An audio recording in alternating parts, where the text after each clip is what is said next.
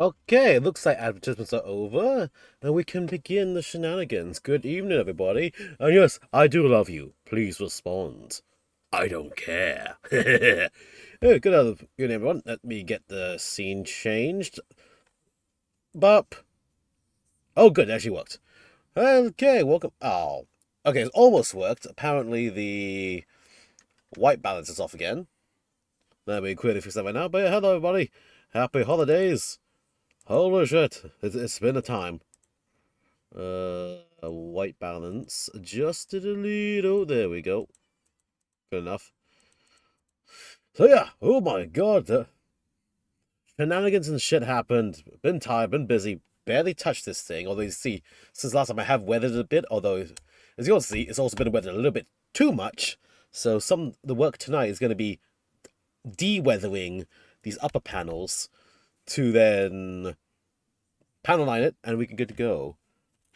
I've also gone and put some of the water decals on some of the lower parts that were I felt a bit too weathered, but I can bring it back still.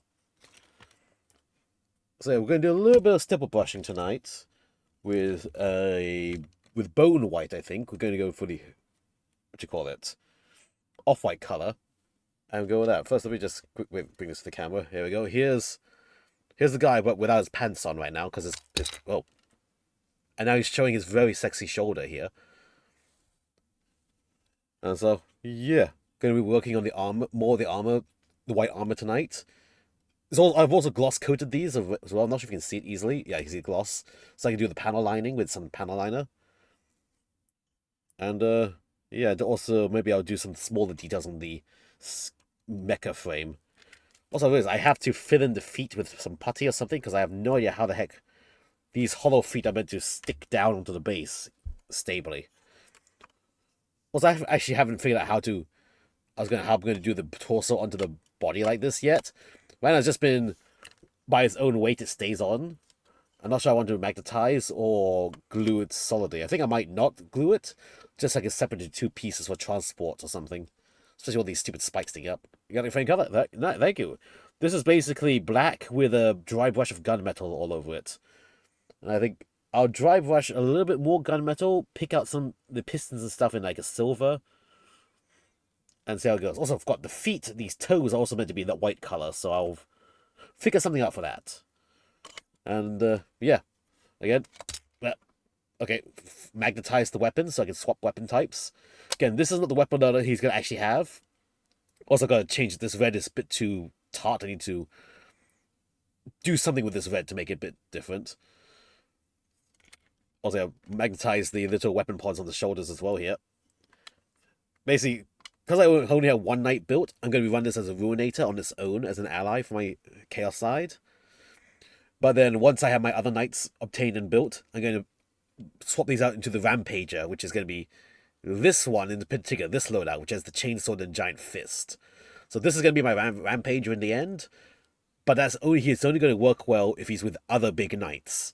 And this is my only built and usable big knight. And the Ruinator, which is none of these pictures, is the best one to use on its own as far as I know. Rules-wise, it seems is best. So yeah, so pretty much need to de-weather this a bit. I'm going to just stipple brush some, here you go, off-white bone. I'm just going to stipple it over this to bring the weathering back down to a more slightly cleaner. And then pretty much it's a case of touching up colors, panel lining, detail painting like a little hatch here. Also figuring out this piece, this giant weird drill thing Army has. I don't want to paint this whole cover in one color, but at the same time, there's not really much part separation on this weapon to really do color separations on it. So I'm not drawing a bit of a blank on how I want to detail in colors. Beyond, I guess the tank here at the bottom could work. The fuel tank and the pipes could have some color for some interest. Also, a bunch of vents and stuff to pan out the back here as well. Again, this one I think tanks and stuff will get some color details, a bit on the inner coils, but the gun itself, it feels like just having this black metallic with the hints of color on top. So Basically, it's going to get all this detail from shading and coloring, but it's not going to have that many colors on it.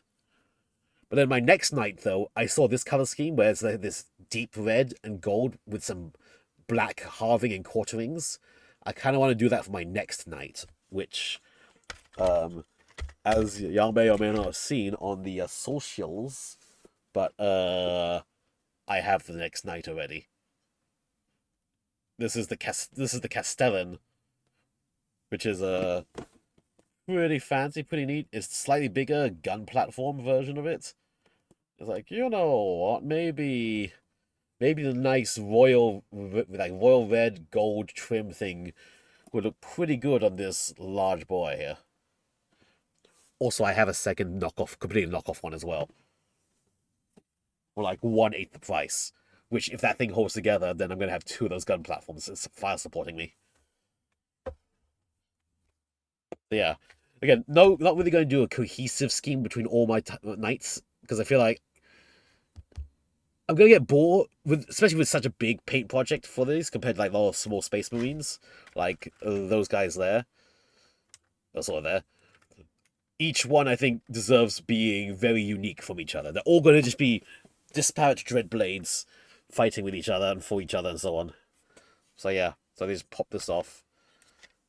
Yeah, I think the only armor piece on here that is glued on is just this weird head shroud, because for some strange reason they made the head shroud here mount onto the very joint that the head mounts into, which made articulation and stuff very weird. So I did a bunch of sawing, cutting, and gluing so that the original post that this head connected to has been sawed off and glued in permanently with the armor piece, with a magnet in there, and I've just magnetized the head. So, boop, the head just sticks on in.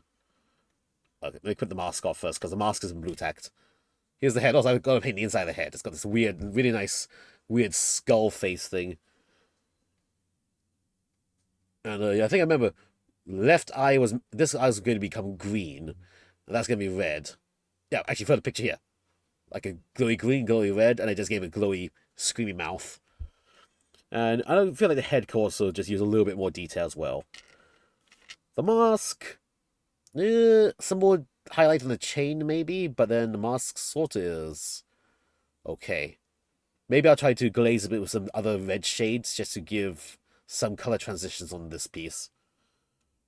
But yeah, gonna look cool as heck when it's done. And of course, also the missile pods. Need to paint the little missile pods in as well.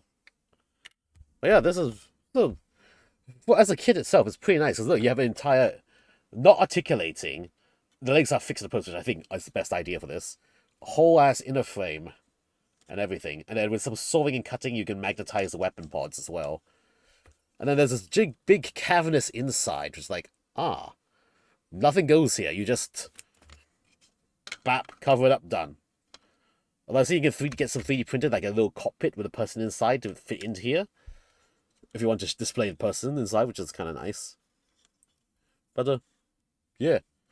But the only articulation this thing actually has is just... This arm goes up and down ever so slightly.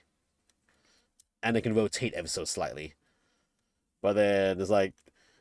I don't think... In terms of like mini way of playing with it and moving on the table, less articulation I think is better. Like... Basically that. Otherwise, basically, I just had to cut off the articulating joint here to put the magnets so I can just magnetize his weapons. Because if you follow the instructions and do it as GW wants to do it, all these are capture style joints where it captures in, meaning once you've glued it together, the joint is never coming out. You can never remove the weapon. Which is like, of course they're going to do that for a model that it's going to have like a million different weapon options. So, yeah. Nothing a few very strong 8mm by 1mm magnets can't solve, though. Yeah. Because basically, the hole here is just shy of 8mm, so it only needs a little bit of reaming out. Then you can jam and glue the magnets in, no problem. And, yeah, there we go. Huzzah. Also, this whole piece here is actually a pressure fit.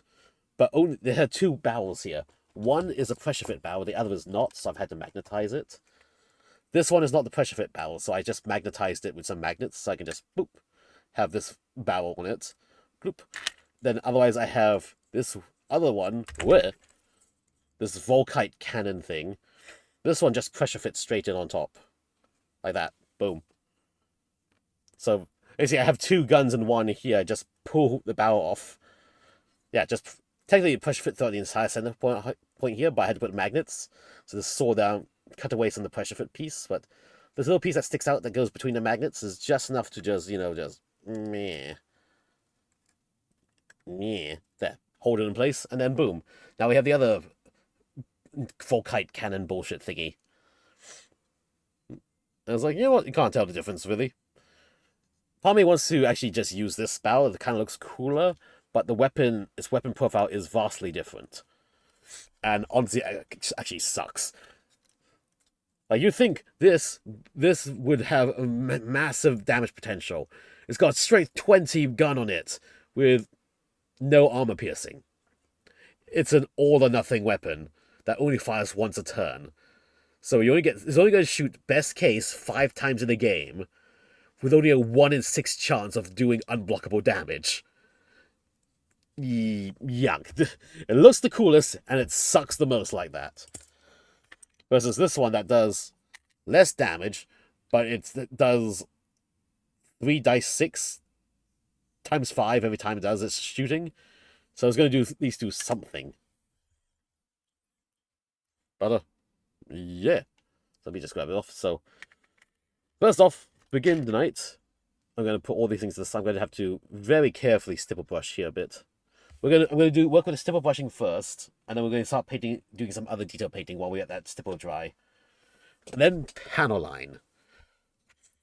I don't know, I think I tried to do acrylic panel lining, but I don't know why it just wasn't sticking into the lines as nice as I wanted it to. So, well, gloss coat it. We're going to do the Tamiya panel liner instead when I get to that. First, let me get a little bit of liquid into my palette. And then we can begin the stipple whipples. That's the thing, especially for paints that are fucking hard to deal with and you don't mind a little bit of base color showing through. Stippling works great for white paints and yellow paints, because it lets you slowly build up a thick layer of paint, I guess, a weird way, without it flooding everything. Once explains utterly reliable, but that's how inaccurate weapon everyone else's is. There are guns that will hit every time. And basically, first one, it hits on a 3 out of a die 6. So it has a 66.666% accuracy before any penalties or whatever weapon. So 66.66% chance to hit. It'll shoot 5 times in the game because there's 5 rounds in the game and it can only shoot 1 attack with it.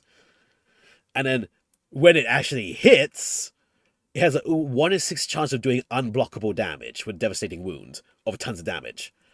Otherwise, it has almost no armor piercing, which means anything it hits has at least a 60-something% chance to just block the mass. Begone, bot!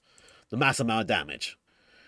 And it's like, yeah, why would you? Actually, you would use it because only one version of this Chaos Knight uses that weapon, and that one has a massive aura that it can use to cause wounds that can't be blocked. So I suppose there's a way to balance it, because it's always doing small amounts of wounds to everything nearby. But that aura of wounds and damage is like maybe 2 to 3 damage.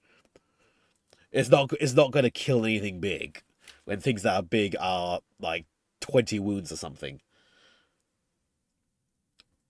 So like, yeah, it's like, Actually, in fact, it's this one right here, the red one here, with the tentacle arm and that giant fancy gun. It's a Volkite weapon. The whole point of Volkite weapons in Warhammer is that they were a lost technology that is being rediscovered, and it's a superheated beam that's supposed to, in old versions of Warhammer, Horus Heresy, every successful hit caused automatically extra hits, like sustained hits ability. But in the current rule set, it's armor piercing 0, with a 1 in 6 chance to do unblockable damage. However, of the very, very few Neo-Volkite weapons in Warhammer 40k right now, they only do 1 attack. Maybe 2 if you're lucky. So it's like, and there's only 5 rounds to a Warhammer 40k game. So that's less than even far lower than 100% chance of even doing damage in the first place. Like, actually, these lieutenants here, in order to take the loadout where he has the shield, as a lieutenant, you must take the Volkite pistol. In the 2.5 years I've been playing this game, this Neo-Volkite pistol has successfully wounded twice. From 2.5 years of playing. The pistol is just useless. And that's the issue with all Volkite weapons for the last 3 years, I think, in Warhammer, in 40k 10th edition. I think it's a 3-year cycle for editions. So, yeah. Though early next year is going to be 11th edition Warhammer, where it's supposed to be an update to 10th, not a major change of things.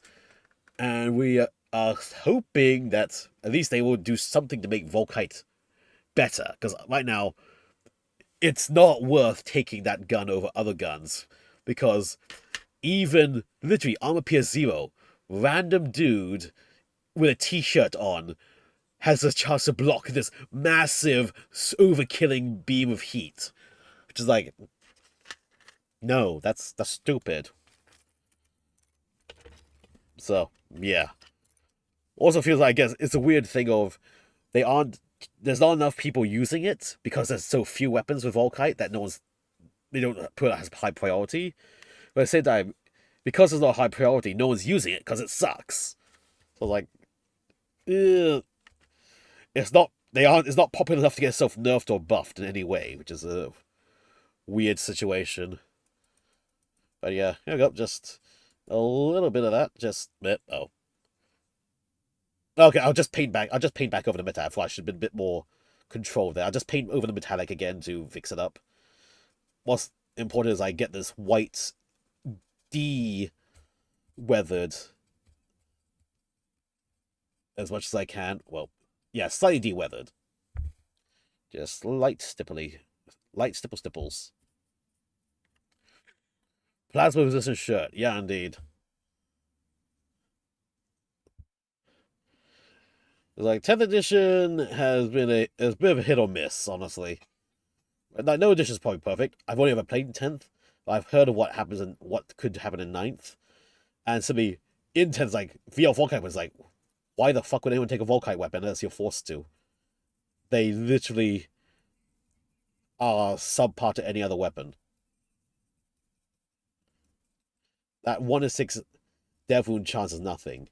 Now, if it had more attacks, like, say, maybe 3 attacks, or it had the old thing where it was always like sustained 2 or something, so every time you did a wound, you did an extra 2 wounds or something in Horus Heresy. That's like, okay, then its lack of armor piercing is made up by the fact that so many attacks are going to hit that there's going to be a chance of 1 or 2 devastating wounds to go through that can't be blocked, or simply, through vulnerable dice, even the non-armor piercing weapon will hurt a Titan, which also maybe is a side of an issue in current 10th edition, because it goes another way where, because of the D6 system with this, with enough attacks, a literal pea shooter or stone with a stick will damage the strongest Titan in the game, because he's going to roll a 1 eventually in 600 dice. And so weapons have no business hurting vehicles who will just suddenly go, oh, here's like 3 damage, because you had to roll so many dice, 1 or 2 of them got through. It's like, that's funny as heck when it happens, but not really should be happening, I suppose. There we go. There, that's a lot more tasteful now. You can see some of the color texture below, but it's more of a solid color, like the picture here. And then I guess I can try to do I'll try to figure out how to get a tutorial on how to do some of the manual streaking from the lines and stuff. Maybe it'll just naturally streak as well when I go for the panel lining. So yeah, that's Just I gotta go back over some of the metallic parts, obviously, but then metallic is going to be very easy to cover up again. Also, these little stakes sticking up through it with the chains, I think, might do those in a brown or a rusted metal look. Not quite sure yet. Plus some of these little horns that stick out here. There we go. So now let's just do the same for these. Oh, yeah, also, one of the stakes fell off of this. I need to paint it separately, and I'll just stick it back on. But, yeah. The game system is weird. It's like most other games, like, oh my god, they're updating the game! Yay, I'm getting so excited for it. In Warhammer's case, it's like, oh god, they're updating my codex, my army. Oh god, what are they going to nerf? And now this is coming, it's going to be like, oh god, what are they going to change in the rules that are going to make it worse? Or maybe better. Who knows? Wow, look, there you go. That fixed up very quickly. Just a few little dabs along it. There we go. When in doubt, just stipple brush your way back to victory. Yeah, this was just a lot of me just streaking tons of like brown and yellow paint, try to just get like the grime color, but then it grimed a bit too much. So now we're just bringing it back. We are bringing it back. At least the other center parts of the armor. It can be a little bit grimy near the edges where the grime will collect. This is it's a machine of chaos. It's always in battle. They don't care about cleaning it up. Blood for the blood god, am I right? What's a little bit of pustulence gonna do? Pustulence is good for the soul. Get it? But yeah, pretty much I'm gonna have 3 big knights now. 2 original, 1 fake. And it's gonna be really exciting to use these. But these are definitely major painting projects. Even if I did take a week off doing this, I did spend some time in between. It's like, In a way, it feels like it's a bit... This takes a bit more effort than Gundam to paint it, just because it has all these extra trims you have to work with, which are really cool looking, but does slow down process. You're trying to be careful. You need to touch them up and stuff. Oh, do enjoy this quite a lot. I'm not going to enjoy trying to carry this into the club though. Yeah, and actually, I do have to figure out a way to transport these things, because that's going to be a bit of a doozy to do that.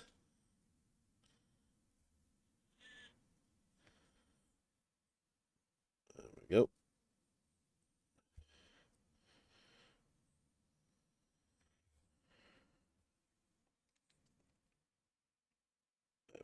There. Also, I'm happy I started with a Chaos Knight, because Chaos things are always grimier, dirtier and stuff, and weathered, versus the very pristine looking Imperial Knights. So it's a lot more forgiving for paint mistakes and stuff.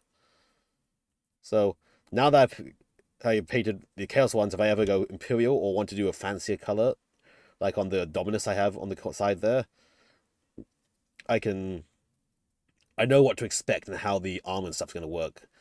So I figure out how to like mask it and whatnot.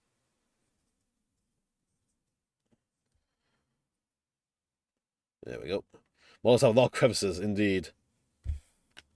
And a lot of literal sharp, spiky bits and chains and hooks dangling, which I do need to remember to dry brush that with silver to make it pop nicely. But yeah, literally, these are sharp points that actually do hurt when I pick them up there. It's like, oh god. Sharp point, ouch, ouch, ouch. There we go. I'm also going to paint in these little skull motifs here and there as well. Some sort of color. Not sure what color yet, but it'll be a color. There we go. Hello! Welcome, Kyoya. Let me just... Actually, it can be a lot dirty here where the little chaos symbol is. That's fine. There we go. So, I'll have to definitely come back and fix all the trims again later. Again, I'm going a bit backwards in the steps for this painting just because I painted up, trimmed it, and it's like, it's a bit too weathered, let's unweather this a bit. So, that's just how it is. Sometimes you just go back and forth in paint steps. As long as it's nice and thin, you'll be fine. Heck, even if it's a bit thick, you'll be fine still, honestly. There we go. Just bringing the slow back. Yeah, happy almost New Year indeed. Yeah, happy holidays, happy Christmas, everything. Yeah, holy shit. It's all... Where did the year go? It feels like it only barely started. Like, holy crap. At least I get half day of work tomorrow, so tomorrow only, so I can relax a bit more. Yeah, but I hope you're doing good.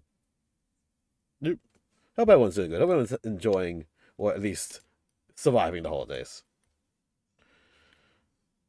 Where's the well? Okay, let me just hold on. Let me stipple some white stuff on your crotch. 1 second, 1 second.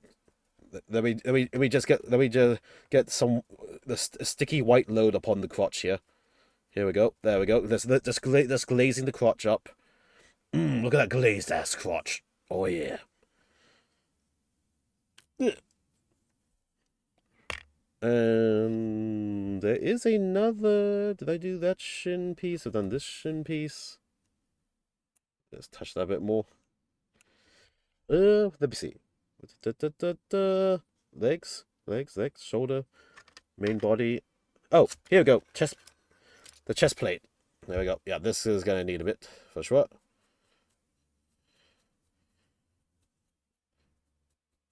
Just stipple. I will, I guess, not repaint the red part, but getting the center a bit whiter. Let's go in with an orange glaze later, trying to make it more of a glowy effect. So let me just stipple. There we go. Yeah, that's drawn a bit back a bit, but we still have some nice little color texture. We're gonna have to do some sort of that. I'm not sure how we're going to do the red marking, other than freehand it, because this is really curved. Well, really curved to try to do that properly. But you know what? I'll figure it out. But yeah, there we go. That's the bone white stippling done. Let us see. While I let that dry, let's look into the inner frame again. Oh wait, no, hold on. I do need to stipple a bit. Let me just pull the other weapons off of this. 1, 2. My New Year's resolution: clear my fucking table. Like that's never gonna happen. I've got this little shroud here that I had to glue onto the armor piece here. Yeah, let's just re-stipple this down a bit. Very carefully.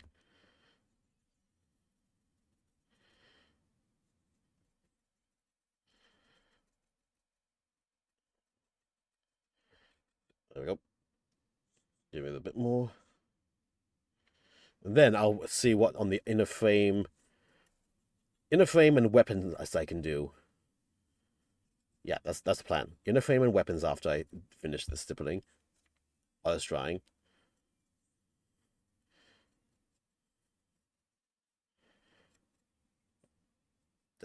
Dab. There, okay. So inner frame, weapons, weapon pods. Clean off the dry brush. This is a dry brush, but it's good enough as a stipple brush. I don't think I'll be dry brushing much more with this brush at least today. I'll be using a smaller dry brush for anything else.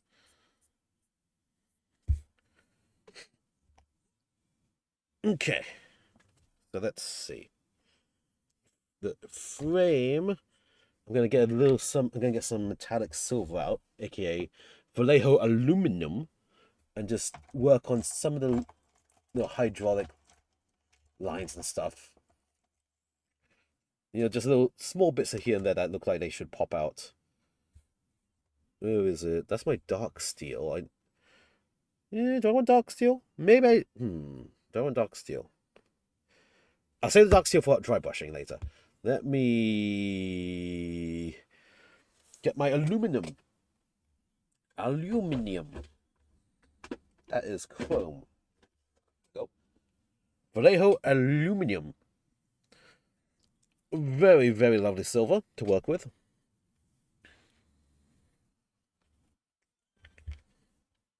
Up a little bit out there. pre-thinned for airbrush, meaning it's also pre-thinned well for just using as is for painting with a brush. What's this? 1 second.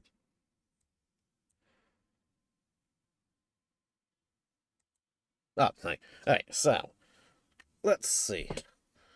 I'm just gonna start hitting areas that look like they should be silver or could use with a bit of silver. Blap, blap, blap, blap, blap. So like a little piston here.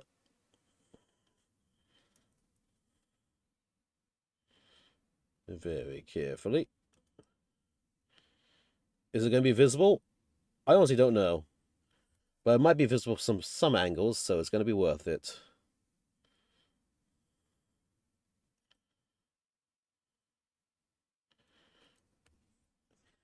And then also painting these and seeing how they are later gives me the experience I need for the next nights I work on. There we go. So Tony Dr. Back was heading, paused and asked, "Do you remember Tony Hawk Pro Skater?" I said, "Yeah. I bet the shit when he first came out. He wrote in his chart, something's basically a walking corpse." Well, no shit, mate. Hello and good evening and time zone to you. Let me see. I remember that game from ages back. Ugh. Oh god, I'm a walking corpse as well. Oh shit. Oh shit. Nah, okay. I'll just smudge it in as a dry brush detail. It's a dry brush. It's called dry brush because it's dry, but your finger can be a brush. So it's a dry finger. Oh, I just dry fingered a toe on stream. Wow. Welcome to the channel where I do some dry fingering on toes. Shall I dry finger your toes? Alright, let's just... Ow. Very painful, sharp bits sticking out of these knights.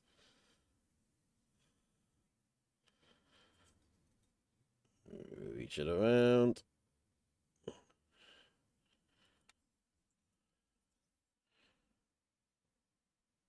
Very nice and carefully.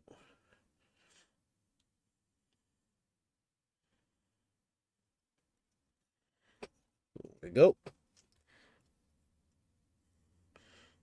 Now that I've worked on the shaft, now let's pay some attention to the balls.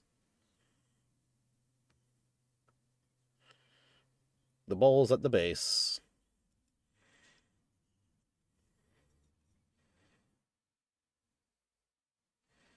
Very carefully. Yeah, I think this thing is worth like about 300 something points, as I recall. Which means I will soon be able to play 2,000 point games as Chaos as a change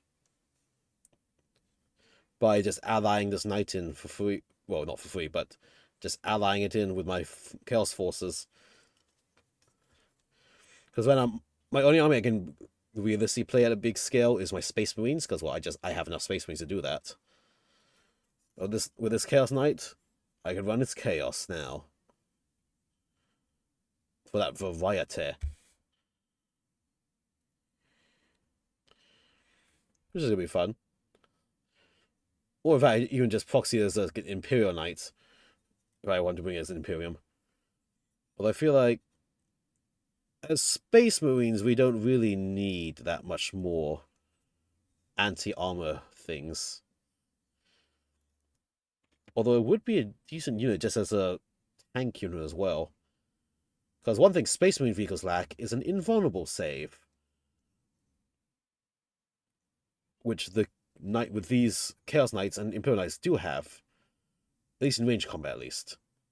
Melee combat, they have no extra bonuses at all in defense. Ow, god damn. Let me move this thing away. That literally is legitimately painful when it pokes me.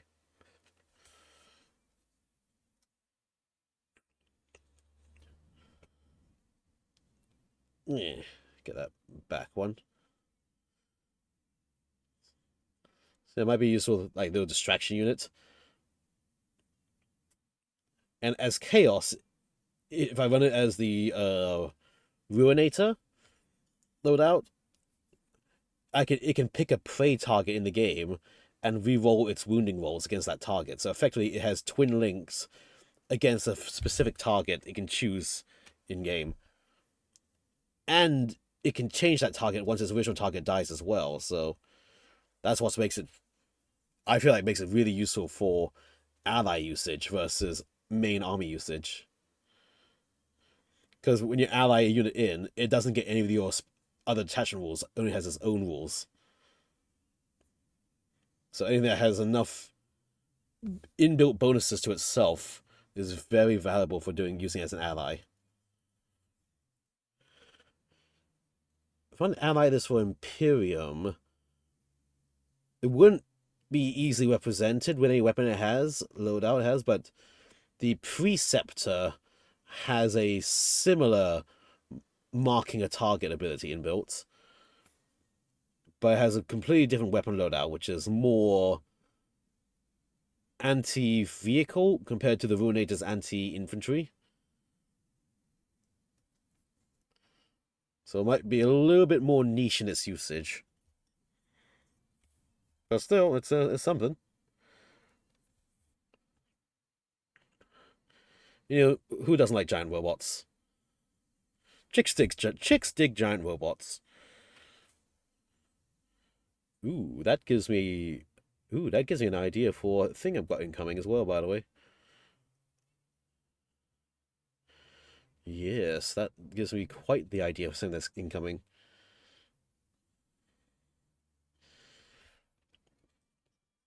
Yeah. But yeah, what one issue with these as a faction is that because they are such big units, you don't have many units on the table, so you're usually very easily outflanked or outnumbered on objectives sometimes. So you just kind of gotta YOLO forward and just get killing and trade up and as much as possible.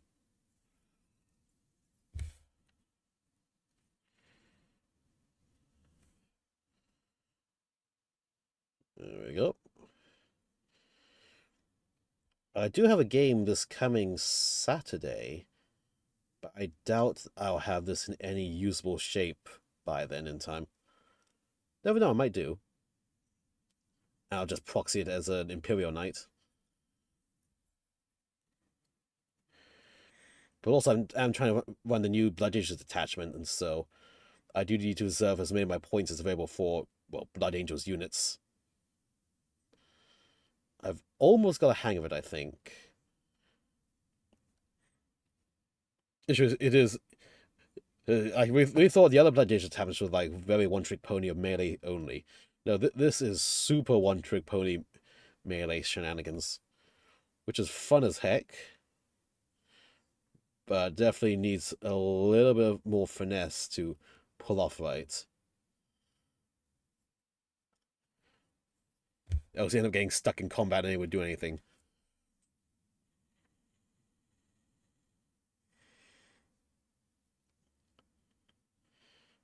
Even with the cheaper lieutenants to help fall back from combats, is like, yes, but other characters are better.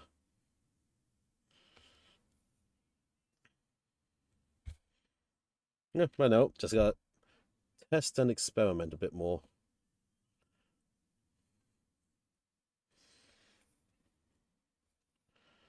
There we go. Let's get that last little piston painted up. I got so many Space Marines still to paint, but I just really want to get this project done so I can put the damn thing to the side because this is a big unit taking up a lot of my painting space, and I do really want to use him.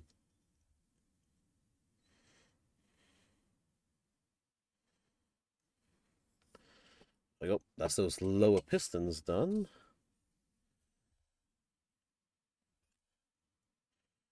See any of the bits that oh, here goes some little upper pistons here. Them groin pistons. Mm. Just a little hinty hint of the silver there. as a treat.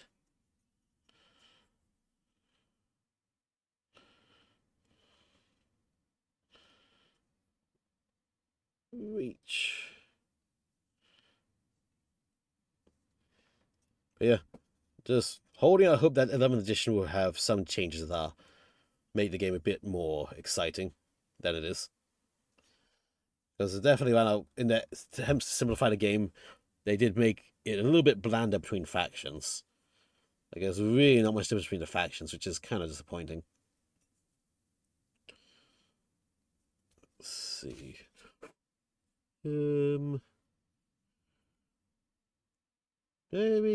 Maybe I'll do the little little skull motif details here in silver for now, just to make them pop first. I can do add a different color like gold or something later, or brass even. Ooh, brass might work. For now, just a little taste of a bit of silver should be fine. Silver works as a good base for any other color as well.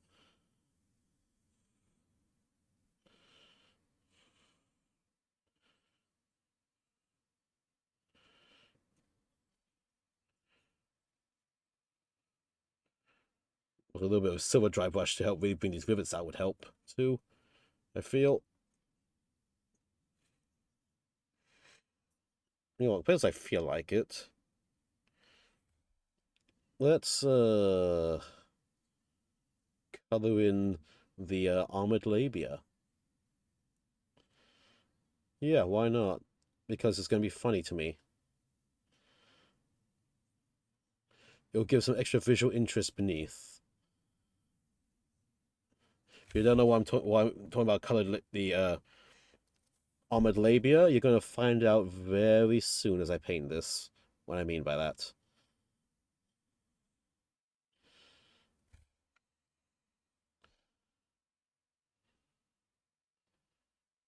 Straight down the lip on one side.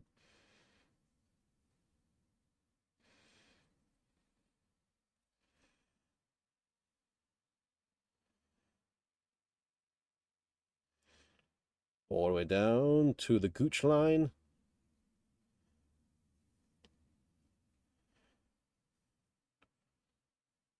Same for the other side.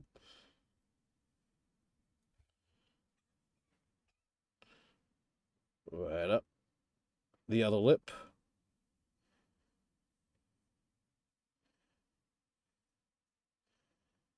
Oh, yeah.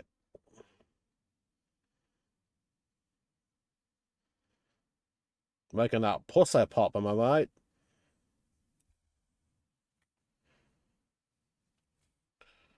All the way to the top.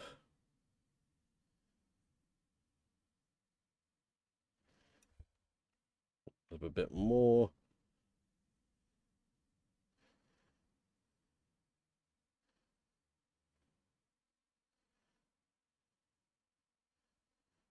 There we go. That armored labia deployed.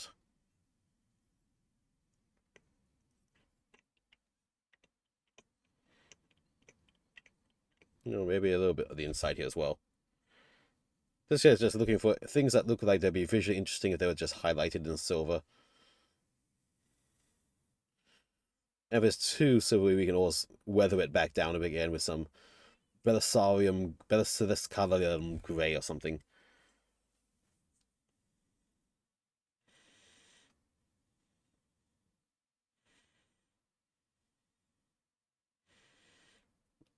Like so. Rotate around. Get it on this side.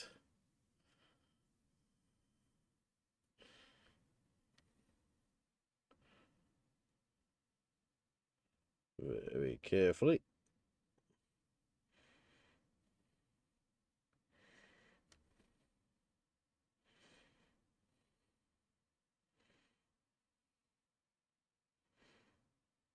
There we go. Load it down the rest of the track on that hip.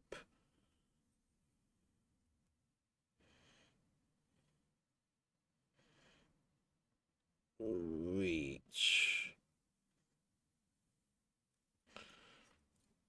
all the way to the end.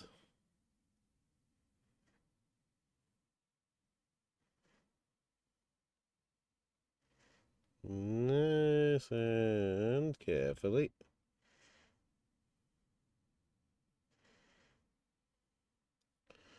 Okay, that track is. The other track. Whoop. Right down.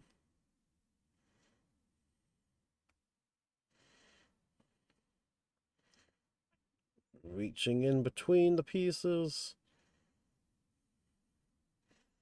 There.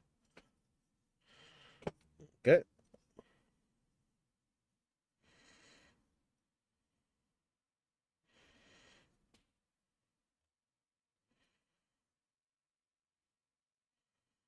I think that's it for the silvering on this. The rest of it's going to be dry brushing silver instead. Let's go to the upper torso piece. Anything that looks like it can be silverized.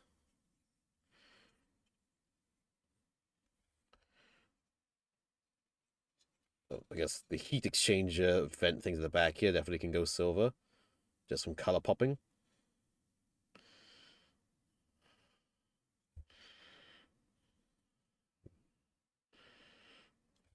Oh, the brush was getting a bit dry. Reload. There we go. Right across.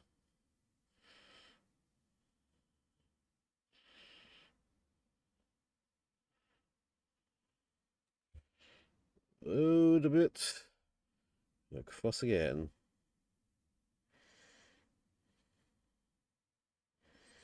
Nice and carefully.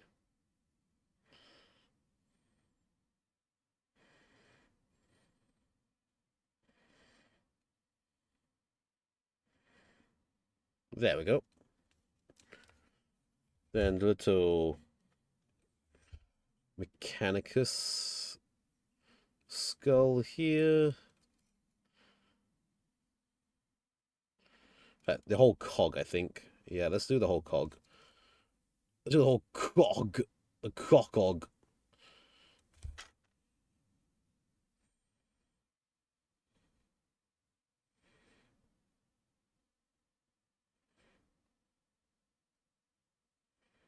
There we go.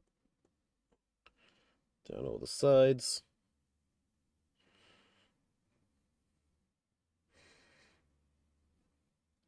Nice. Okay, any other thing else that looks like... Ah, here you got these coils in here for sure.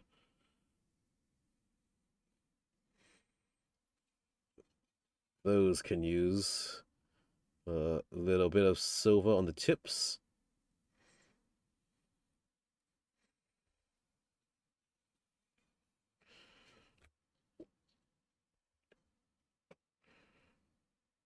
Let's see.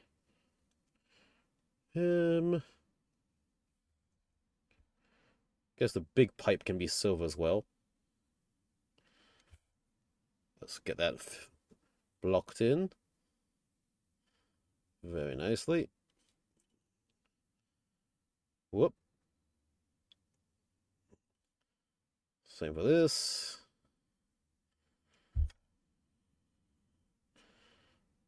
Straight down the edge.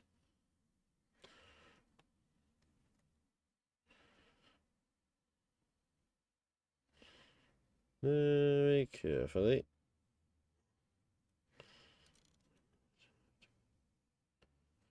Nice. Okay. I feel like the rest of it is just a dry brush job, honestly. Maybe just a little bit here.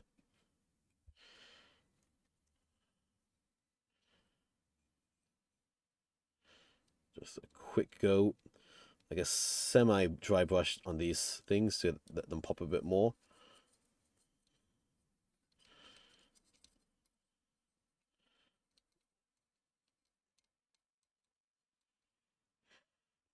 Okay. Yeah, we're not going to see any of that stuff on the inside, honestly. I say that as I now prepare to just dabble a little bit here on the inside. Like so. Okay. Clean the brush. Put this to the side to dry.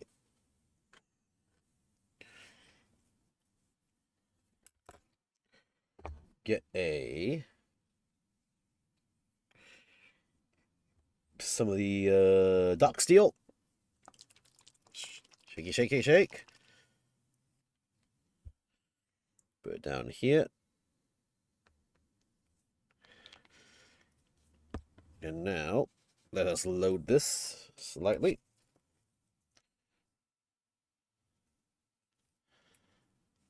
Go, load it into the bristles, nice and deep. Looks good. Okay, let us dry brush this again. Especially on the visible sides.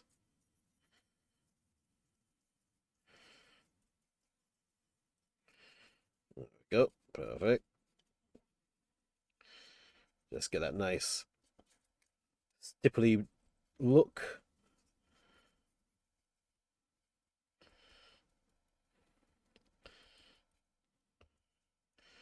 Like so.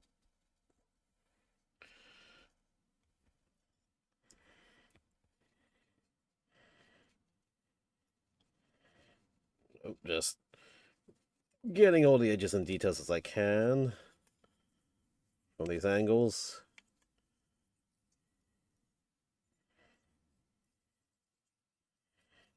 Like so.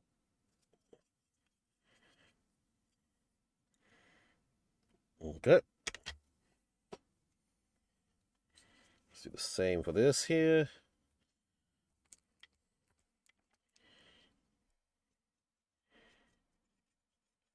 Dry brush all around. Really make all the top details pop.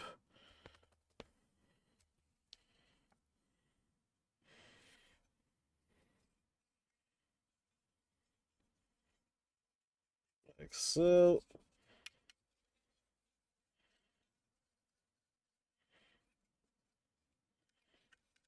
Nice. Carefully and slot solidly through the front. There's on the back.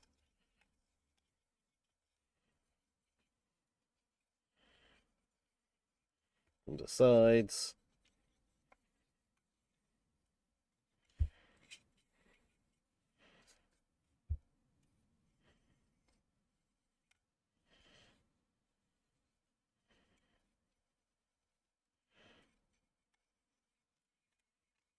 Okay.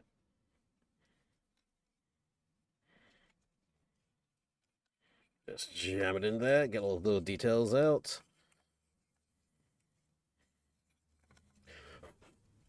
Nice. Okay.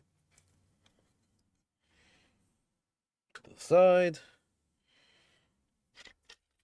Need some on this top here.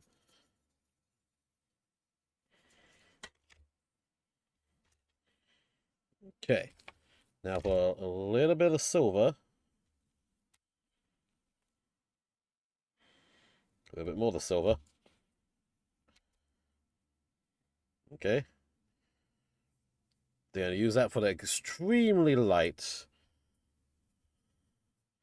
on the outside. Just straight down on things.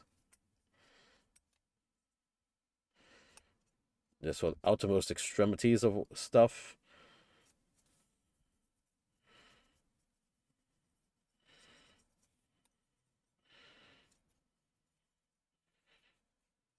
Nice and carefully. Around.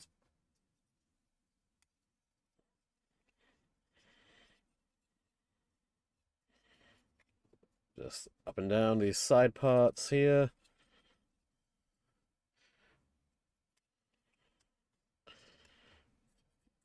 on the sides.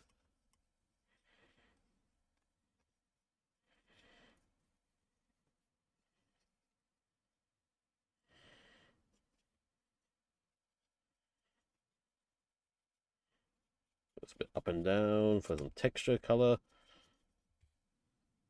There.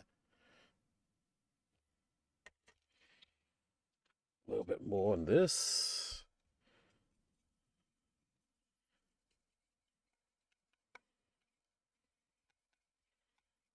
Just really bring out a final highlight on all this stuff here.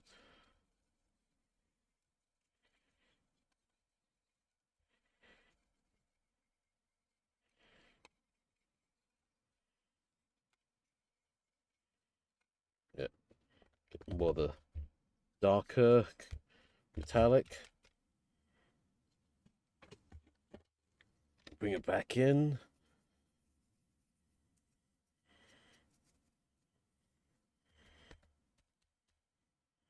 Like so.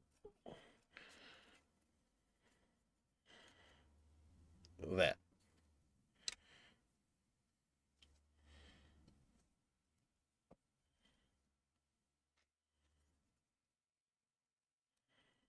A little bit of gunmetal now.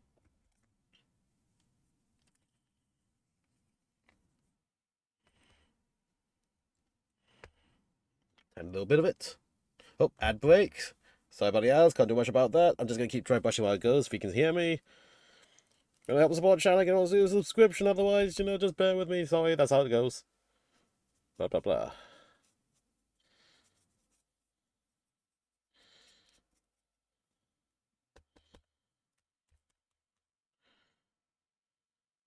There we go. Darken that a bit more now.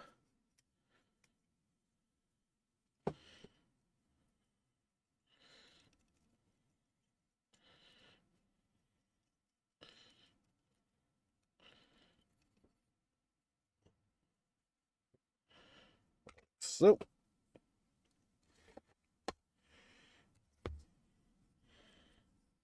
Right, let me just work a bit more on this.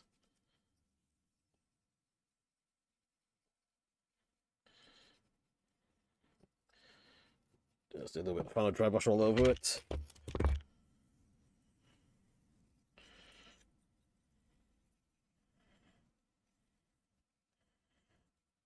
There we go. Okay. Nice. Okay.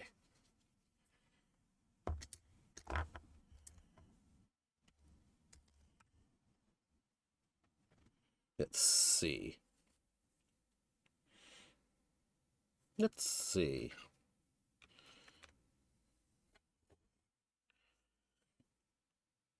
Repainting in the small details now.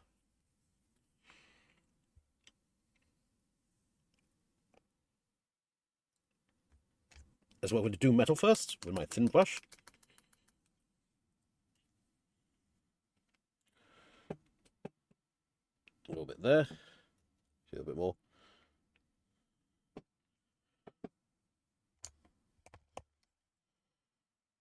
And small brush.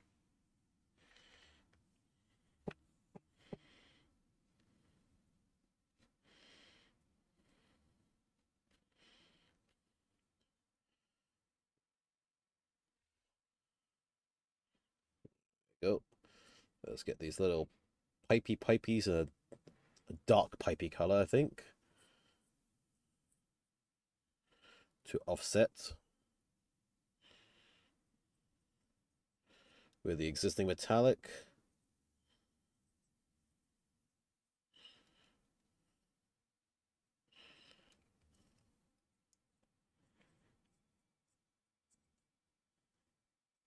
Very carefully.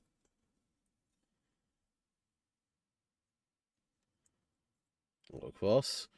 Hello! Call up Chet Batman. Welcome, welcome. I'm doing good. Just carefully painting this Knight.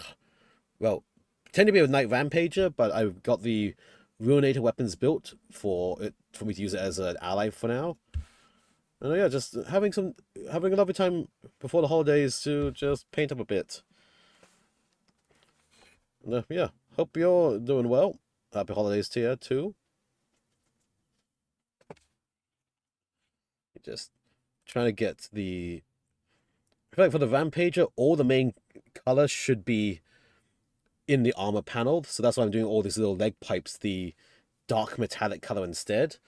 I want to have a slight color difference, but I don't want them to distract from the armor itself for that way. The whole aesthetic is the nice bone armor look on the Rampager. You have 16 knights, holy shit! That's quite a collection. I have this one and a Castellan to build. So 2. I'm going to build with Chaos units. And hi, Salty John. This is a Chaos Knight. Like on the left you see, Chaos Knight for Warhammer 40k. There's a giant walker with a dude inside piloting it. And I'm trying to somewhat emulate the Rampage's color scheme on this, with a bit of my own flair and or attempts to make it similar. So I'm really redarkening any of the... So for the pistons, like these little pipe things that would draw the eye's attention more than they should, for this scheme at least. And then my next knight will probably follow the upper scheme of being like a deep red with black paneling and gold trims. That seems like it's going to be a nice color scheme to try out as well. There we go. Got some legs. That's just Robocop Kane. Well, if you say so. Yep. I mean, where's his face? Give me your face. Well, show me where is your face gone? Don't tell me it magnetized onto something. Oi. Here it is. Boop. There we go. Here's the face. Ah. With some blue tack because it has a mask over it as well. You have 2 full armies and 2 full armies have 5 total about to do... Oh, you're going to sound Krieg? Oh my god, good luck to you, sir. There's going to be a lot of little men. Or a lot of Lehman Russ tanks, too. This is Robocop in... Warhammer 40k is everything in space, literally. Orcs in space. Elves in space. If you can go into space, you're going to put it in space. It's space in space, even. Yo, dog, I heard you like space, so we put space in your space. You can space as your space. Get spaced on, butchers. There we go. Also, got these are actually not pipes. These are hoses. These are like some supporting structure. So, just going to alternate the colors in the metallic there. So the supporting structure will be the doom metal inside there. But yeah. There we go. Honestly, with how Kane is, the pilot inside this probably is just a brain who's just been horribly mutated and fused with the suit. So, yeah, he actually could be pretty... He's pretty Kane-pilled, I would say. Yeah. Nope. Get a little bit more. And let's get these little pipies darkened. Again, probably not going to see these little things, but I might as well just do it while it's visible, just in case.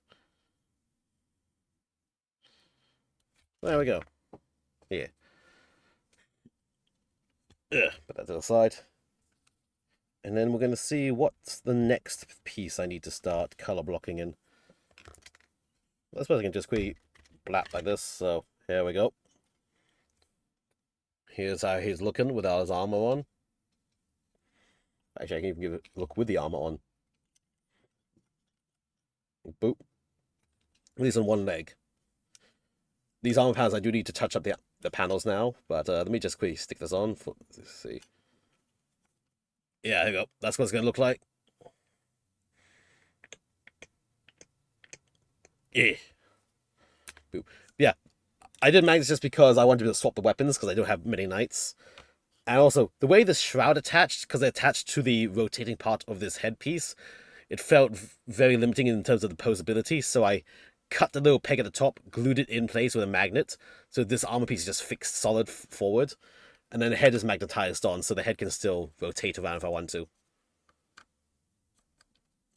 That's just my own little nitpick on just how this part weirdly connected. So yeah, I think that's the frame. Okay.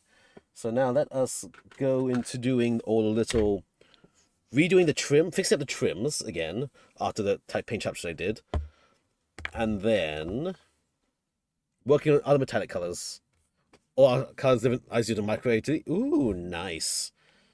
I thought I might try the LED and Knights. Definitely not gonna be this one. Maybe the Castellan. I'm not sure. At the end of the day, I don't build for competitions. I build to play, and so I will probably not do a lot of the advanced things others do for the purpose of just getting the damn thing table ready to start fighting with and stuff. You see, I'll paint to tournament standard. I'll paint to tournament standard, and that's about it. With extra flair added if I want that flair. And yes, I heavily messed up that part just now. I need to go back and fix that with some white. Or I can just work with it and blend it in. Honestly, can I just blend it in? I want wet up the brush a bit. Blend that part in. Yes. Try to brush off a bit.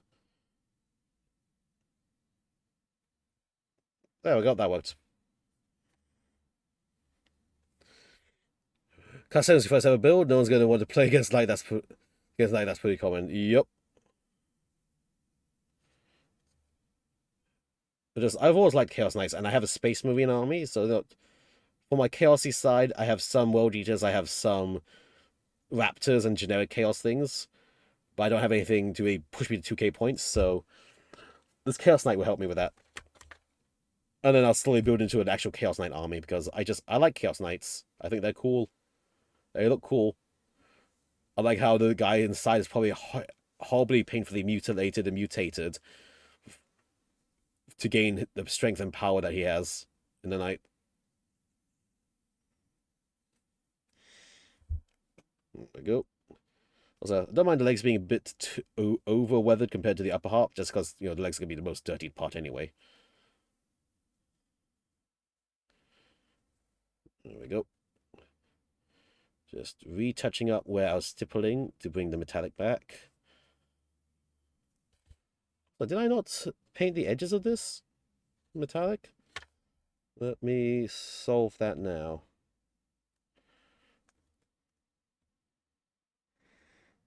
There we go.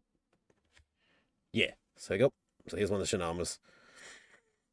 Oh, yeah, 69, only 8 have seen tabletop game for one game, and 1 goes to join for Pocket Games. Nice. Yeah, actually, what also happens is that do that Warhound box set with the 7 Warhounds in it.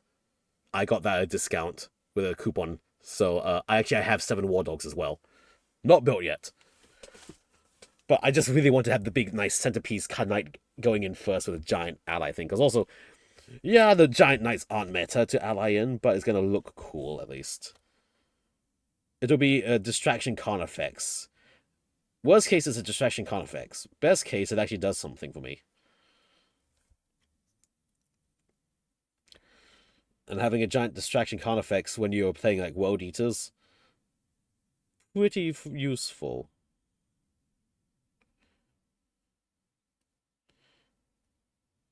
So there's a lot of infantry for World Eaters, and they need something to protect it, and I cannot afford to get 100 million rhinos.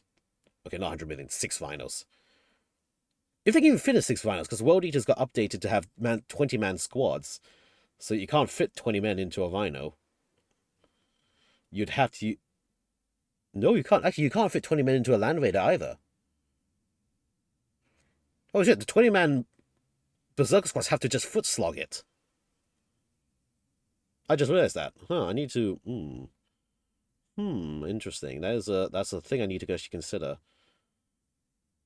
How the fuck would that work then? Well, I guess Worldians did get a speed boost to their infantry, but still, foot slogging 20 men. That is that's actually gonna be an interesting challenge to figure out how to handle that. Actually, because basically they could just ignore the tracking effects and just attack the 20 berserkers with blasts and everything. Actually, I do. Turns out I actually have to sit down a bit more to consider how to handle my World Eaters berserkers. Super fun to run with 1,000 tons army. Yeah. Basically, this is my way to play chaos without having to invest too heavily into the chaos specific units. Because like, oh, well, here we go. Here's a 400-point Knight Castellan, or again, no, Knight Tyrant as chaos. Or here's a 300 something points Knight Ruinator. Boom, done. That's a chunk of points done, which I don't have to spend elsewhere.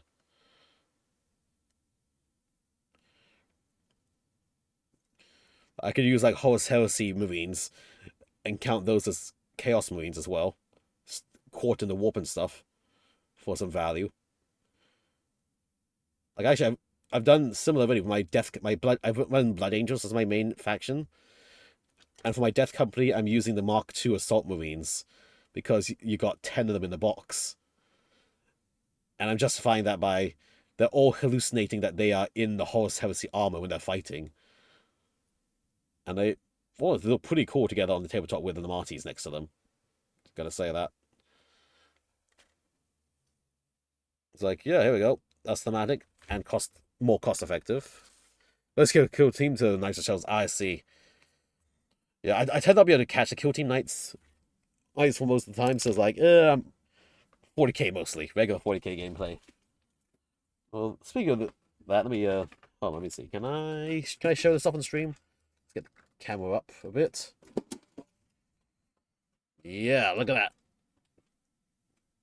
These are my Mark II Assault Marines, which I painted as Death Company. Yeah. With the Marties there as well to lead them. Like they're color blocked in. I need to touch them up a lot. All the red details need to be much brighter. In person on tabletop, they fade a bit too much together. But yeah. And I feel like doing along my Death Company, I'm going to work with the Horse Housing models just to make it thematic that they're hallucinating and stuff. So yeah. Also, these are my regular Assault Marines with them as well. Actually, they use the Death. I ran these as Death Company, but they're my regular Assault Marines, so I need to. Yet, actually, I do have the Mark II Marines on foot as well. So I just have to build that with the weapon sets, and then I'll paint them black as well. And then I'll have a full Horus Heresy armored Death Company. Although, do I want to do Mark II Marines, or do I want to try get the box set for the Mark III or the Mark 4? No, Mark 4 is resin still, I think. Mark 6 Beaky helmet is plastic. So I think it's Mark 2, 3, and 6 that are in plastic right now, which are very cheap to get. Relatively cheap to get. Yes, I figure out which one of the armor marks I want for the Death Company on foot. I definitely wanted the Mark II because I like those double jetpack backpacks. The jump packs with the 2 turbine engines. Those just look cool as heck. So it's like, those are definitely going to be my Death Company for sure. They're pretty, thank you kindly. So, yeah. So I've got a lot of models I need to actually touch up and stuff here and there, but at the same time, it's like, I need to build and paint other models to play with. Don't really need to paint them to play with, but I prefer to paint them when they're separate pieces, so it's less of a headache to deal with reaching the detail pieces and stuff. But, yeah.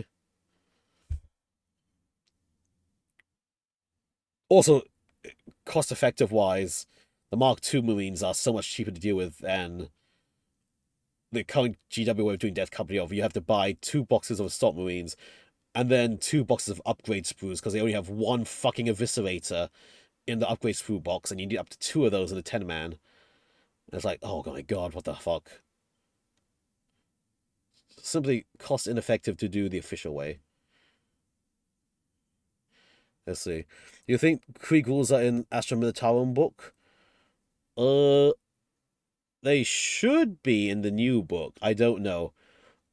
Honestly, I have never bought a codex. I've always used online resources to get the codex rules because they outdate so quickly. They got outdate so quickly. It's like, why would I bother? Or like the FAQ is released before the book itself even reaches the shelf. So it's like, oh, the book's already wrong. It's wrong. It's like, Me. Me. That's just me. I mean, they're on the cover. Yep, indeed. I think they folded all the Astra Militarum together into one book. And there's like no. There's less distinction of your whole army is this, whole army is that. It's based off. You have Krieg attachment. You have Cadian attachment. You have Kalachan attachment, and they're all combined in one big thing. Which I know I've heard some people complaining about that. They'd rather be this is all Krieg, and then these are just the specialized Kriegs and different things, all Kalachans and stuff.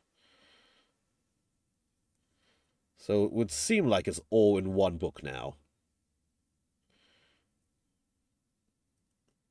Yeah, that's the thing with 10th as well, is like a lot of the armies lost a lot of their flavor, or they became way too generic with each other armies.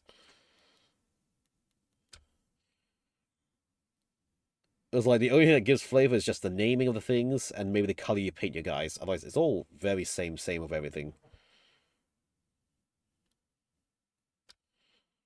Which is very disappointing.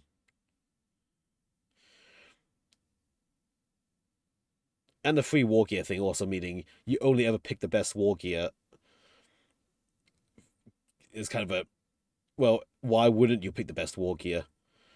Unless you were going to skew into some very specific flavored thing and not need power fists and stuff.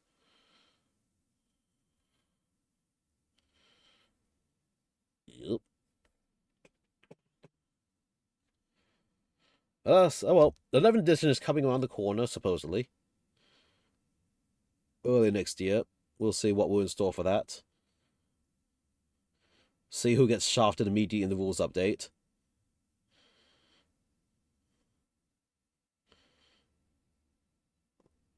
And we just hope we survive and manage what they give us. Hope Mechanicum doesn't get fucking nerfed beyond balls again. Because actually, when I was first starting the hobby, if I already knew Mechanicus were in a bad way rules wise for a long time, and they were super expensive to collect. Else, I would have probably been a Mechanicus player. But I do also like me some Spec Marines, and the Blood Angels clicked with me very well. So, huzzah. That's how I chose my faction. And of course, I like big stompy robots too. So, Knights, and especially the fuck ass Chaos Knights, also drew my attention, and that's why I now have some. And I just look cool and amazing. Look at my knight. My knight is amazing.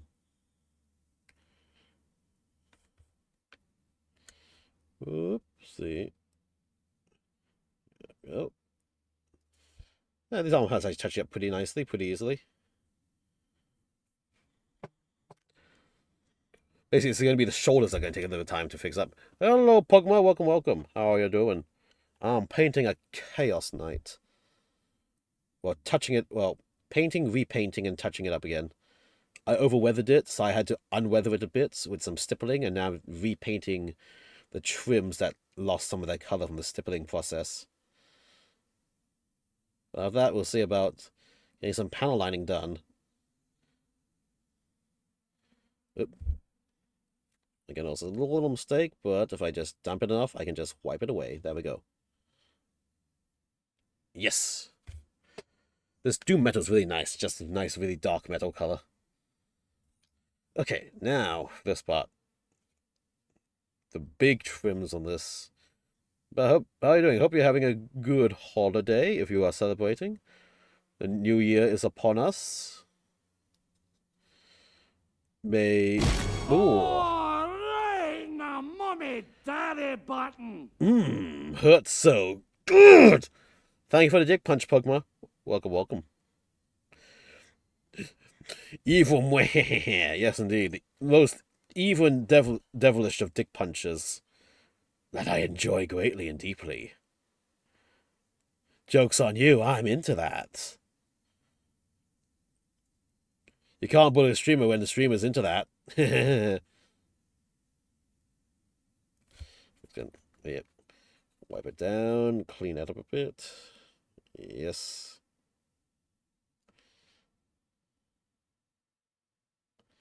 There we go. Then we reload. Rush again. Notice mwah, mwah. Because the death riders gun or frag frag lance. Explosive lance all the way, all the time. Why would you put a gun on your lance when you can put a high explosive tip on your lance and just go at your opponent? That is not even a question. Especially as the Krieg. Especially as a Krieg. If you ain't taking losses, what you're doing is something wrong. Send them forth with the explosive lancers.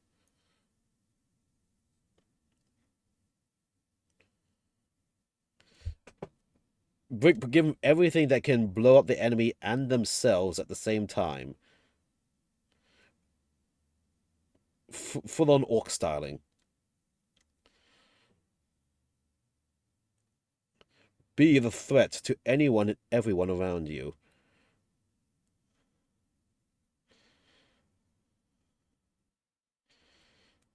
There we go.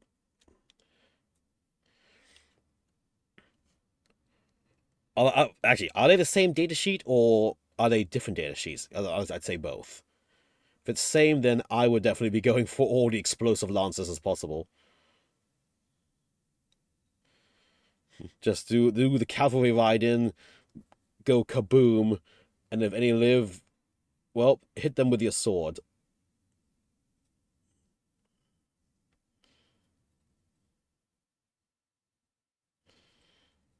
There we go. That trim looks touched up nicely. There's such a Sagami, same data sheet, in the war gonna get both. Ah, I see. Well, for sure, have them all charging with the explosive lance. And just form a wave of them.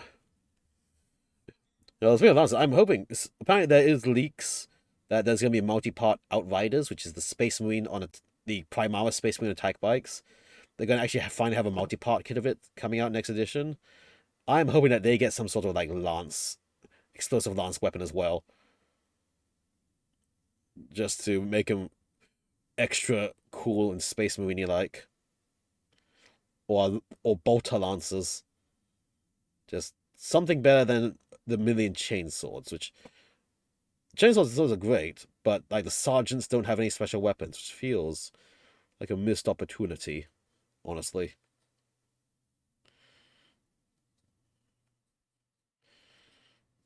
Okay, there we go. Straight around. Just really carefully fill that in. This is 60 points! Fucking heck, mate, that's cheap. Why wouldn't you bring 3 squads of maxed size of them then for 60 points? They become like a distraction counter effects. Like, yeah, feel free to shoot down all these riders with explosive bolts heading at you. They're only worth 60 points to me. Or if you leave them alone, well, here's 18 riders going to smack you in the face with explosive tipped lancers. Have at thee. Okay, that's actually what I do with the Space Marine Outriders when I run them. Okay, so the opponent either kills them early, it was like, okay, fine, you killed my bikes early. They are only 80 points for 3. If they ignore them and let them get in close, it's like, okay, so I have damage to chainswords when I charge you. So here's a billion damage to attacks coming at you now. So they're like a very efficient of. They are not worth many points, so the opponent doesn't really want to waste firepower on them. But they are strong enough to actually be a legitimate threat if they don't deal with them.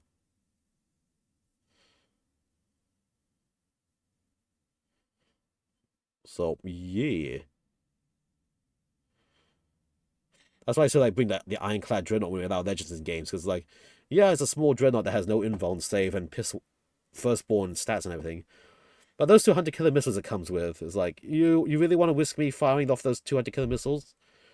Are you really going to give me a chance to fire those two when they can spike hits and damage on you?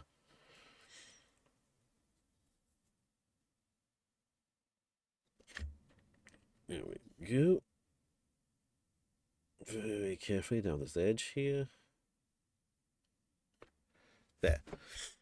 10 is 120 points, bro. There you go. Perfect. Just your entire army. Let's see. Why have I not fixed up yet? I fixed that up. Did I fix that up? Yes. Oh, I gotta fix this up a bit. This little weird pipe thing coming off the side of it. 1 Queen command team, 5 soldiers, 2 Queen, 20 soldiers each. Oh yeah. Them 20 soldiers.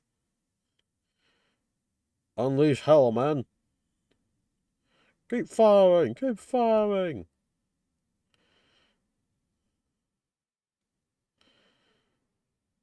There we go. I really want to play Dawn of War, either on stream or as like a recorded video for YouTube. Just, I need time to, go through and make the footage. Well, either, one, do another stream beyond my normal painting streams. Or 2, play it, record the footage, and then somehow get around to editing it. And that's the hardest thing to find the time for.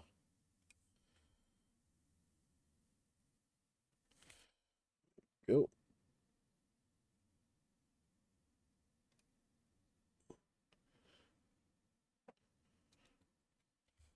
There we go.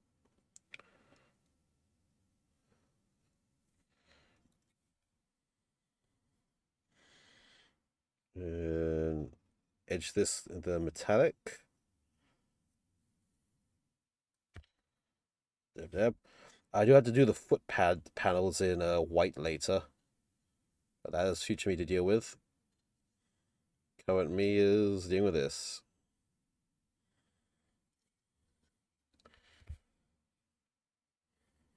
Okay. 2 RT team, 1 2 Basilisk, 10 Death Riders, 1 Queen Engineer, 1 Heavy Weapon Squad. Ooh, nice. I like the Heavy Weapon Squads a lot. Those look cool as heck.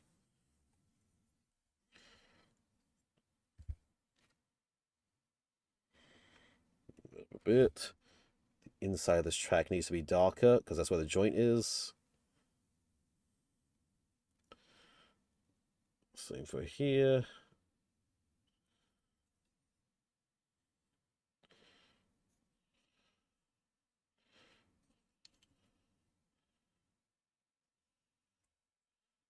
Touch that up a bit. Okay. These to the side. Let's get working on this. That's full Wonka Boys army. Nice. And then if you want 2k points, just double it. Literally, you just double it. 2k points, done. Aha. Let's see. Very carefully touch up all these parts I messed up. Well, I stippled over when trying to fix up the white paint. Now just refixing these back again.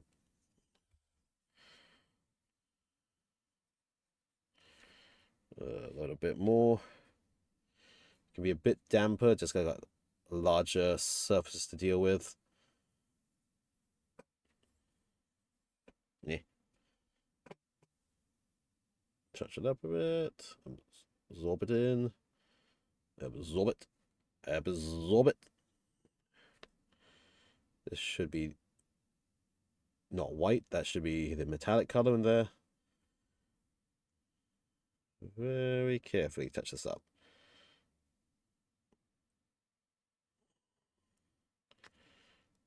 Perfect. Mr. Andrew, hey. Good evening. How you doing? Happy holidays. Happy soon-to-be New Year. I'm just enjoying myself painting after being excruciatingly exhausted from work last week.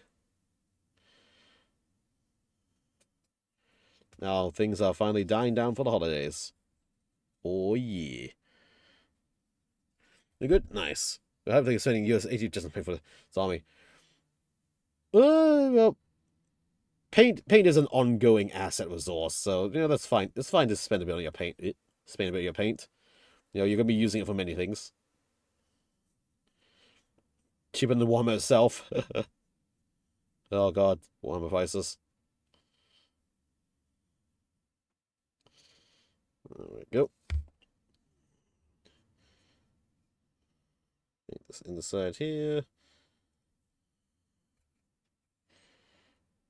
Clean up as I make mistakes.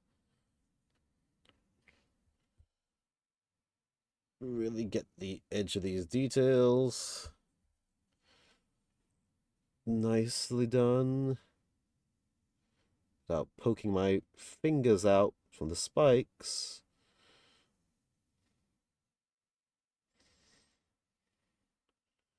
Right around the edge. Very carefully. I'm building a third-party kit, RG Sarzabi. Ooh, third-party Sarzabi. Nice. Look forward to seeing how that looks when you finish. So, as you know, feel free to share whips and pics in the Discord. !Discord to join it. That's where you can find me, not on stream, and other members of the community in whatever time zones we may be in. I'm well aware that I'm in a very horrible time zone for most people, but it is how it is.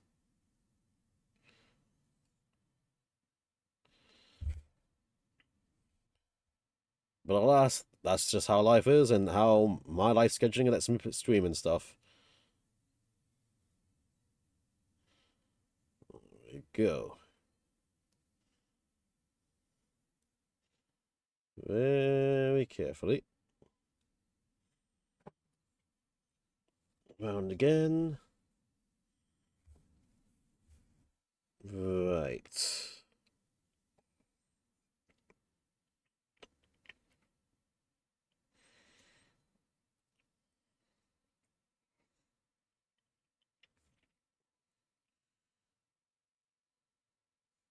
Okay, let's switch to the gunmetal I was using for the pipes and vents now. Was it gunmetal or was it dark steel? I think it was dark steel. No. Gunmetal. Do gunmetal. Bit darker.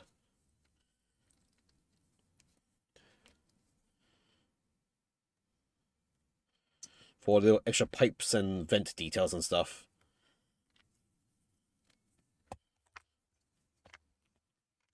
Yeah. Load up. Very carefully. Begin fixing these up.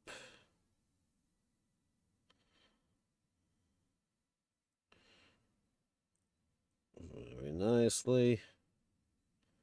Very carefully.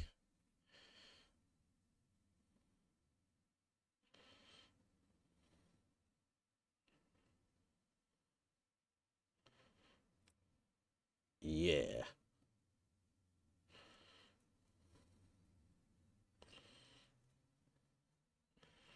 Ow. Pokey pokey. Just lightly brush this over a bit just to get some color distinction. Bring back the weathering a bit. Then along this nice long shaft of a pipe.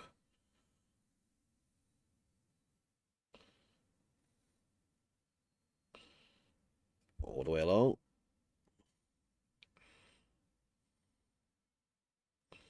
Very carefully.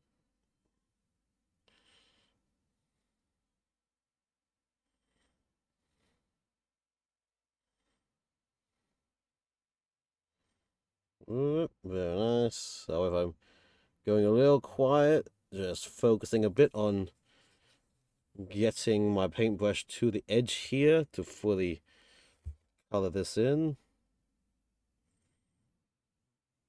while stabilizing my hand.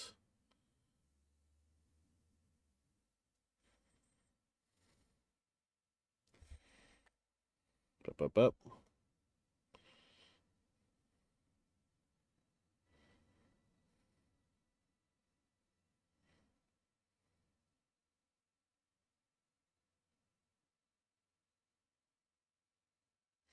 Okay.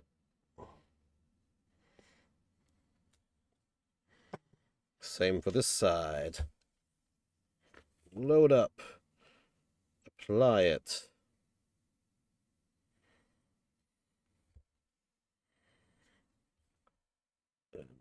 along the pipe edge.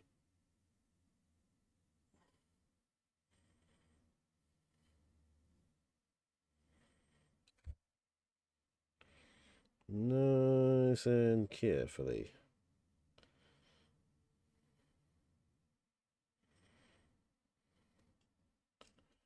On the other side.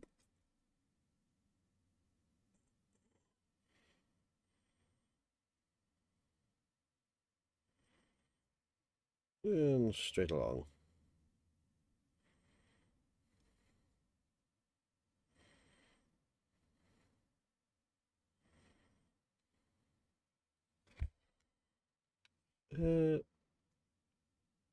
Reach it.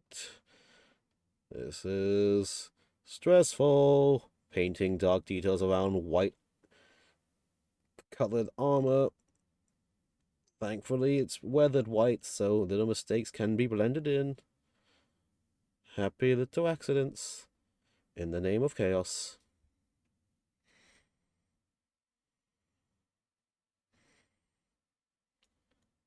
Yeah.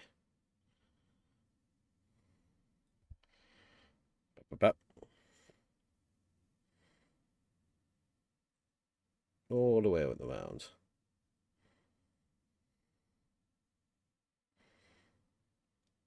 Yeah. Okay.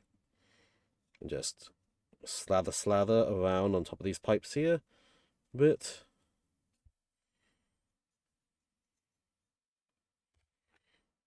So fill in the small details like this little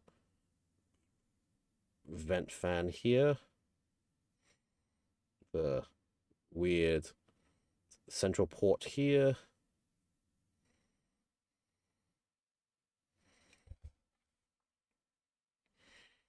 Okay, now let's go for a slightly bigger brush now for the big vents at the back here. Let's go with a little wide brush.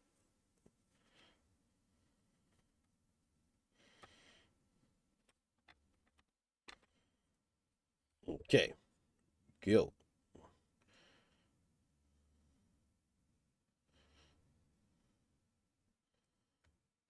Just along the edges.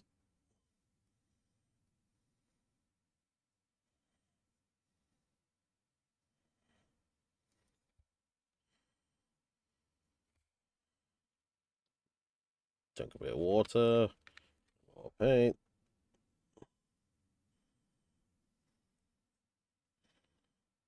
Straight along.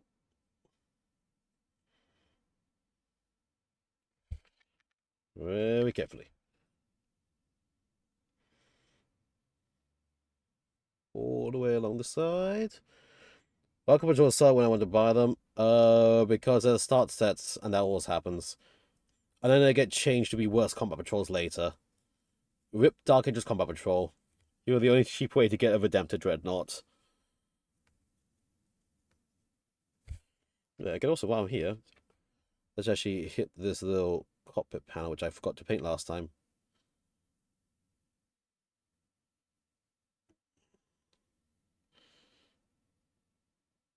This is not fine enough to hit the edges. I'll go to a small brush again after that. Let me just get the top faceplate done.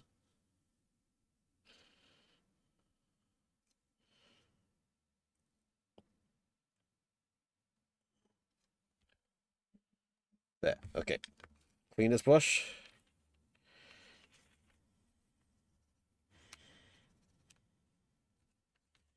Back to thin brush.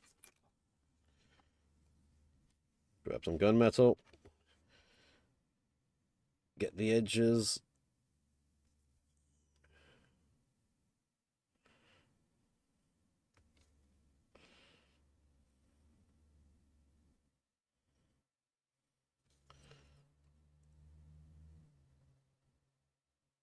Like so.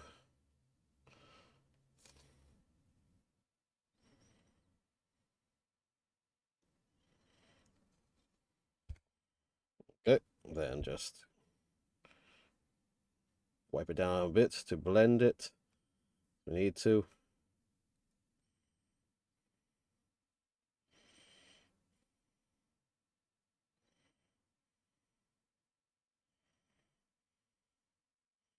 Okay. Let's load up some Doom Metal now. And use that to line between all these recesses here.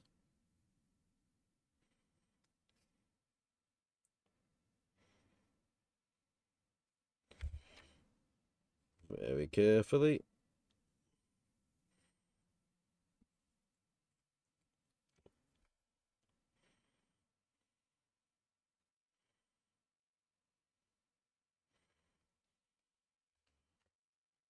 A bit more. Get it between all those panels.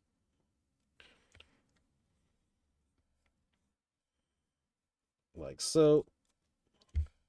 And then some of these little side panels here.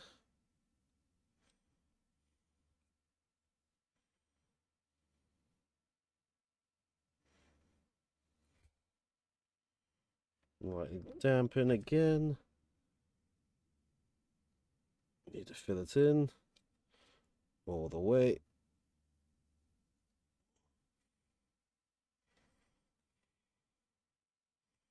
Yeah. Actually, some of that goes in this inner part here.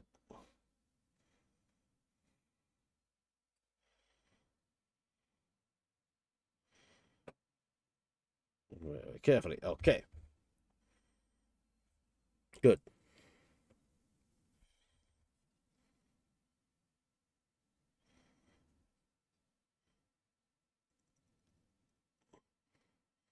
Finish up these panel lines.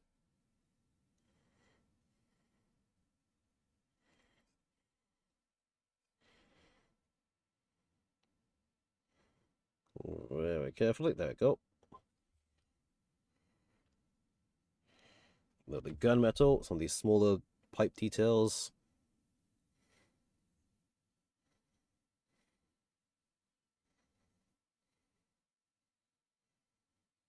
Like so.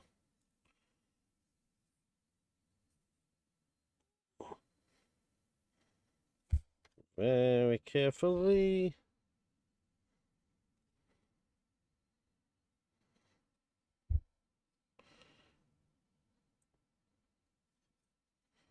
Okay.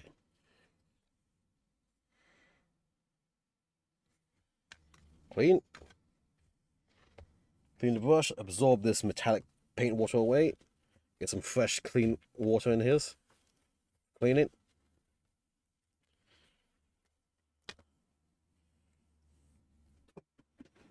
Water. Be that water.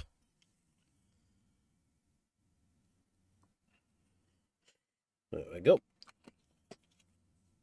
Whoosh.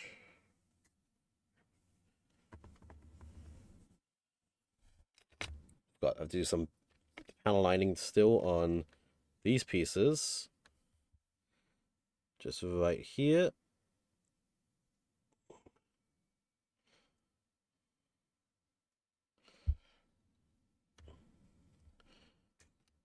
And here.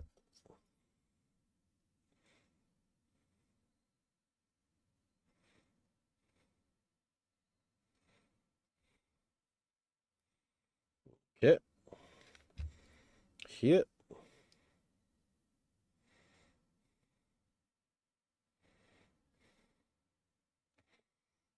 Where's the other piece? This one. Give.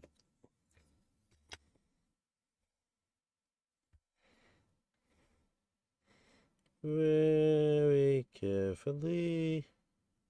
So.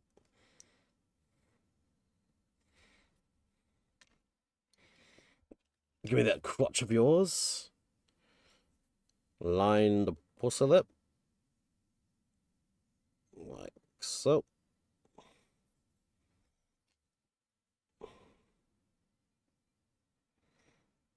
There. Okay.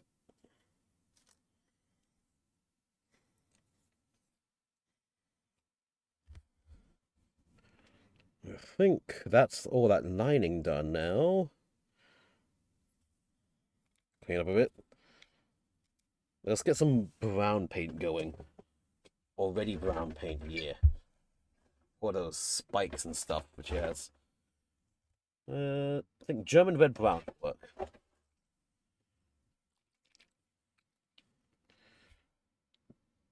There we go. German red brown. I'm gonna put this on all the spikes that are sticking up.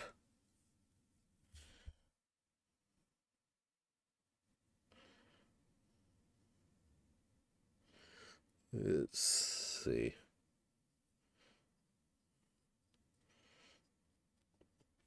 And actually, extra thinned. I don't want it fully opaque. I just want to have that little sort of like rust, dirty rust look to it. So heavily thinned, and just draw it up and down.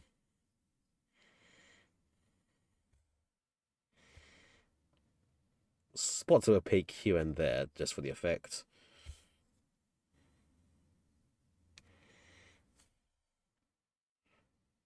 Like so.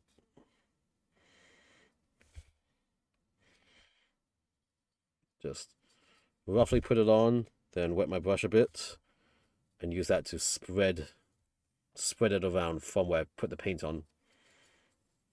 So you can see some of the inner, like, purpley grey color I've been using.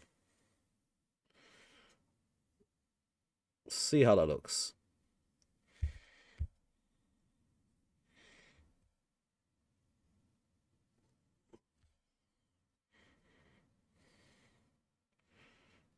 There we go.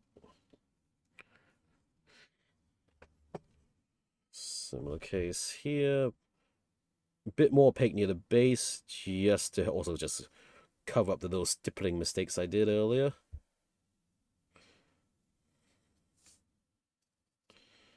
Like so. Then wet the brush more, and use that to then spread what's on the piece around kind of unevenly.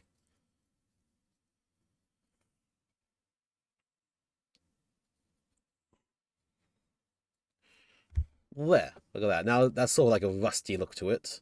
So you're saying that one can two points would be more sense to do transports? I don't know. Depends how many on foot guys you need going forward versus just holding a gun line. I'd say some sort of transport would help, both for mission actions as well as just getting people where they need to go sometimes. As an advantage player, most of my army is jump pack units, so I tend not to need too many. Although the last game I played, I did try out bringing 2 impulsive transports with Death Company inside, and it was moderately successful, I'd say. Definitely need to try that out again.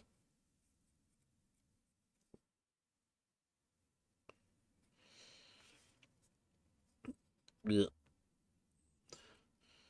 Because it depends what fast attack you have, like getting into objectives and stuff and contesting them. That's the main thing you gotta think about for this.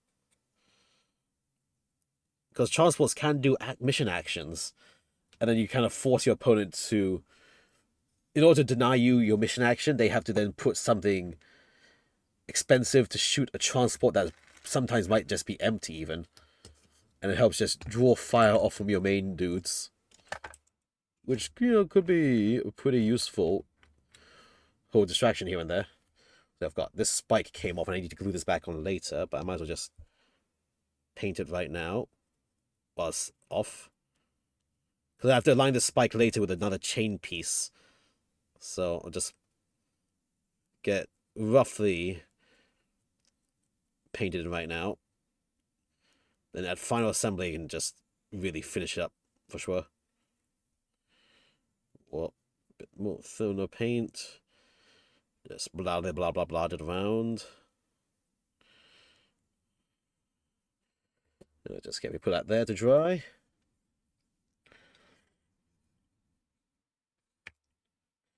Yeah, that's all the stakes dealt with. Now I have to work with all the little spikes, which in the picture, well, the horns, they look like a grayish black color. So grayish black I need to find. None, there's a transport with a gun. I mean, we could try that, I guess. See. Grayish. Hmm. What if I just did a dark gray with a bit of Sarkali and a bit of gray on top of that? Let's see, what do I have for dark grays? Black. Some aluminum. Primer. Do I have any darker gray colors I can work with? Dark blues. That's maybe I had to mix my own gray, perhaps. Because that's a light gray.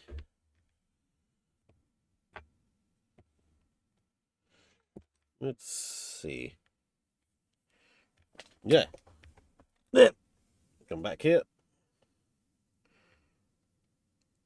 I'm trying to see how that color's gonna work.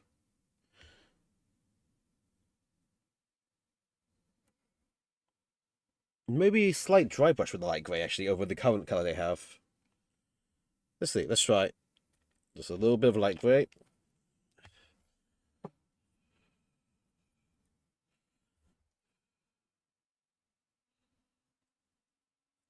Nah. Nope. Nope. Light grey is too light. Too light.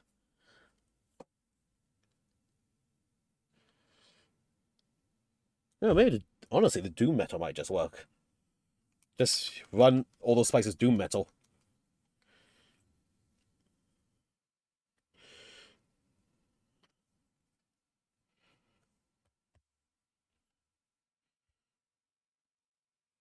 Because this is weathered doom metal, this is going to be unweathered doom metal, so more it's closer to the main color. They have just thinned it down as well.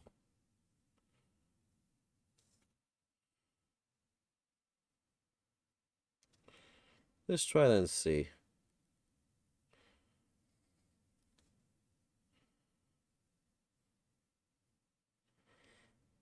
Also got to paint in all those little cracks they have here with color.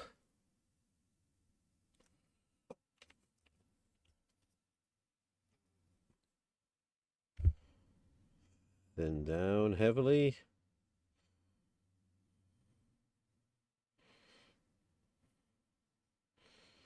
There we go. Actually, yeah, thin down heavily doom metal's looking great.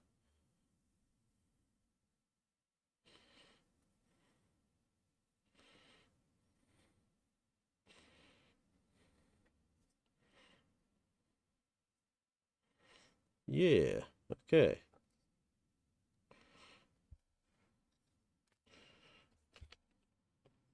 Ow. Pokey.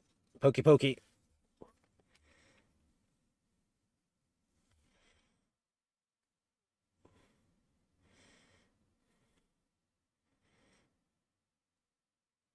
Nice and carefully all around it.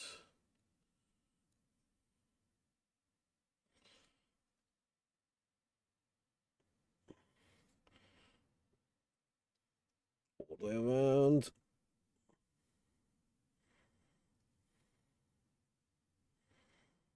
All the way around. Yeah, actually, yeah. Okay, so thinned down doom metal on these horns actually is looking very nice. And it's still color contrasting with the other colors I've used.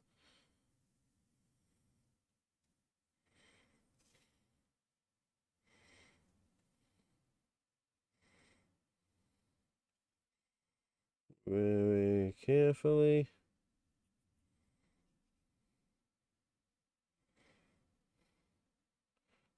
Actually, fill along those lines, then if I then lightly wipe that away.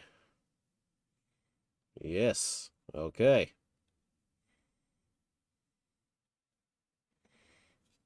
Oh, it's working. It's working.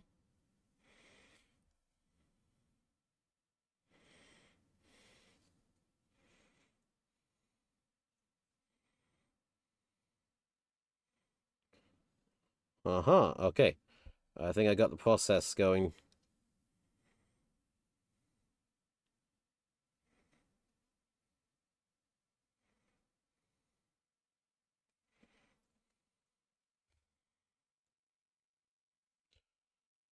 Clean up.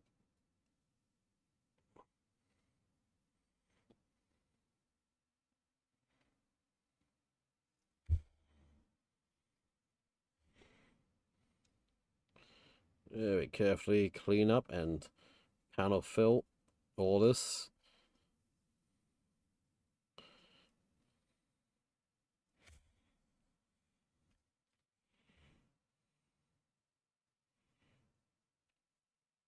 Yeah. Okay. Dot this again. Need to fill more of these spikes.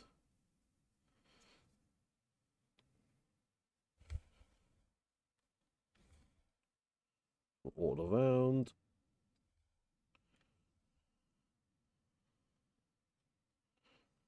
Big spike.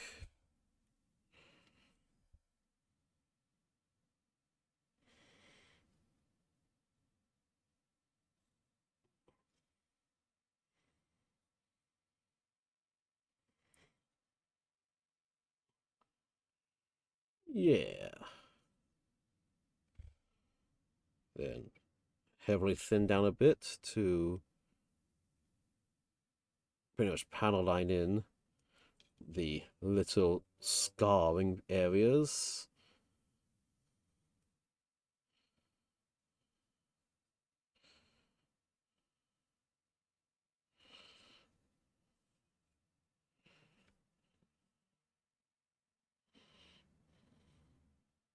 Right here.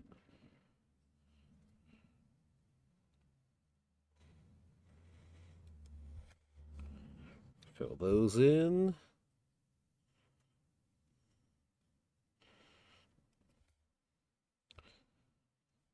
A slight bit of pigment around it.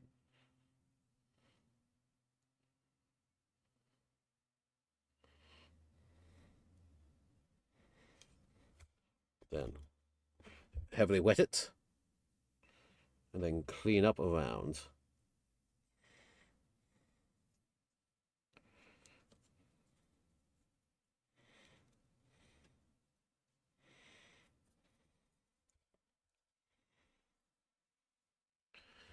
Yeah. Okay.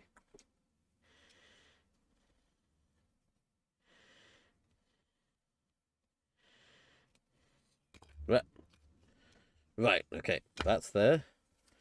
Need to do the same trick here for these marks.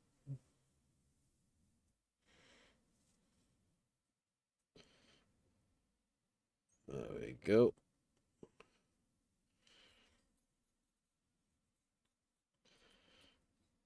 Actually, the finger wipe away from it actually makes it streak, give a directional streak to it, which is quite nice as well.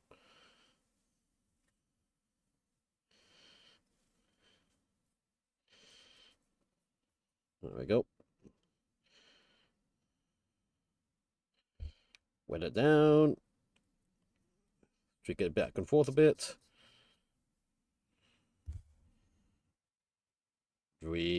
Wet a bit. Just let it dot into those little crevice marks.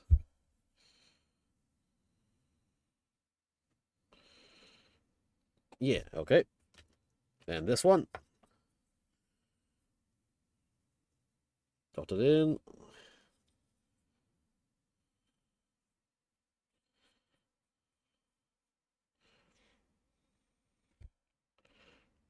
Carefully load.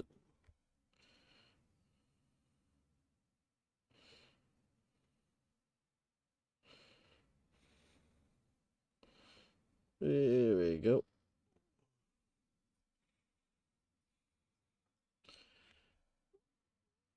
Very carefully.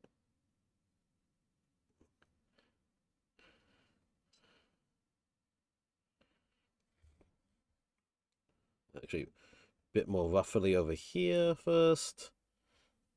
And then wet down and wipe it away.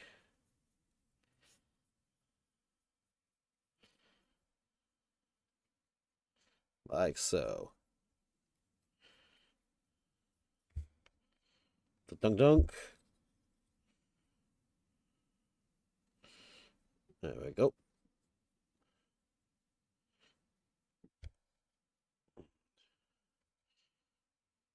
There. Okay.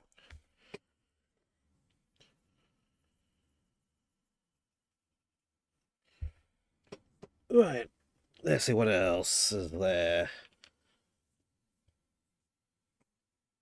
Beyond the obvious weird markings, I have to finish up still. Oh yeah, some of these little claw things sticking out. I've seen some do it in a bone white, and I think I kind of want to do that as well. So let's just do that then.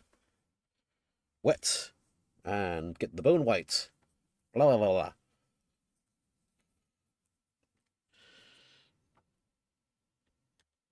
Think out a little. Whoops! Come back, paint pot. Your duty's not done, brother. Ah, paintbrush, come back. Your duty's not done, brother.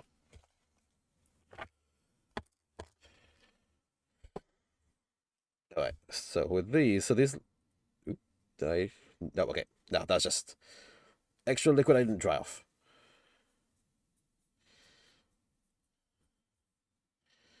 Yeah. Anyway, so.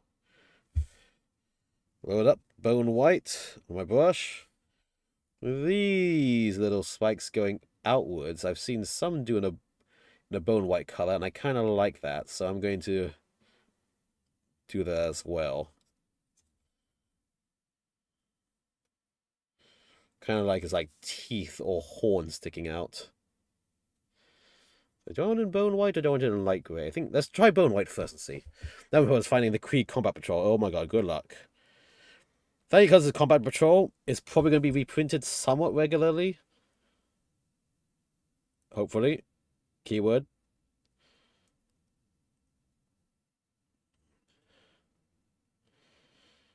Yeah. Just search them online sites. Use them content creator discount codes.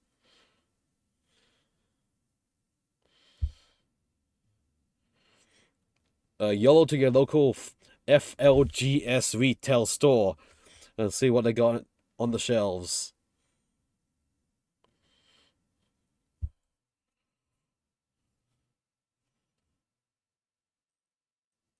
There we go.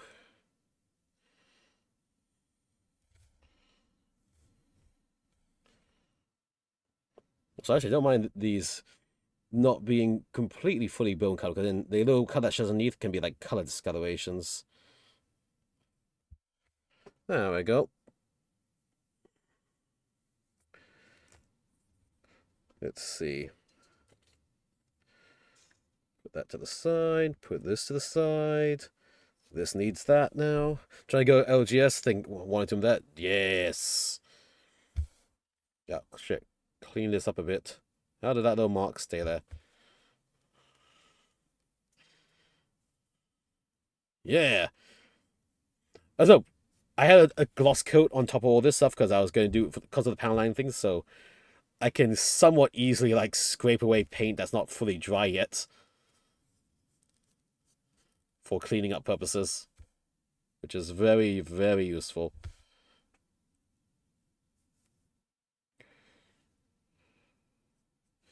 I can even also just redot the bone white here as well to relighten it as it needs to.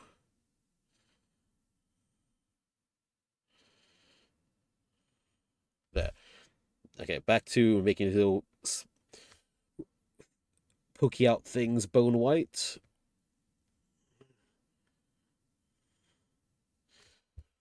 I'm gonna have to. I'll be matte coating this entire thing when I'm done, and probably have to manually come back and brush coat a semi-gloss over the metallic areas just to restore the metallic sheen. That feels like it'll be the faster way to deal with it. Or maybe it'd be easier to semi-gloss the entire thing and then just take a big brush and matte coat the panels directly. Maybe that's gonna be a faster way. Hype for tomorrow? Yeah. I'm semi-hyped for tomorrow. I have half a day work only. Huzzah. But the weekend is when I got my Warhammer game going.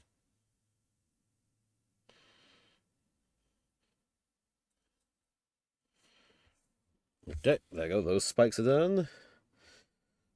Let's do the big torso spikes. I know this has a few. Yep.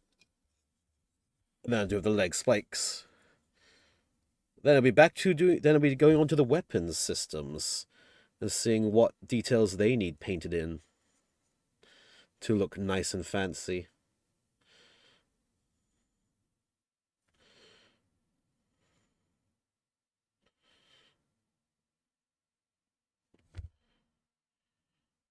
Come on, very carefully.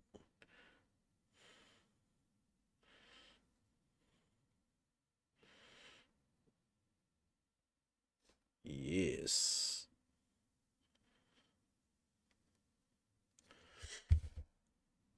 It's gonna look so cool when it's done. It's gonna look so cool on the table until it gets blown up turn one. But that's gonna be this job. Either to cause havoc or get blown up turn one, so my other things don't get blown up turn one.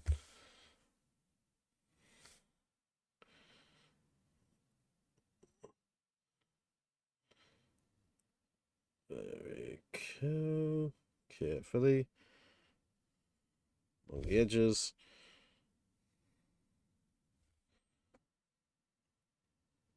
Right down.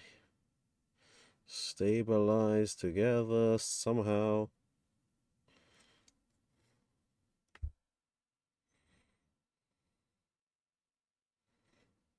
Yep.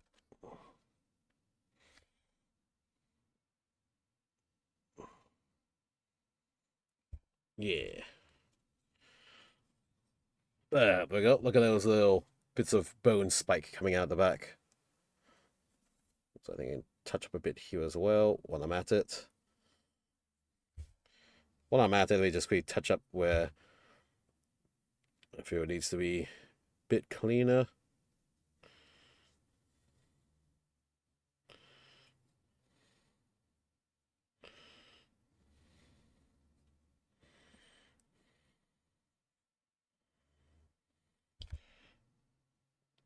Dot, dot.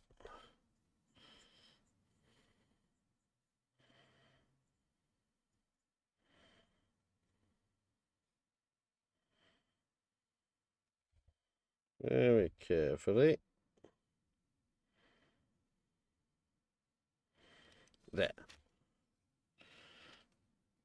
Okay. Put that to the side. Then I have the two little leg armor pieces. Oh god, remember the two skulls on these thigh pieces to do as well.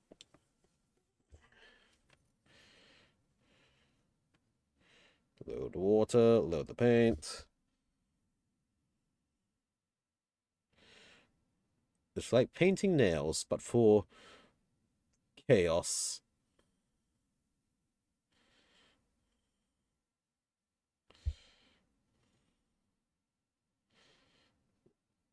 There we go.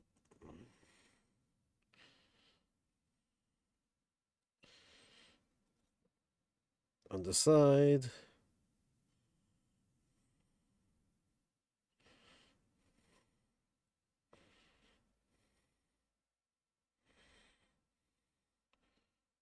And this has one little top one up here to do. Yep.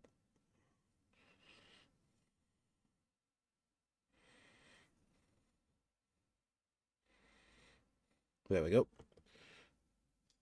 Hello, Maui. What's up? Welcome, welcome. How are you doing? Welcome, welcome. I'm painting a Chaos Knight right now. Trying to follow the Rampage's theme somewhat closely with my own little bits of flair here and there. AKA just whatever colors I have to get similar to it. How are you doing? Welcome, welcome. Hope you have a lovely holiday. Very carefully. So, I wasn't recommended. Oh, snap. Why the fuck was I recommended to someone? Well, welcome, welcome. Yeah, I'm Coleman, the Plumber VTuber. I do plastic model kits. A lot of Warhammer of recent, because I'm down the Warhammer rabbit hole. Model kit building, model kit painting, waifu building and painting. And when I'm doing Chaos Knights, I have Space Marines, I have Mikus, and otherwise. Yeah, welcome, welcome. If you like all that stuff, then feel free to hang about. Just here to share the fun and everything. So I think I can move one of those pictures away right now. Let's just Yeah, that one can move away. This can just shift up here. There we go. Yeah, but welcome. Do you do Warhammer and stuff? Or model kits and otherwise? So hold on. Let me just fix up that by just spitting on it and wiping it away with my finger. When in doubt, just spit on that thing. And then redo it.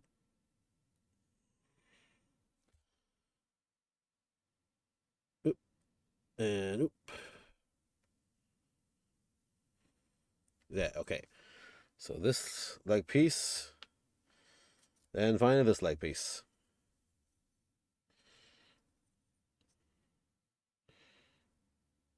Oop. Very carefully. Yup. Yup. Reaching oh so carefully around here.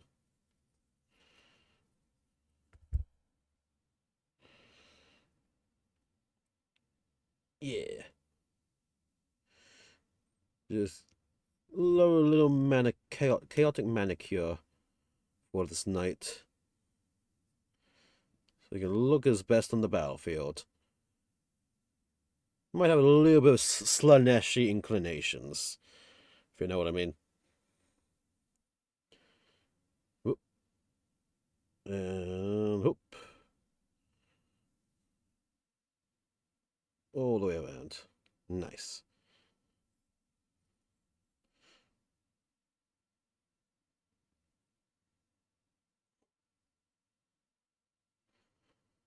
Yep. And get the inside of the nails.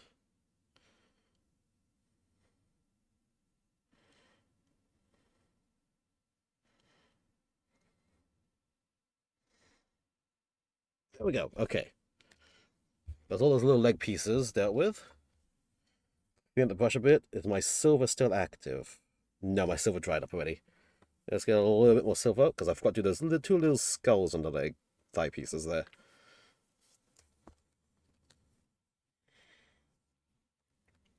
Dab.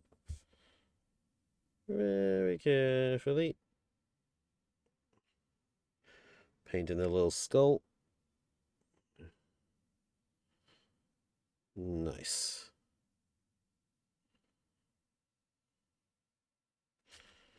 Well, this inner ring as well gets to be a little bit silver. Why not? Yeah. Well.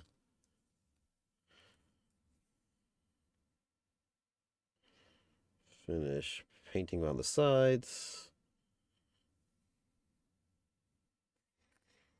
And same for this one. Carefully paint around the side.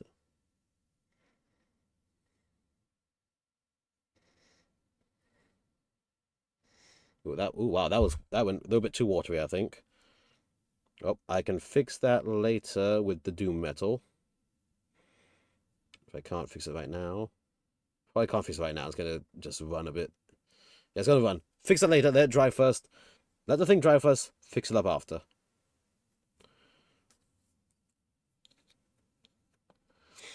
Let's see. Let us see. Why with that dry bit? Let me a little bit more of the bone white here. See if I can't streak this a bit better.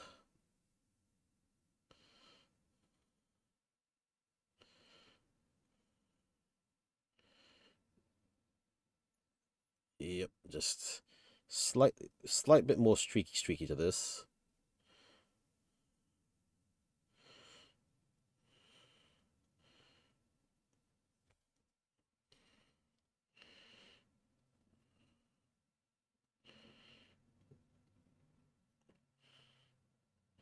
Like so.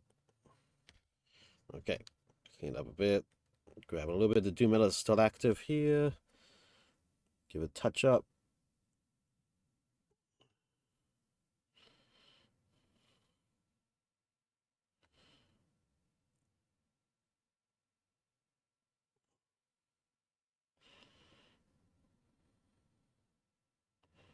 Very carefully. Okay. And this one as well. Just around the edge of the skull. Okay, that's touched up.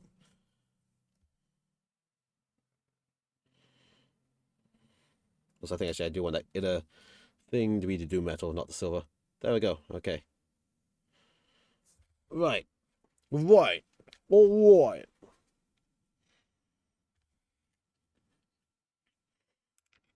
Let's see what's next on the docket.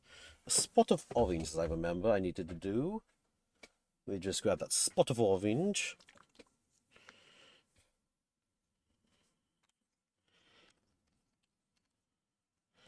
And add a spot of yellow to it.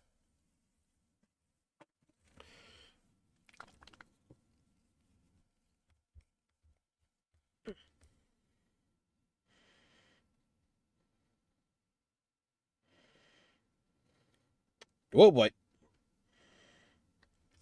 Okay, that yellow spluttered out a bit. I can work with this though. Just mix a little bit over here. There we go. And use that to try to tint in here a bit. Maybe actually I need a lot more yellow.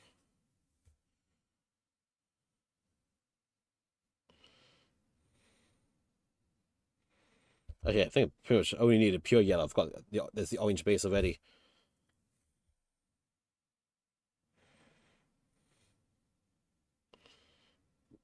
I just need to really give this a sort of semi-glowy look to it.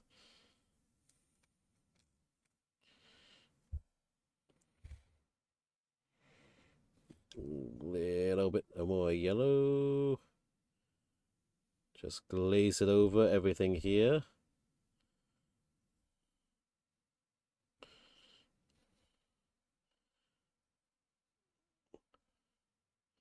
There.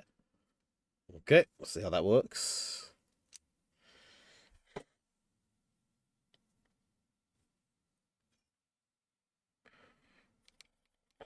Clean that up a bit.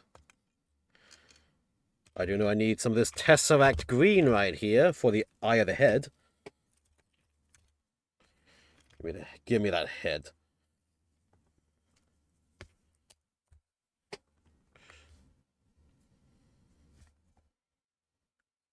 There we go.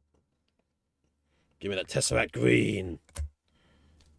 And then just blab it down here.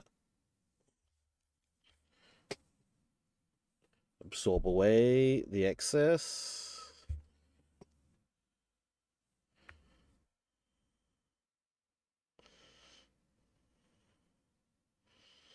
And then sort of semi-blend it in around.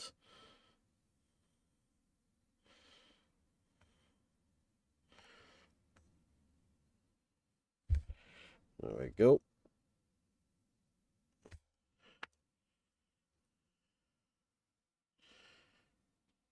Could have to use a bit of a stronger green later, but for now that will work.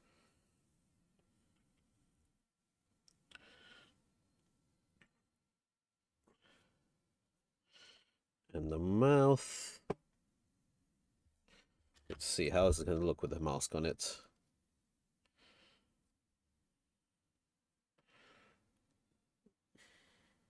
Yeah, it needs a bit of a richer green and richer red there. That's what I have. There's Verd Jade, I can try a bit. Very small spotty amount of it.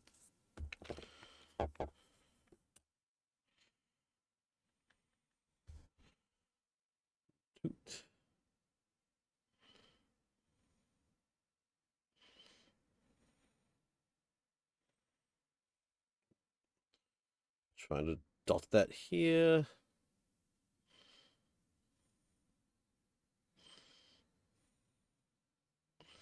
There we go, that's a much brighter green. Well, richer green to work with.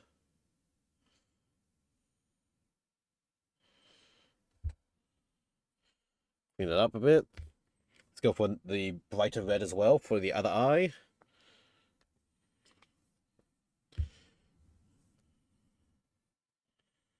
tiny touch of it.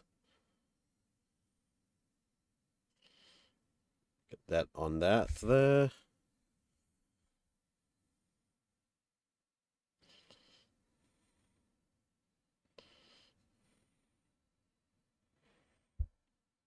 There we go. Oh, look at that. There we go. That's a nice bright red semi-glowy look color with the contrasting glowy green on the other side.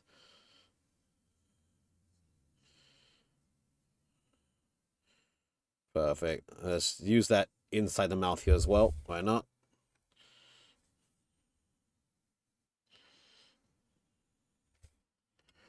Yeah, now that looks cool. That's going to look great behind the mask. Actually, since we're here, let us just give a bit of extra color to these pipes. Can I activate any of my metallics again? Not really. I have the silver again. Let's see. Let's give a little bit of detail work to this.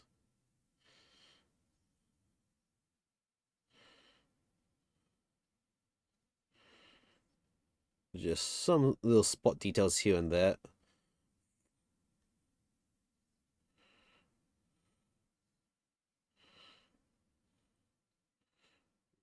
Listen carefully.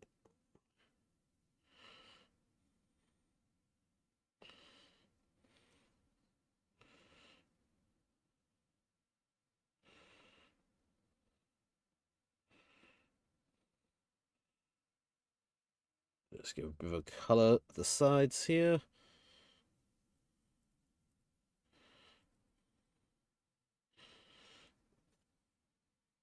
Right, okay. Let's get more of that doom metal.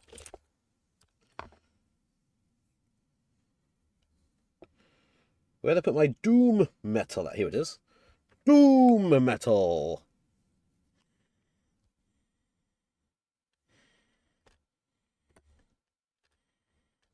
There we go.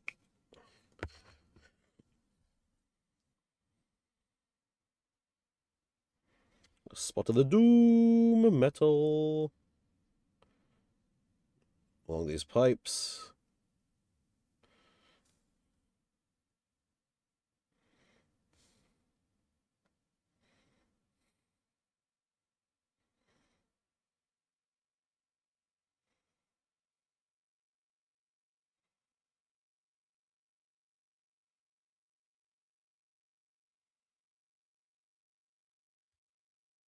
There. And then, now, of course, let's get a touch of silver. Check. Never mind, not that brush. Next brush. You. Touch of silver. Ready for the dry brush. Let's just dry brush some silver onto that chain hanging down from it. Same. Dry brush silver onto this chain too.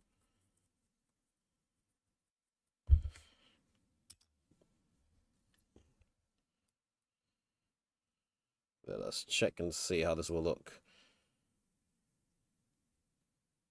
Oh yeah, look at that. Perfect. Perfect, perfect. Let's get that mask attached before I end up losing that mask.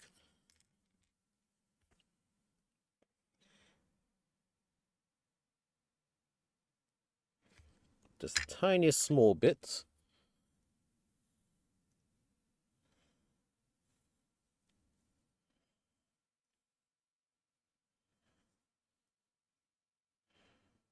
Push. There we go. Look at that.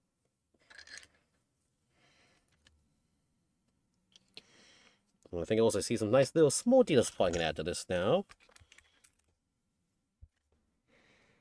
Dampen that. Activate this paint again. It does very carefully.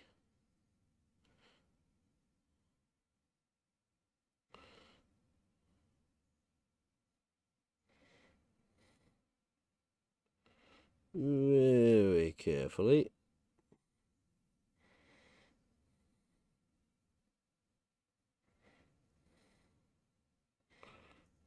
Just all these little teeth.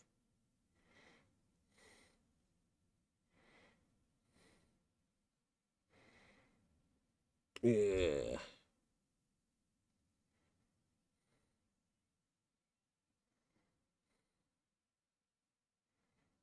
Nice and easy. There we go. Look at that. Glowing eyes. Through some teeth. Also, I think that little scarring crack there could use some doom metal.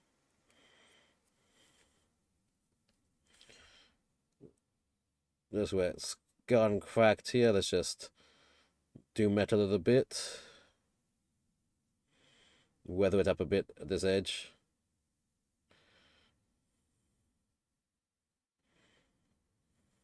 There we go.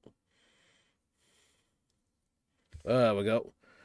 Good day, Remnant Chaos. Welcome, welcome. Look at that. Check out this Chaos Knight head I've just painted up.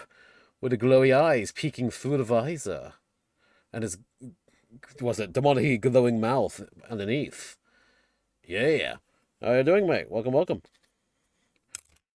Let me put this, let us see how this is going to look on the headpiece. Bammo. Look at that. Ah. Actually, also, I can just... Let's attach on this part as well. Why not? Yep, come on. It attaches on. Like so. There we go. Yeah. Look at that. You're tired and annoyed? Oh no. I hope you get less annoyed. You can listen to the soothing music in my background, which is not that soothing at all right now. As I paint this massive dude. Also, with the doom metal, there's a spot to fix up here. Let me just fix that now. Very carefully. Okay, a few spot fixes to do. Nice and carefully. There. Okay. Haha. Perfect. Clean this up. Your appointment is to one shop for Cadian shock troops. Nothing. Call out your shops. None of them had some. Call a shop that 1 far away. So go there. Oh, we made a mistake. We don't have any. Oh no. Wait, you have a fellow Cadian guy here. Well, no. Fellow Imperial Guard.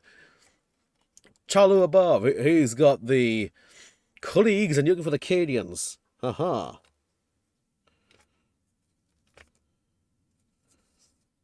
Okay, so let's just quickly push fit.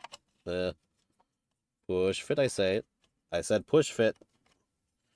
Fit the damn push, will ya? Stay pushed and stay fit.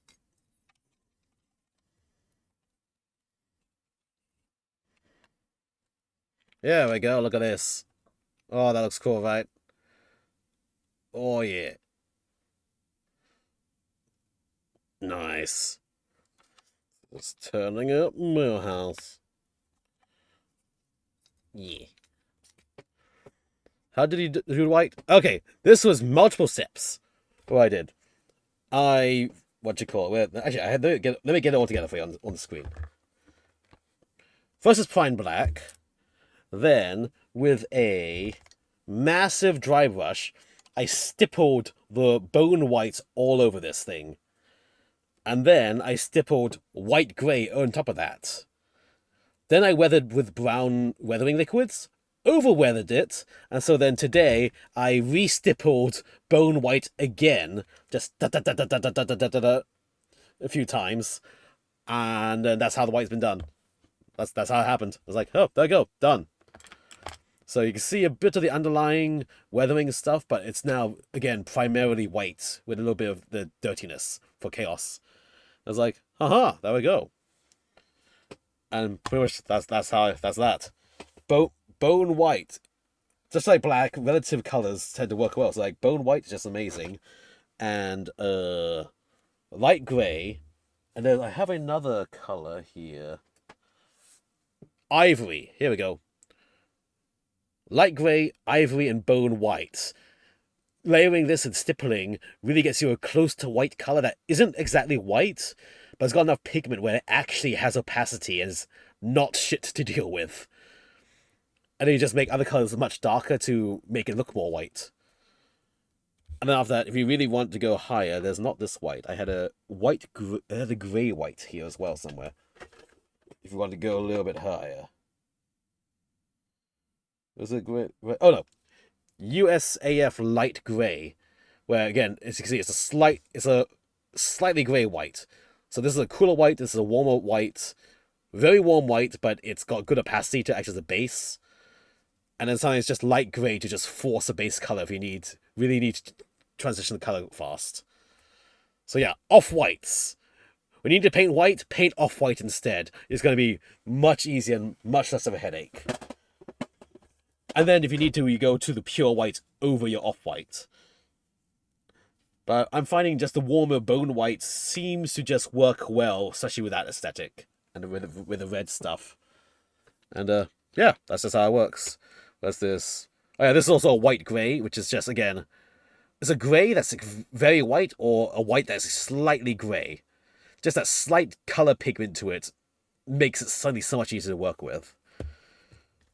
And that's how I do all my white from now on. I just use off-whites instead. With sometimes a thick white to like panel line or like edge highlights. Although with all the shit going on in this Chaos Knight, there's not much that needs to be edge highlighted. It's got plenty of edge already. In fact, also here we go. Let's get these legs in place. Let's do a quick test fit with this. And see how this goes together.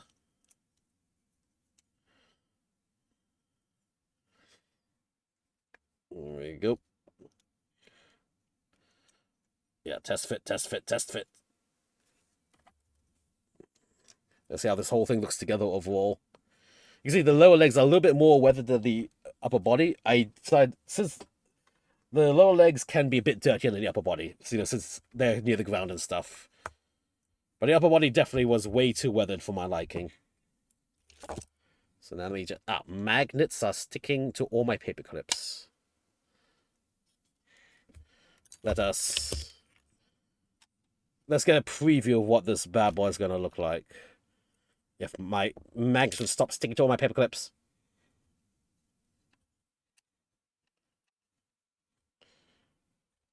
Where's the other missile pod at? Here it is. It's stuck to my paint sticks. You see, also I've magnetized the weapons as well, just so I can swap them out as I like. Ugh. Head down! He lost his head! Let me get it back! There we go. Pretty nicely. This I know can pressure fit in pretty well. Well, sort of pretty well-ish. Once I get the angle right. Eh. Oh wait, is it the other way? Hold on, maybe the other way. Yeah, it's the other way. Is it? No, it's this way. What the heck? 1 second. 1 second, just trying to get this chest plate pressure fit in. There we go.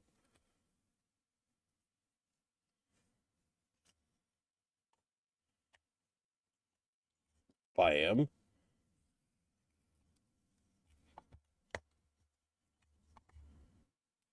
Okay, let's just carefully position the final armor pieces back onto it.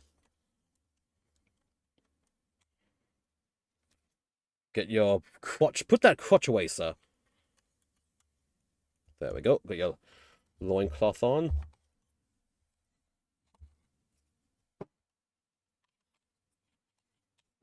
Fit that piece. Yeah. We'll take this around, fit this piece.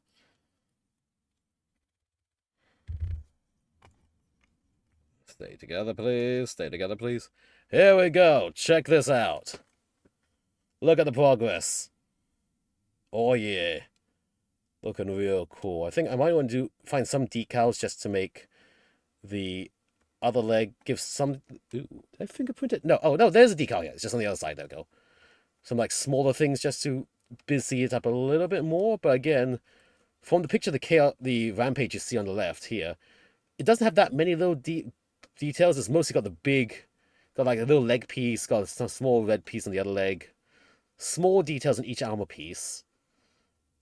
But it's got, like, the big arrow on the main body and shoulders. I think I'm going to have to manually do it, I think. Manually paint it, mask it off and see. And then the missile pod, just more small detail works. What metal is it? It's very dark. Ooh, this is a new metal I got, which I love so much. It's amazing. It's two thin coats. Doom metal. Use all these dark trims. It's really nice and really smooth when you paintbrush it. And I loved it so much, actually. For my Blood Angels Death Company, I used it to paint all my Death Company in as well. This is Doom Metal with a small grey wash over it. But it's like, it's not exactly black, but it's close to black with a metallic colour. And it's like, ooh, that looked really good. Yeah, I haven't tried the Two Thin Coats Gold yet, because I found the Retributor Gold from GW just works for me. But I might try it out. But yeah, this Doom Metal is my new favorite color. In fact, do I have it here? Let me see. I have a model here which I'd love to show off the stream in a second, which I painted with that Doom Metal. Let me find it. Let me go through my boxes of minis right next to me. Bear with me a second as I get it. Is this it? Yes, this is it. I need to take it out anyway because I have to finish painting it still. Let me just carefully close the box again. Bear with me. Here we go. Here's my Terminator Chaplain. And I used the Doom Metal. It's based black, and then all the raised surfaces I did in the Doom Metal instead. So you have it, see, it's got a slight metallic shine, and it's not quite black. Like you see the inner leg here is black. The outer leg here is actually this Doom Metal, which is lighter black with metallic. And it's like, okay then, I like this. So yeah. Also, this is the where is it? Pretty much Retributor Gold and Doom Metal together here. Yeah, Retributor Armor and Doom Metal. That's pretty much where almost all the colors are on this thing. And it's like, oh, okay, I like this. So yeah, I still need to do his eye lenses and the panel lining. I'm not sure if I want to keep the shield black or want to do red around it, though. But yeah, it's actually you're gonna stay out here to remind me I need to finish painting you still. But yeah, I'm getting quite the collection of paints now, and I'm slowly finding the paints I really like and paints I don't like, and so on. Like Two Thin Coats Doom Metal is always going to be with me now. I'm going to try to find ways to use it in more things. Actually, I got it specifically for this Knight because I saw it's a very dark metallic color. The Retributor Armor Gold has never failed me, so Retributor Armor is always going to be with me as well. Then I have where's my Dread Red? I don't know where it is. No, not Emperor Red. Here you go. This Emperor Red, which is like a nice wine-colored red. This works very nicely with my Space Marine color scheme. Oh, do I want to mat this? I'm not sure. But yeah, so Doom Metal, Emperor Red from Two Thin Coats, as well as the Retributor Armor from GW. Those are my favorite paints right now. They just go on so nice and so smooth. But yeah. Also, the Vallejo Model Air Aluminum for anything silver based.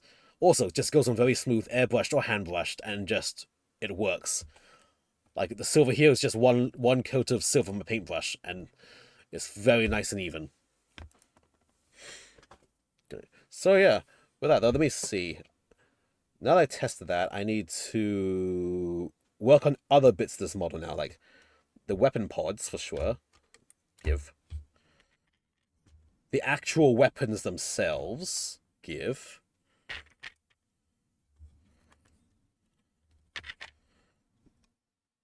With yeah, I think I'll just work on those. So all this stuff I'm going to put to the side to finish drying and just be out of the way.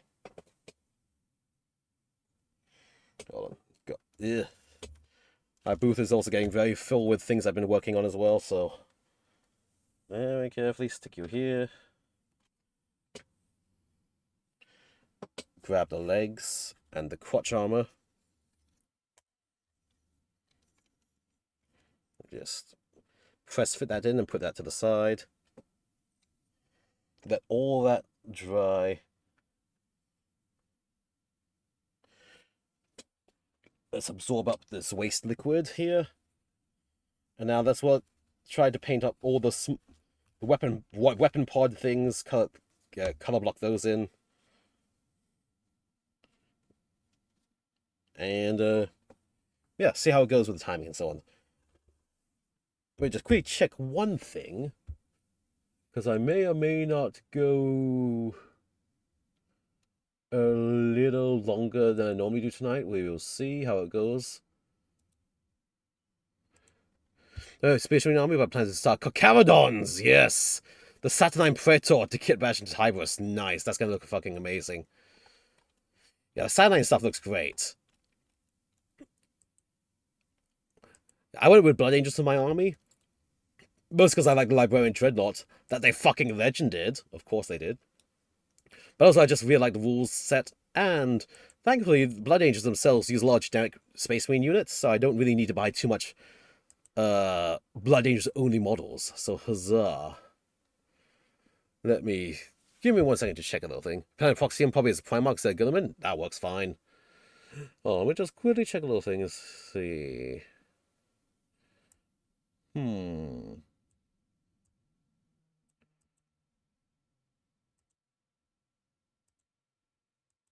Uno momento.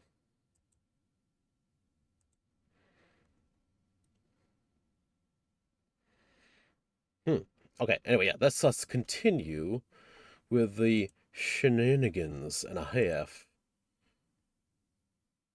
Slide that to the side. Right, so, weapons and stuff.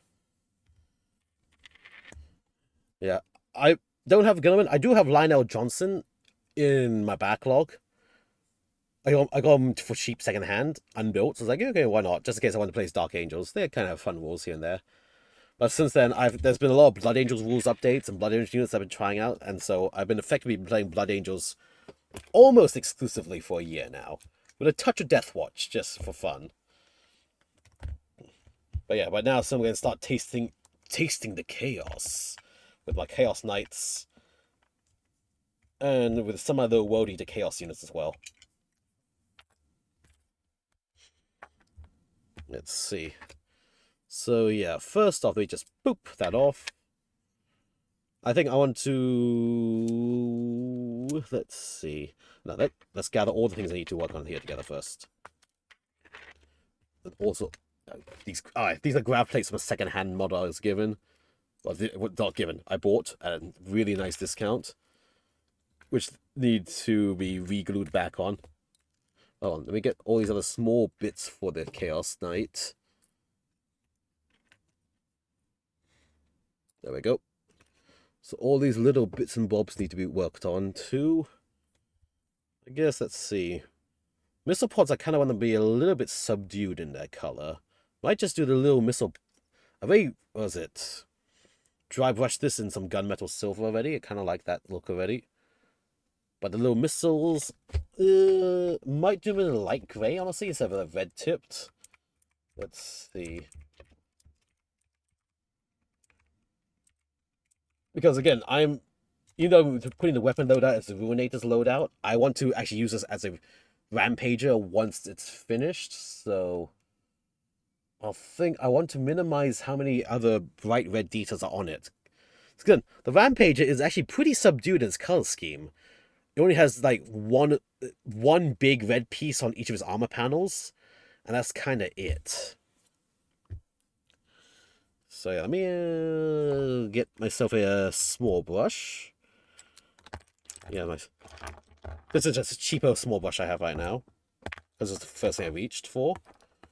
Let's go with a... Honestly, I think, yeah, just a light grey for the missile tips, I think, is going to be nice. Where's my light grey, which I just had out here?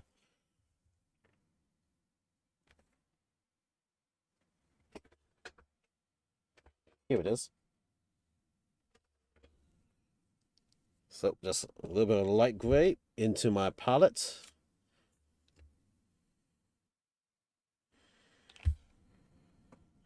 Also, refill the wash spot with some water. Blep. And very carefully begin. Boop. Pick that up. I think also maybe the rim could use a gunmetal color or something, I guess. But first, let's just make these missile tips go. Just patience is the key.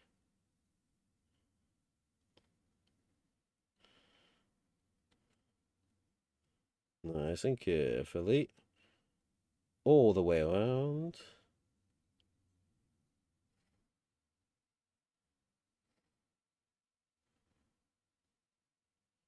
There we go, just a little bit of focus with this. Did you see? They've announced there's going to be a new Huron Blackheart model next year. He's fucking cool.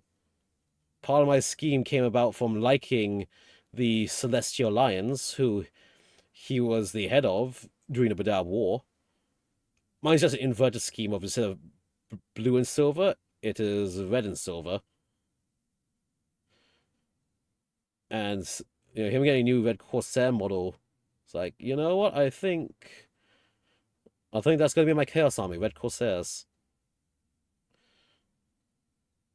Just massive pirate faction. That lets anyone in, relatively speaking.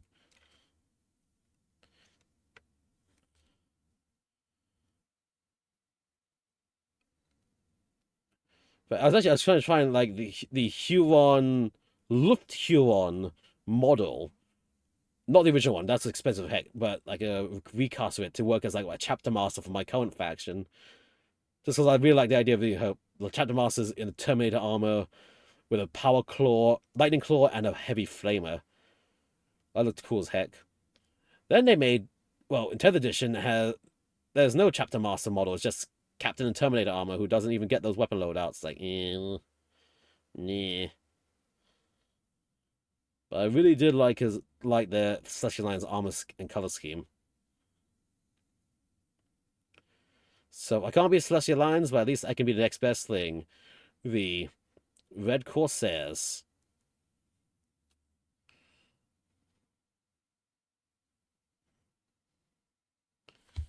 There we go. Light grey missile pods. Love red, black, and silver. Yeah. Like my scheme is red, gold, and silver. Well, I guess red, gold, and silver, and then the shoulder trim is just per company. So I was like, yeah, you know what? That's my slight invert color scheme. So this is what all my Blood Angels are.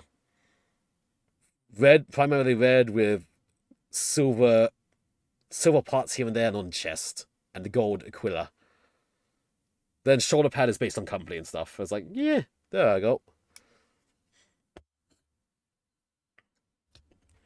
So they live on sort of ish with my color scheme. Although I know their armor was actually a lot more. Looking at the pieces, the armor was actually a lot more silver with touches of blue, but I didn't want to do all silver marines. So I did mine primarily red instead with touches of silver.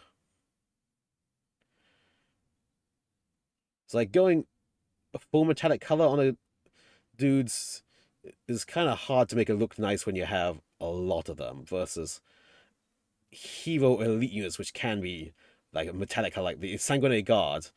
They are all gold, but it kind of works because they are one of the elite units. They aren't actually the entire army. So it's like, aha, that's the elite unit right there.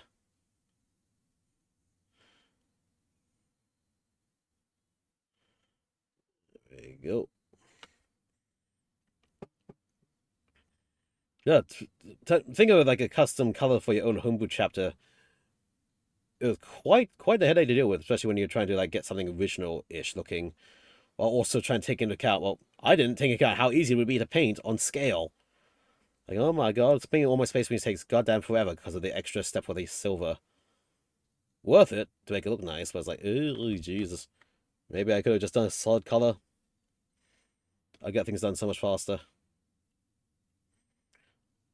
But here I am doing a Chaos Knight now, where knights themselves have tons of detail, all are different, all sorts of heraldries and stuff. It's like, yeah, shit. Well, there you go then.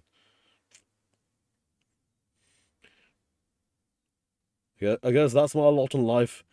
To paint extremely difficult and highly detailed models with tons of colors options.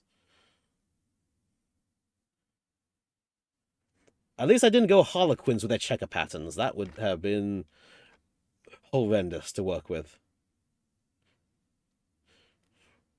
Like, checker pattern on one guy, sure. Checker pattern on the entire fucking army? God damn. God damn, they ain't doing that. There we go. Second missile pod. Ready. I let that dry a bit. What else can I work with in grey? Light grey, what I have here. Anything on this that would look okay in light grey? Yeah, I guess these little non-ribbed pipes down here could go that color.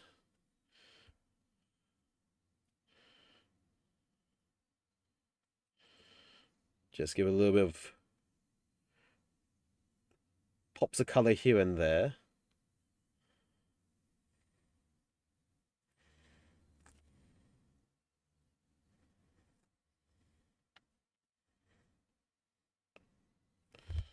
Nice. Let's just load and keep going. Worst case is grey is very neutral. I can just paint over it again later if I don't like it.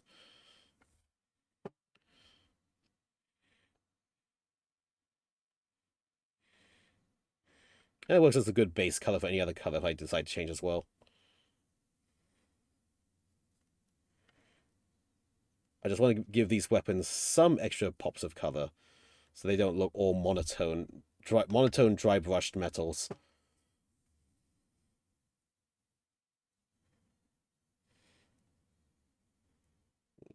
Carefully reach.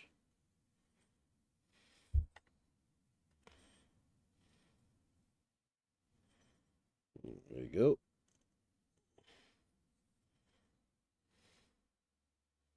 Very carefully get color on this.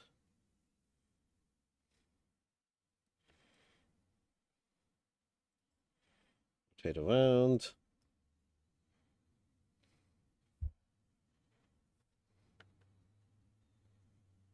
Nice.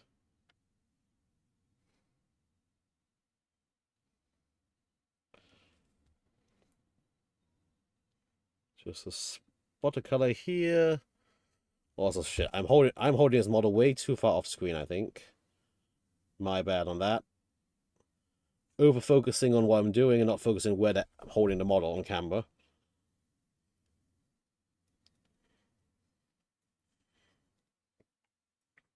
Okay.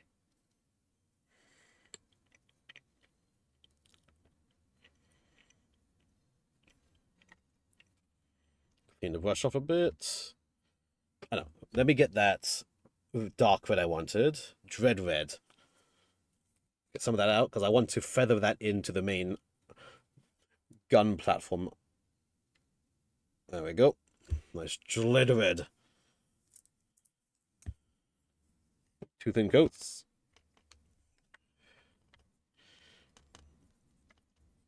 Load it.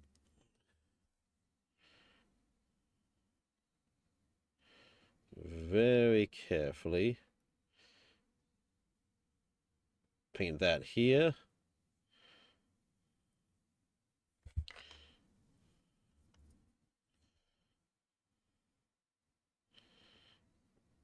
All the way around.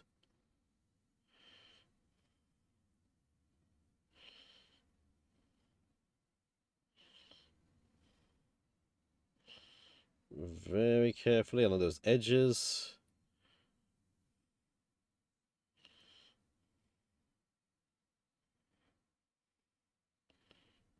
Just along this lower section, I wanted it, that dread red.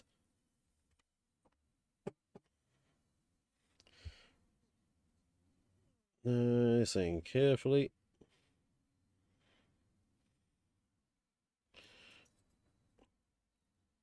All the way around that.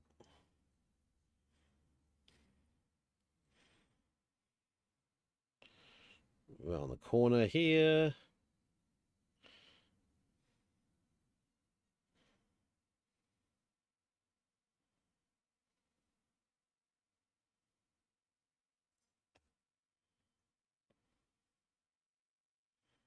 There we go. Okay. So a nice deep red at the base.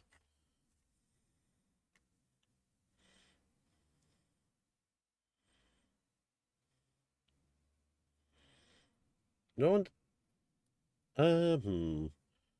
Actually, maybe I'll deep red the entire thing. Yeah, deep red the entire thing. That looks better. The bright red wasn't doing it for me on this. The deep red on this, though, should be fine.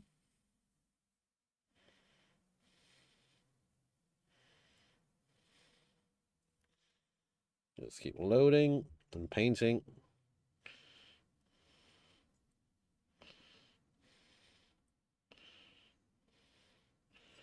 All the way around.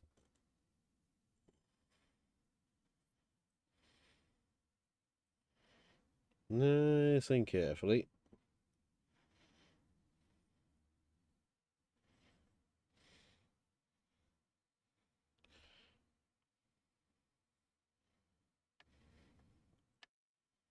Get all the front-facing angles for sure.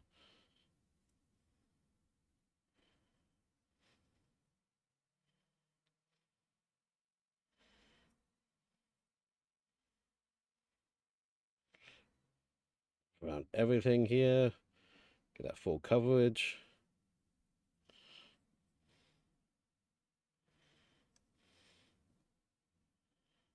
There. All right. That nice deep red on this. Clean off the brush. Let's look at this Night Ruinator's pictures a bit more. See what others have done for some of the colors.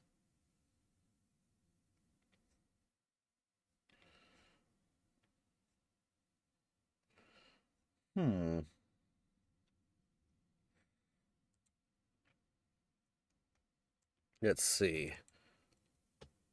Interesting. All right, all right, all right. Cool. All right, so I'm going to need... What am I going to need?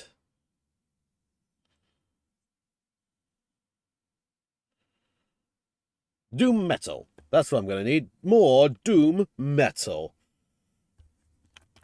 Doom! Doom!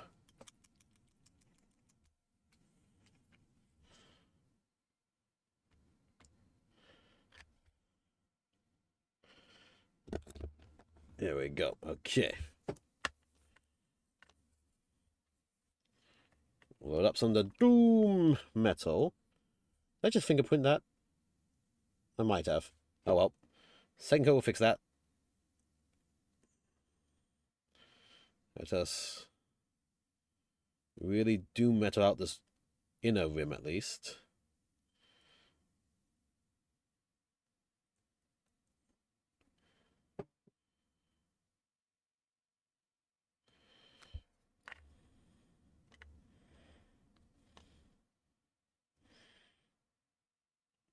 All the way along.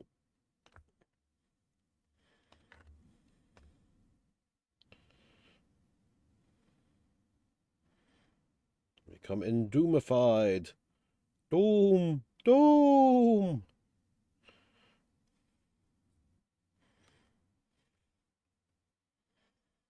Load. Right along.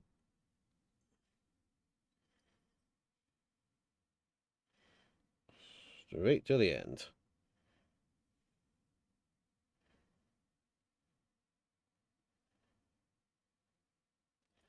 Okay.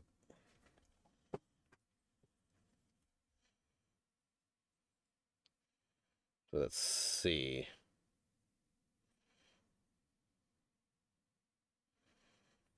I think I'm gonna need some brass. Yeah, I want some brass color. Where's my brass at? Show me that brass. Or, wait, hold on. I think I wanted brass last time. I completely couldn't find it.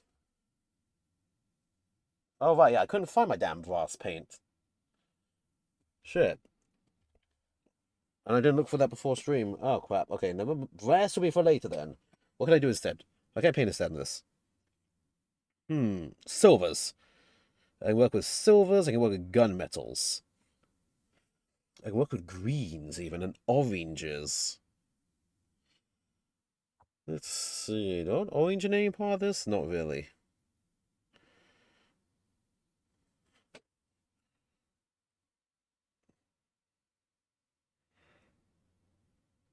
Hum.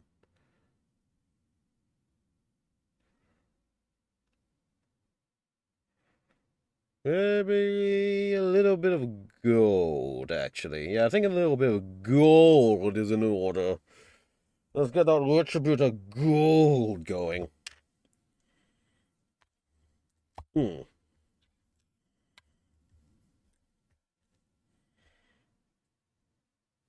So, dollop some gold out.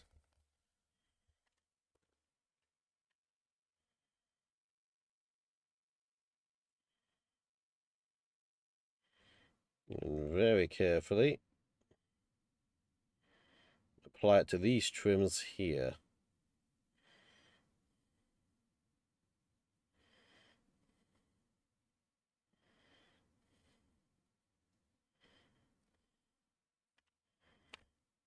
Nice and carefully all the way along.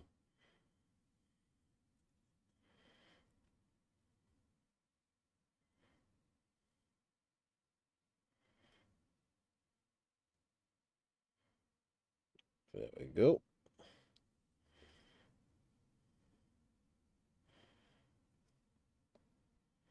Same for here now. Straight along with the gold.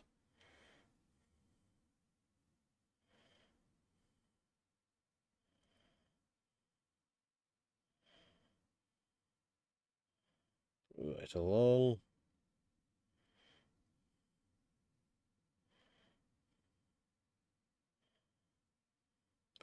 Right to the end.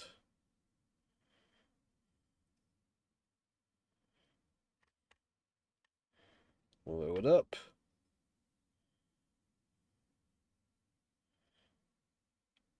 All along the edges. Yep, there we go. Nice and carefully.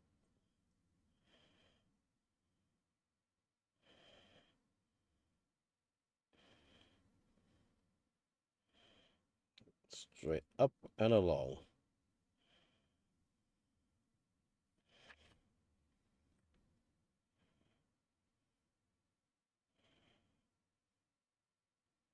Uh-huh.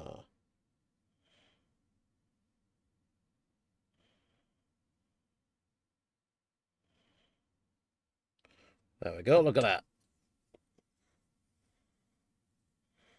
Okay, now I've got to do the side edges of that trim to really finish it off. Let's apply that inner trim there too.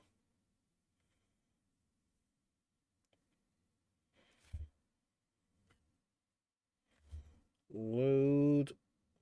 Paint. All those side edges.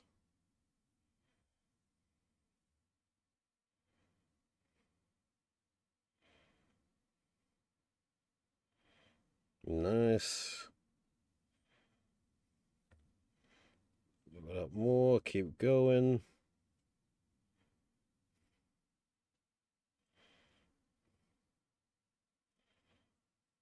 From the front.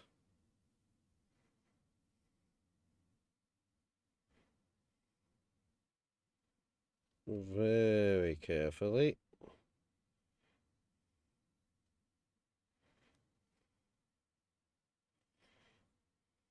Ooh, reach around.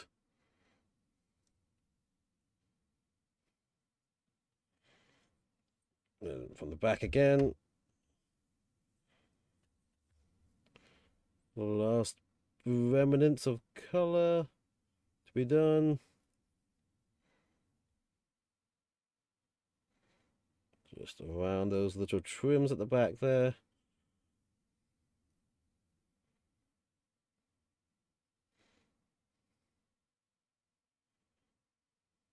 There we go.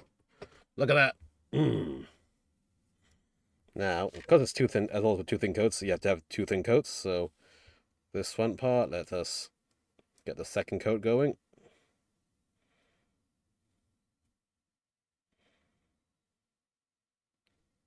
Especially in the center part here.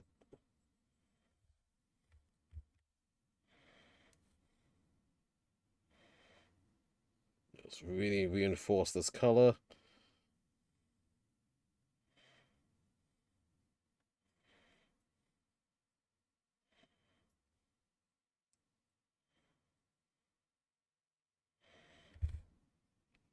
Nice and carefully. Around the corner.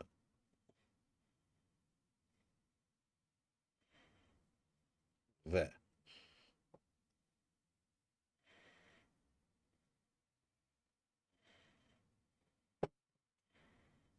There we go. Let's see. Kind of looks good for now. Clean the brush. Let's go to the front. So I'm going to need more gold for the front, obviously.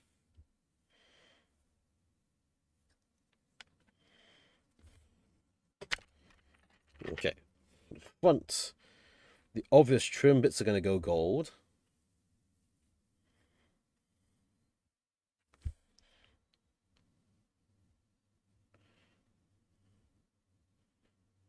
Nice and carefully.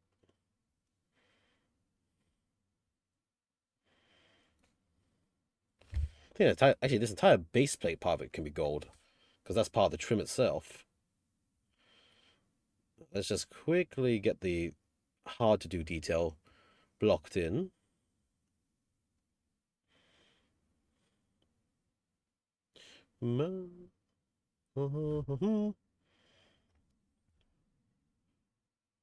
Very carefully.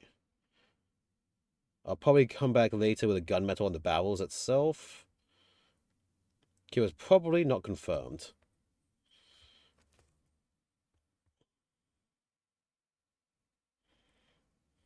Well, let's just get this entire assembly in the gold.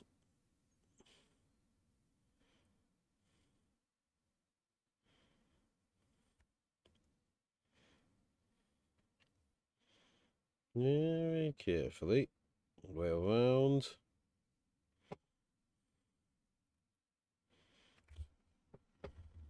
Get more gold out.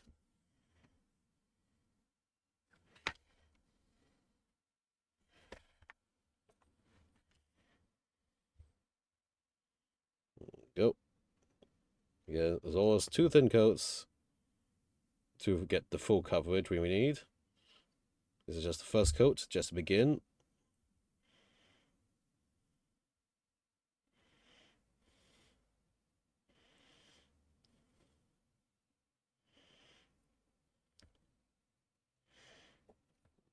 Further coats in the future will solidify this more. We just gotta get the first coat going.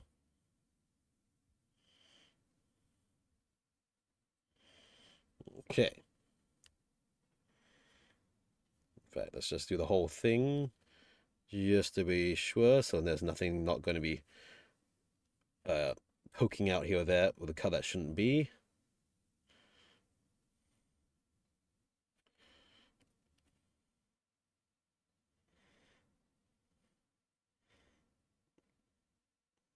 There we go. So that base plate is gold.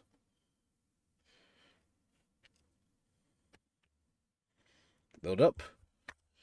This ring at the front is going to be gold.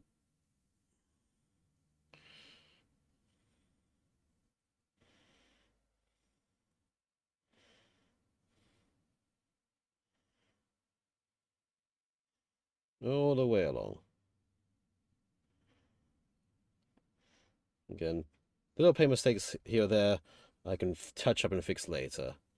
Because the main body is definitely going to be a different color from black. I just don't know what yet. Get the edges.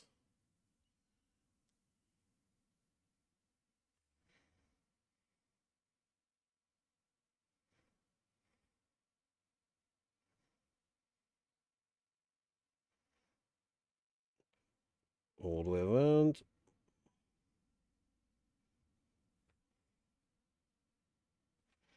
Right to the tip.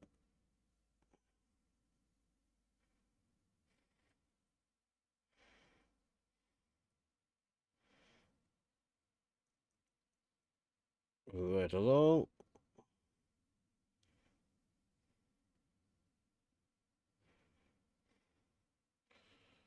Rotate.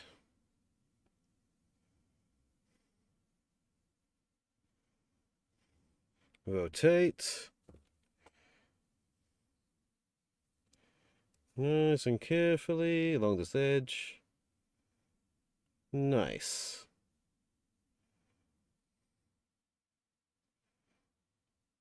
Very carefully. Finish it up now.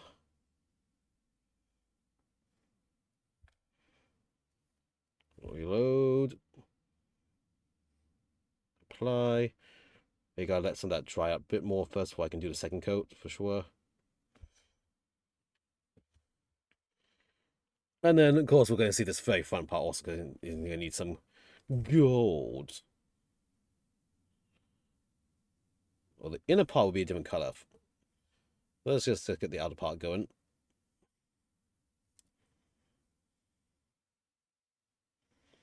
Very nice and carefully around.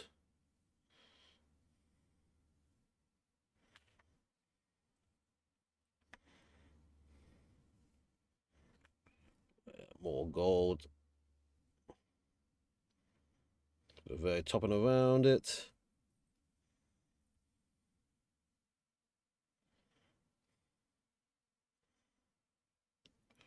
There we go.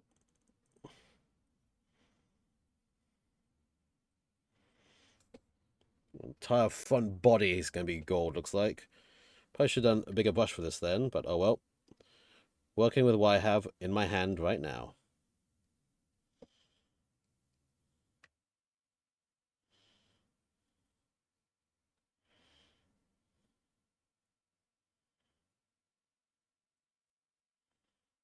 Take.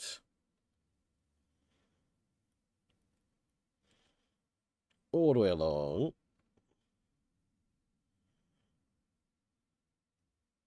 Uh-huh.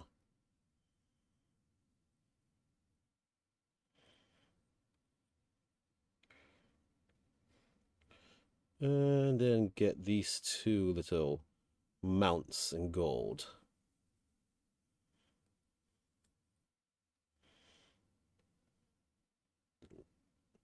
Just color block it in first. I can touch it up on another day or even tonight. As mentioned, I am planning to go a little bit later than I normally do for reasons. And so YOLO.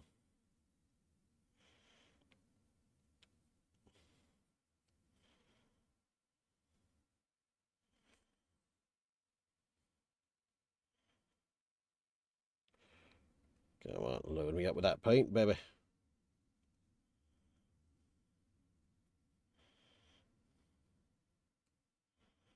Yeah. Okay. Gotta let this dry for now. While let it dry, I can actually just click it together to see how it's gonna look. Ooh, look at that. That's gonna look cool. Nice. Pretty spiffy fancy, I'd say. Clean my brush up. So while I let that dry a bit, let's see how to handle this. I suppose obvious easy part is just let's do different metallics for the pipes and so on. Or maybe even more gold. Anything worth golding on this? Not really.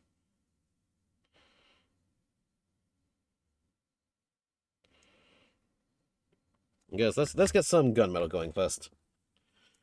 Can't go with some gunmetal on the shenanigans.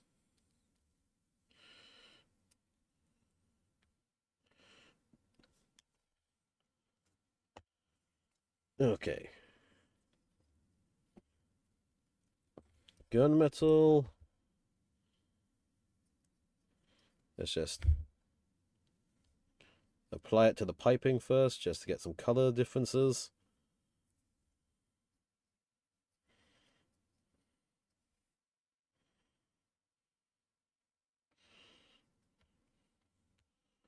Same with this side. Just gunmetalize it all.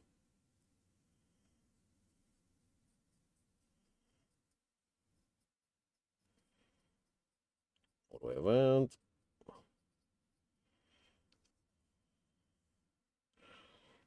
Let's see.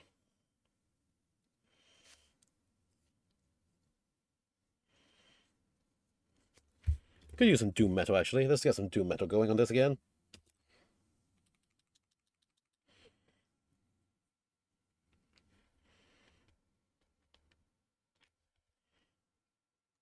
Yeah, okay.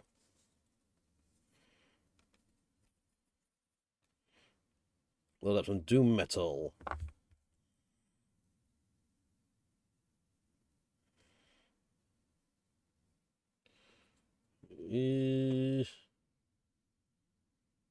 Yeah, let's doom metal this part. Not that part, the other part. Shit. There we go. Wipe that down a bit. Wash that down a bit. Then load the doom metal up. Doom metal on this part. Yeah.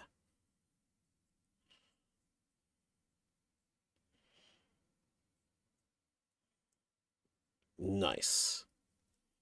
This is turning out nicely. Right along.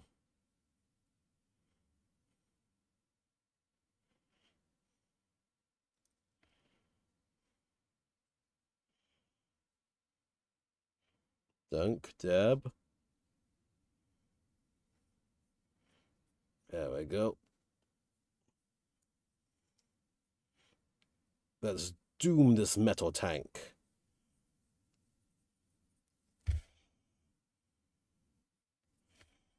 All the way to the end. Load it. Paint it.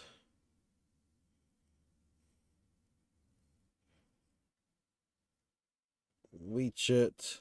Bop it. Oh, yeah, let's paint it. Paint a little pipe up as well in the same color. They have like the light colored fittings.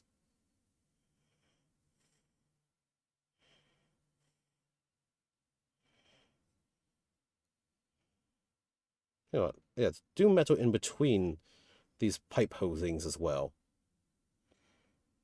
So came out with the metallics, with dark and light metallics all around this.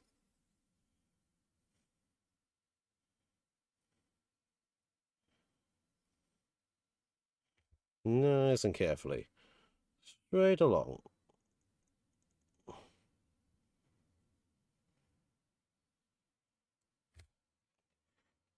There we go.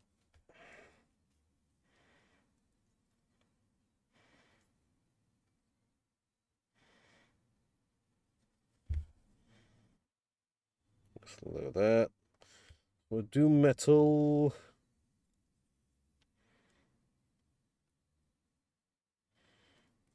Yeah, let's see.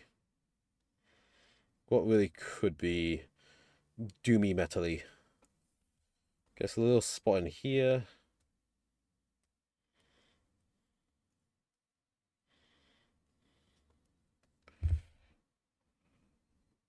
And this little box on the outside. Why not?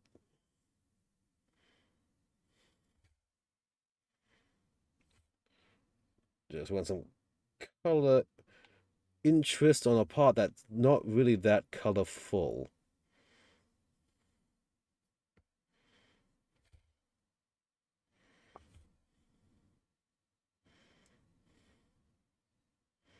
There we go. Just cover that in paint.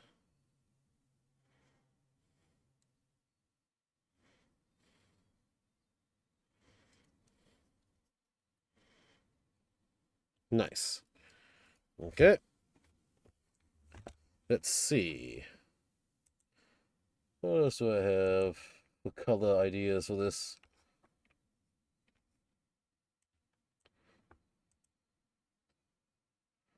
Hmm. Hmm.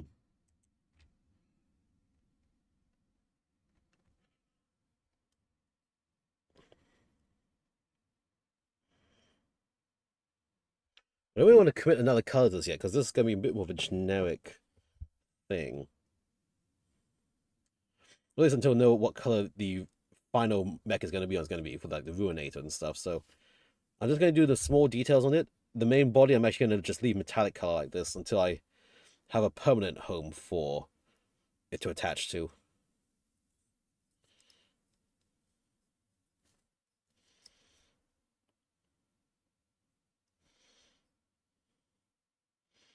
Just kind of keep it semi-generic, I guess, so it can attach to any of the suits or any of the knights to make it into a Ruinator as it needs to without it conflicting too much with the color scheme.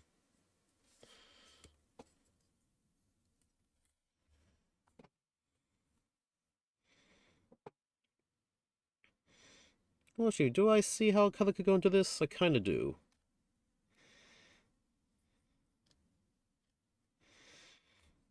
The deep red, actually. Hold on.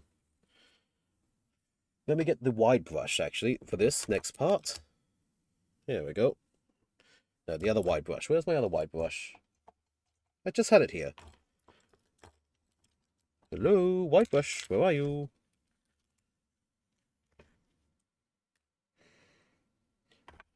Here it is. Let's get a bit more of that Emperor red going. Is it Emperor red or Dread red? What did I just use just now? Dread red. Let's get the Dread red going again.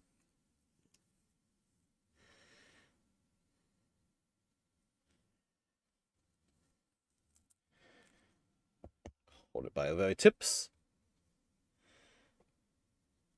Dampen my brush. Load up with the Dread red. And, commit.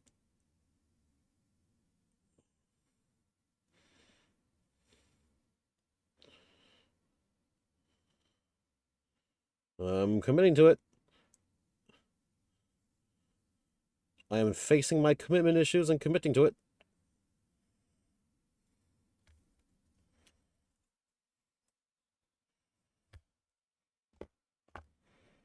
A little bit.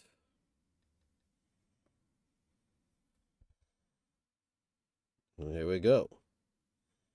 Hit these big panel areas here.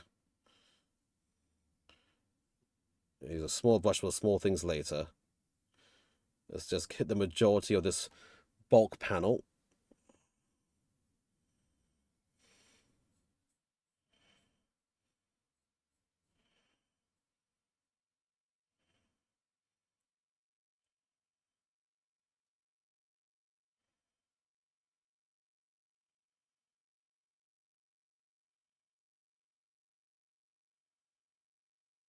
so. Very careful outline of the armor linkage.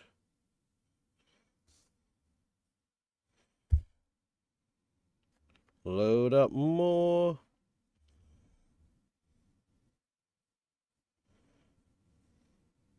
Carefully across the way, under the pistons, between the box.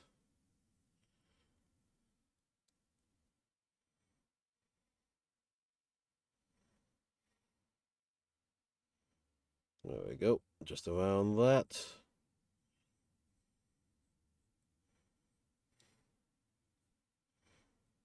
Like so.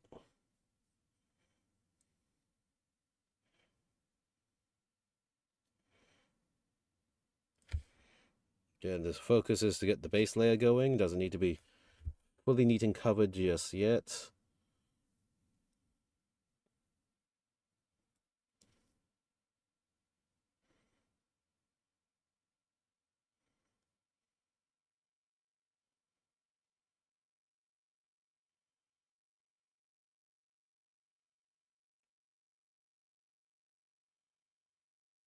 Yep.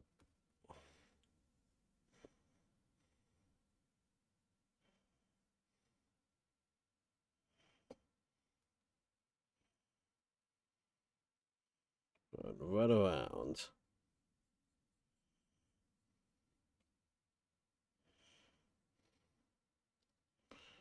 All the way to the edges.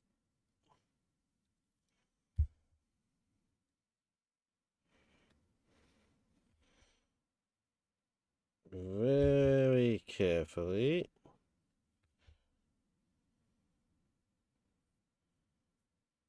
Get this around.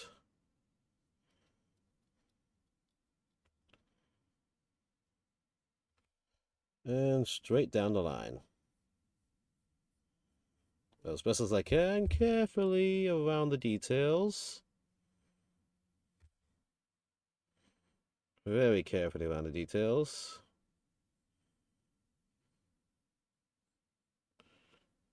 Yep. Perfecto. Load again, the paint.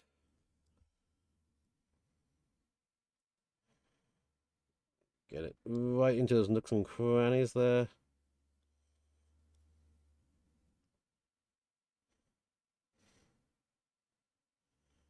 Right.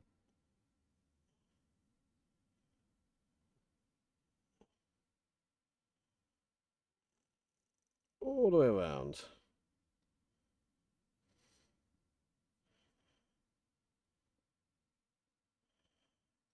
And touch up the paint later, as always.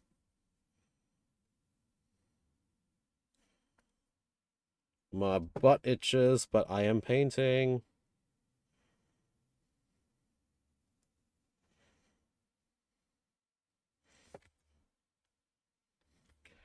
Nice and carefully up along this back ridge line here.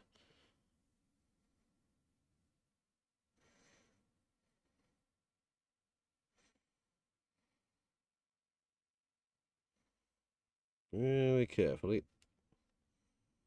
Up over and around this little point.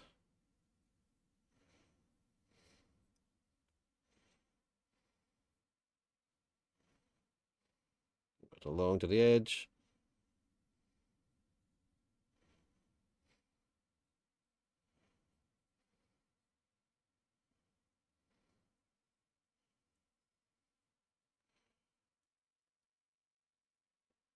Yeah.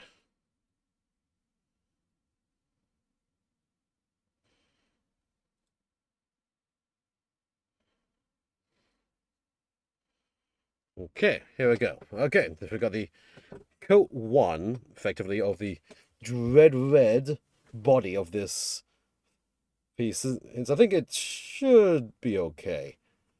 Because I've done the, how do I put this? I'll put it down like this. So I've done the front armor plate of the flamethrower side of the weapon. In dread red, I think it will just match with the bore gun, bore arm side of it. And I think when the knight which will become the Ruinator for me will have a primary Dread Red scheme to it. Which I think would be pretty nice, pretty cool. Very Ruinator like. I've come to ruin you. And it's just deep, rich red with gold details. Yeah, I need to put some gold details on this as well. Shit. Let me see. What gold details where can I put on this? I should put those gold details on later, after I've really based the red color first, I think. Also gonna be a lot of fix this color, fix that color, fix this color, fix that color over and over again. But I think I see some gold spots, like the little bands that hold the tank in place. Maybe some little bands near the drill bits. So, yeah, I think that would be okay. Let's see, what else is there to do on this? Let us see. There's Looky Wookie.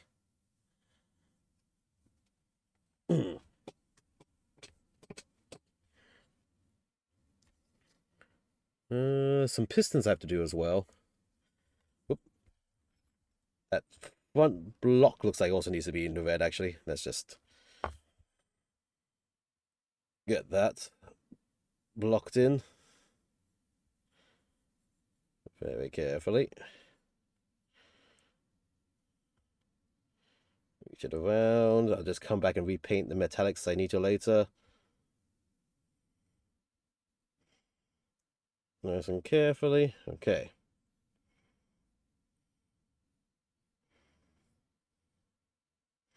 Since it's dry slightly, just going to do this 1.5 coat with what remains of my brush.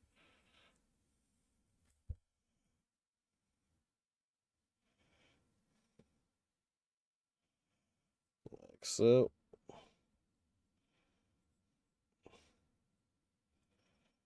Turn around.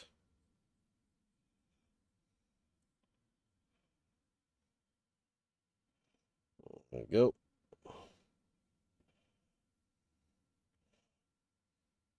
Just doing all these horizontal strokes with it.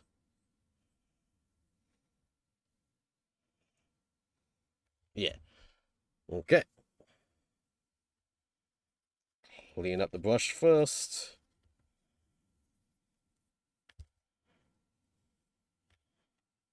Oh yeah, you have these little front claw things to do as well.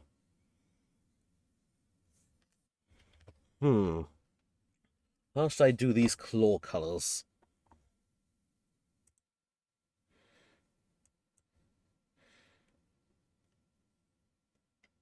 Gunmetal, it looks like. Just gunmetal. Yeah.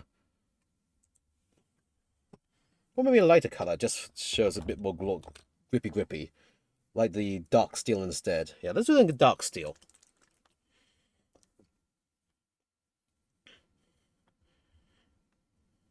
I think also, should I glue these on now?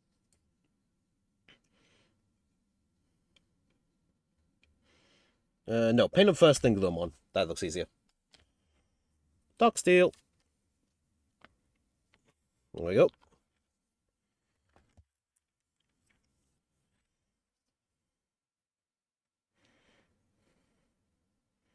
Give me that dark steel.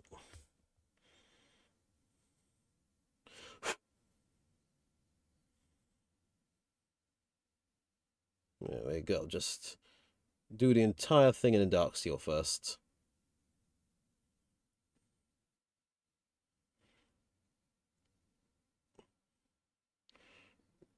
Might do the little clamp that holds it in place in gold, but I'll do that after it's glued on. But first, let's just do the claws, because those are going to be hard to paint the inside with if it's glued on. So paint the outside first, then glue it, then paint the inside.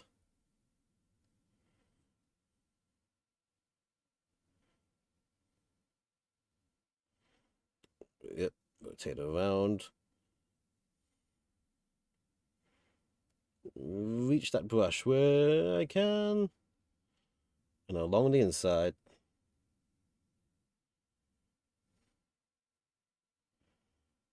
There we go.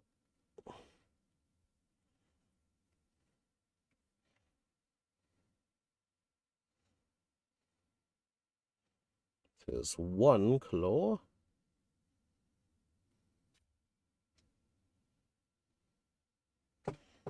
Yeah.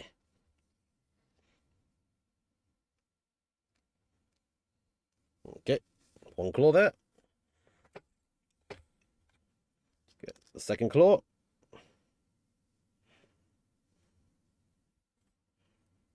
Dry my brush off a little bit.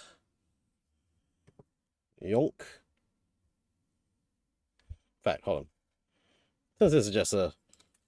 I don't need too much finesse with this one. Just grab the white brush. Dry it off. Dunk dunk. And slather slather. Yeah, use the right size brush for the job. I just need to get large parts made gunmetals, and so nice wide large brush will get the job done just fine. Small brush will be for the little gold bit in the center after it's glued in. There we go. Work smart, not hard. Or hardly work. Work smart and hardly work. There we go. That's how it goes, right? Right? I think so, maybe.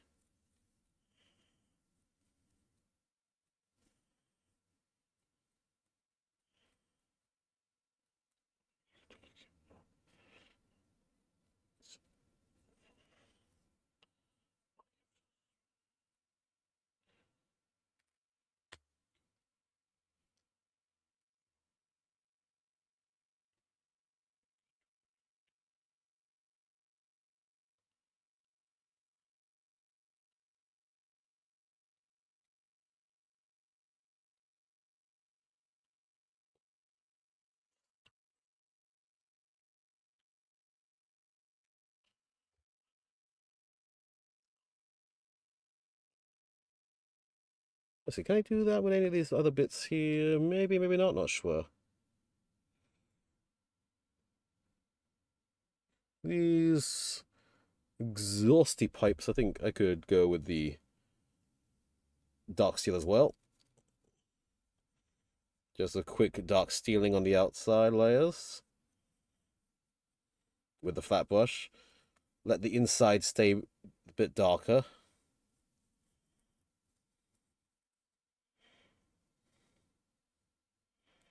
Like so.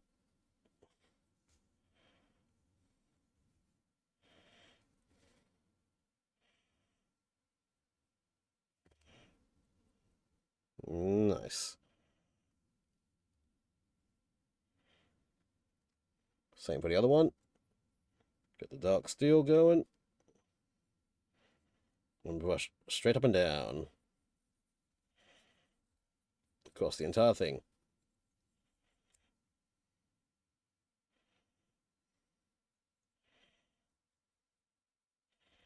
Nice.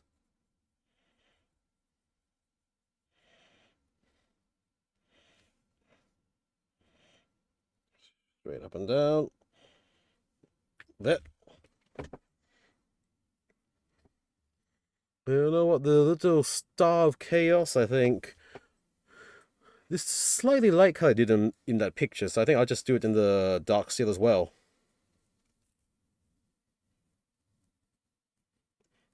So it'll be a contrasting light metallic against the dark metallic of the main trim. There we go.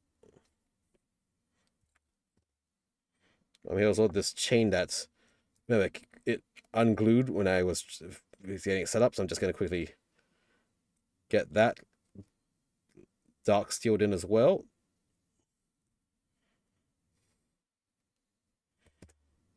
Yeah. And finally, these missile pods. Now that they're a bit dry, clean this brush off, go back to the small brush. I want to do the rims in a little bit of a highlight color. Again, with the dark steel, which is actually a lighter gunmetal.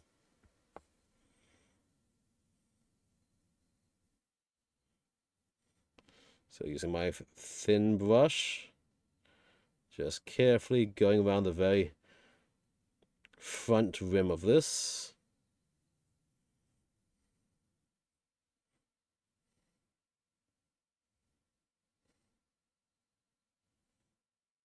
Oh, so this has two sensors in the pods. I need to do those in some sort of sensor color.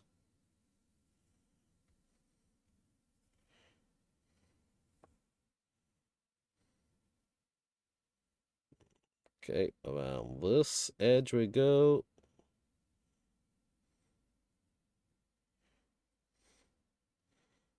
All the way around. Nice and carefully.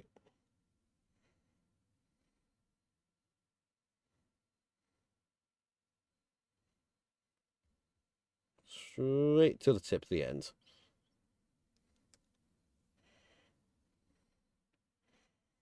And a little dot on this one bit that sticks out more than the rest.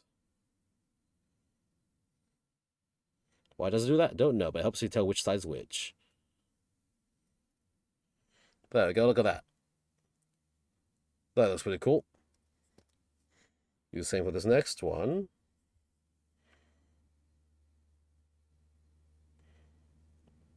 And see how it goes.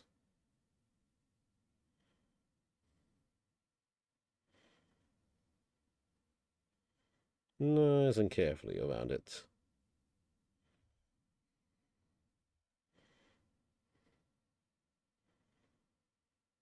Right to the end.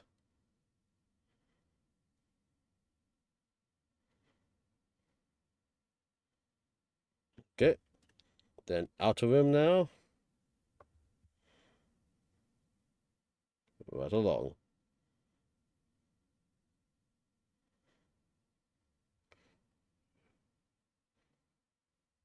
Boop.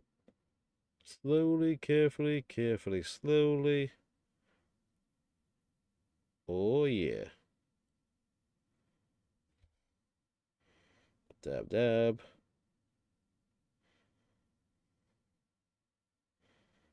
And ha-ha. Then the outside tip bit. Yep. 2 missile pods. Put that down. Clean my brush.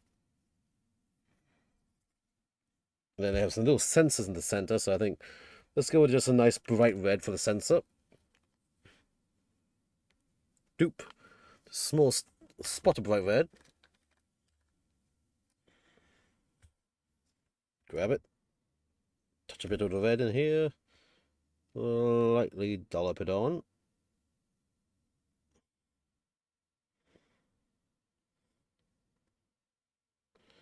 Nice and carefully all around the corners.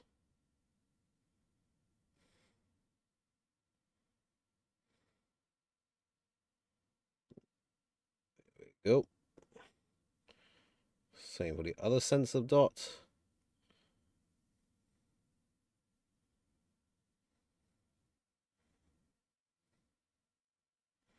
Nice.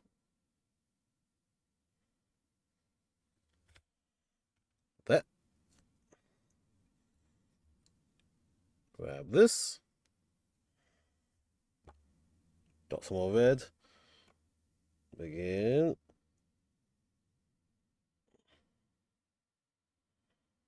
Very nicely and carefully.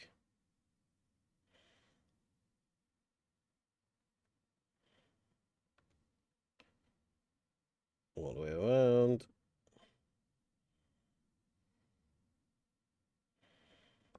There.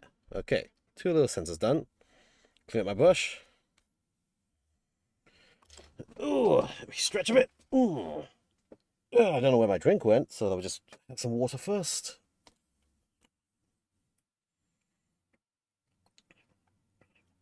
Do not drop my bottle of water.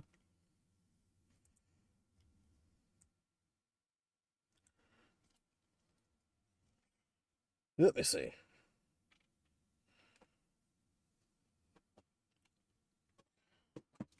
All right, let me grab and let me look and see. Let me see and look. How, which way, what, why, how now? Do I want to do this?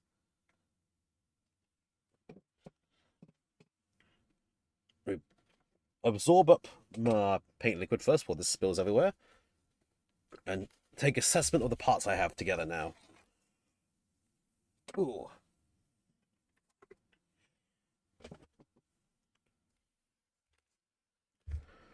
Raise the camera up a bit.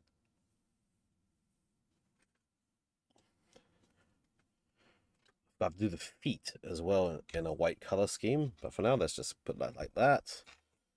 Here are the legs, so legs feel like they need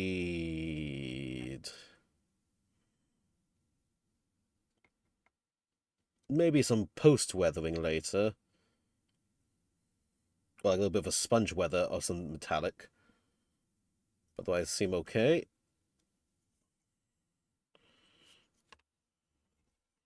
Put it down like that. Let's get the body. I kind of want to do a bit more with the vent things on this, but at the same time, I kind of don't want to do too much more to that. The top here is looking good. It's going to need some sort of red marking at the top for sure, which is going to have to be a freehand or a masking job. I might try a freehand job, honestly. Freehand job right here on the stream. You heard me.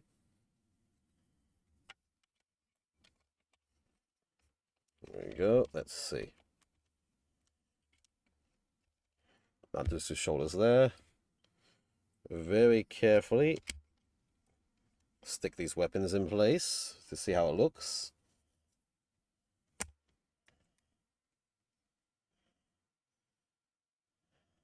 Carefully put those little there.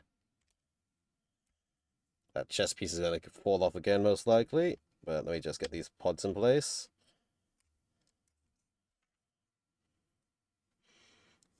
Reach that in. And yeah, check this out. Looking pretty spiffy, pretty neaty. Oh yeah. Again, the weapons might not match too much. That's because these weapons will not be on this model later. They're on it for now, and they're close enough in color scheme. Let's see, I'm inspecting it right now for any other detail bits. I don't want to do the groin flag. I feel like for Rampaging Forward, the groin flag is a little bit too much for it. Let's see, so I need to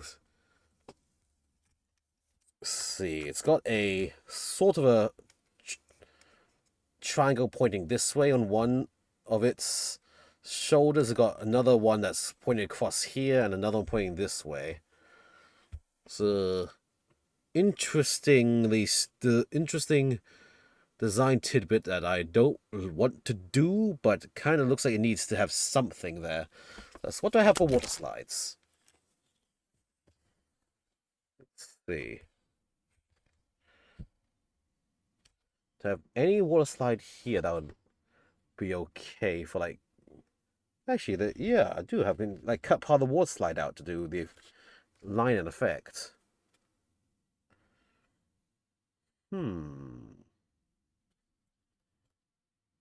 Yeah, actually, hold on. I may have. It may work. At least for the lower leg. Let me look and see. Let me look and see. Anything. No big water sliding here, unfortunately. Let's see. How would I go about doing like that big marking?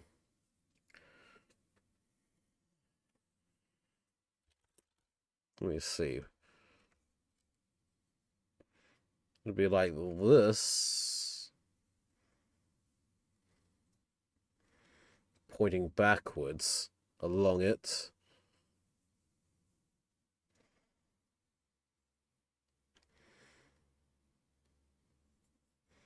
Well, here would be a line.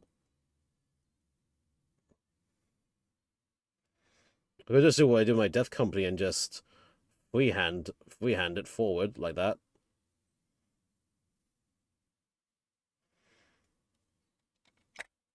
Now, let's take this armor panels off again and let's see what I can do with this.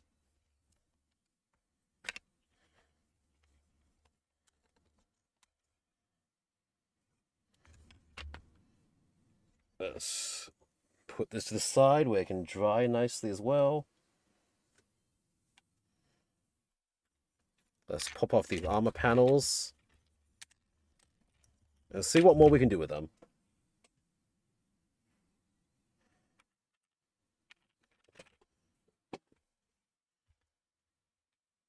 Where's my pallet at? Spot of battle damage is in order, I think. That can be done with the Doom metal. Let's see. Yep, like that's okay.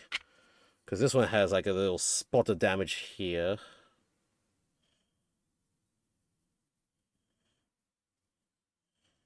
Let's extract a bit more Doom metal. Yep, like that. Perfect.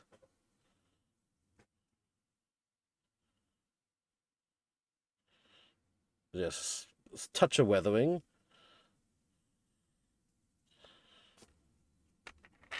Same for this one.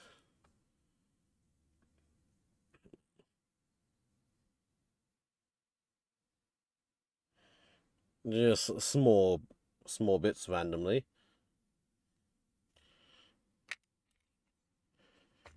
Do you want it too clean?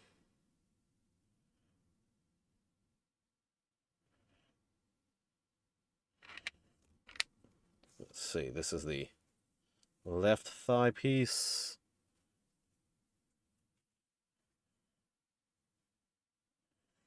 Like so.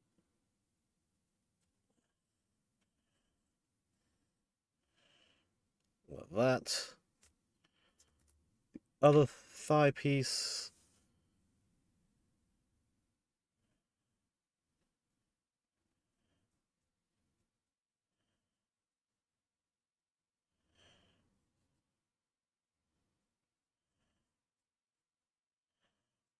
Like that.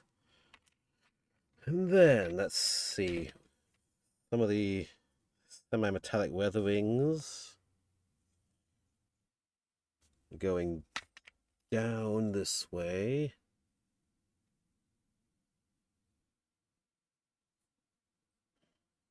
Like that.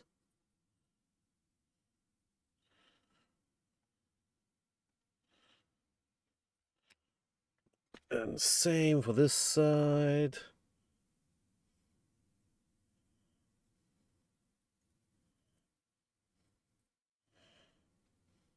There. Just a spot of visual interest to it.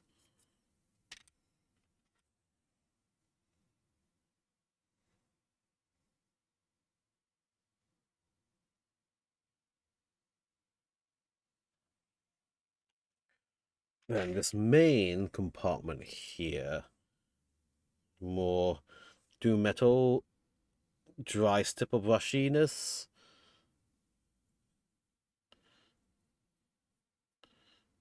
Just some downward strokes with it. Just to weather down.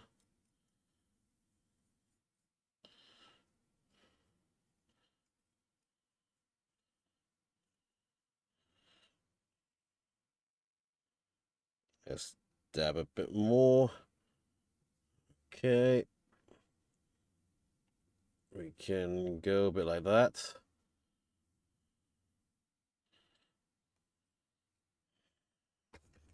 A bit more here, I think.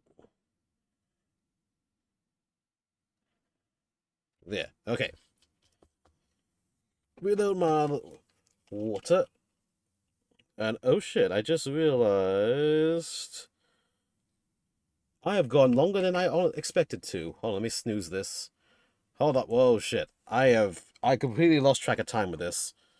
I did say I wanted to go a little bit longer because I wanted to finish some things, but oh crap. I am... Oops and poops, I lost track of time completely. I think I should be... I do have work... Oh, wow. I have work in the morning, so I'm going to have to... call it here. Let me find someone to raid into first.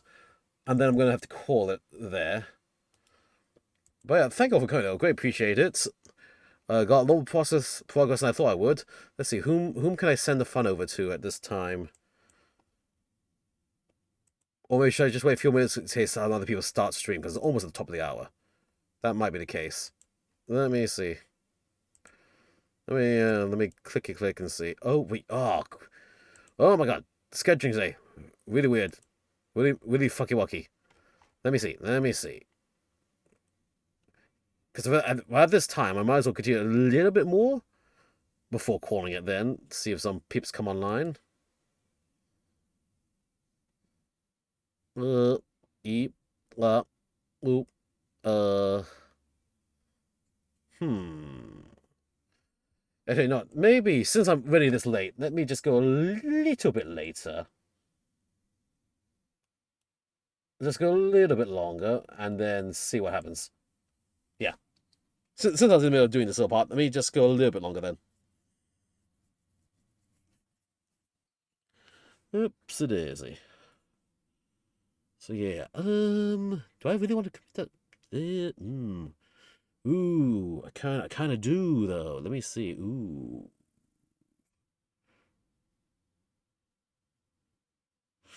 Hmm. I'm looking. I'm seeing and I'm thinking. Yeah, so let me commit to finishing off what I was doing right now first. And I think, paintbrush come back. To do that, I'm going to, let me test this actually. Will this work?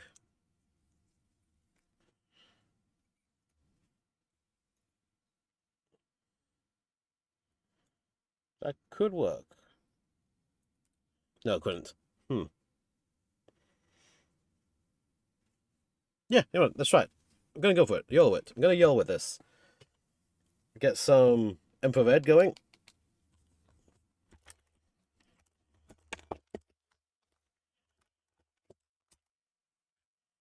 Shake, shake, shake.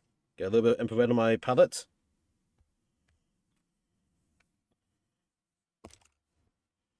Get my thin brush. Load it up. Slightly thicker than I would. Let's commit to this. Let's see. The arrow is... Actually, that armor power doesn't match anything, so I'm going to have to get creative. The arrow's coming this way. Oh, it's coming this way. Yes.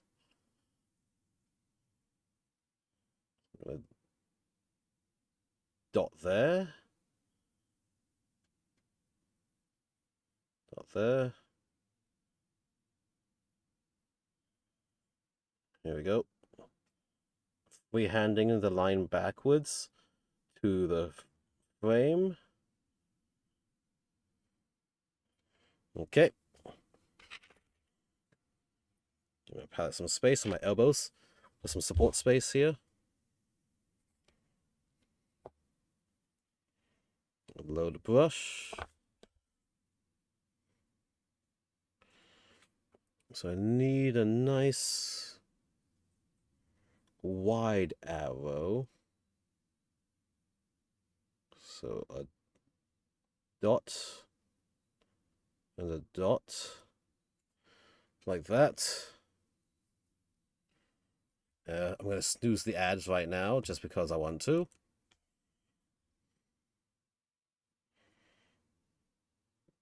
Let us begin the outlining.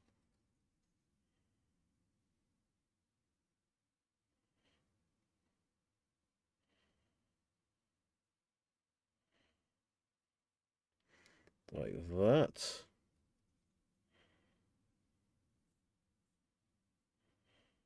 Okay. Then it's going to indent by a little bit.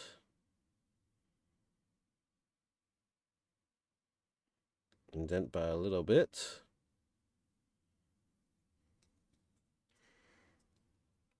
And then come backwards.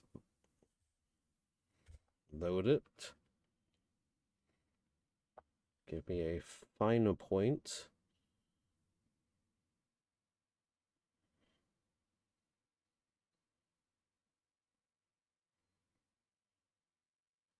Straight back.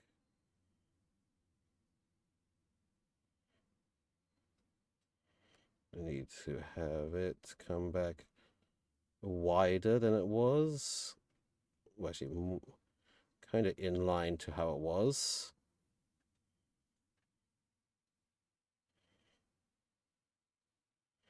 Like that.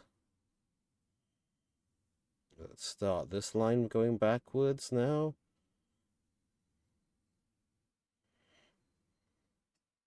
It has to cross through all the cracks. Like that. Okay. Let's color fill that in.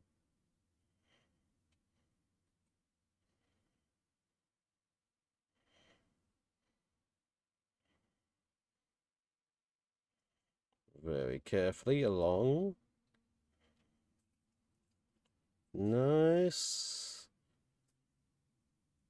Straight down to here.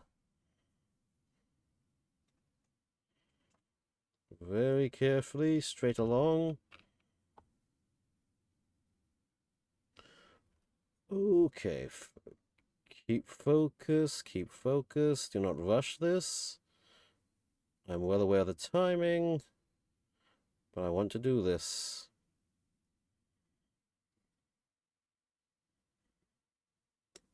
So, does it need to be wider? It needs to be a bit of a wider.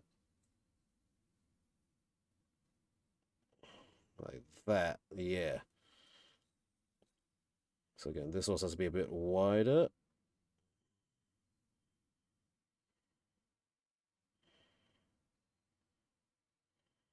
There we go, like that.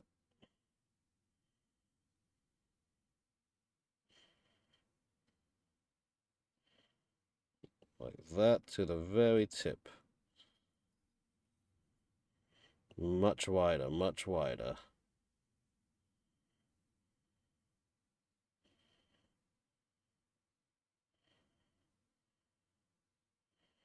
Like that. And then come on, load up a bit more. Thicken the arrow body by a little bit.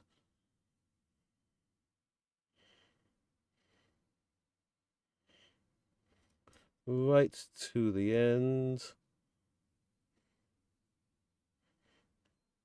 Because it has it's a flared out arrow body.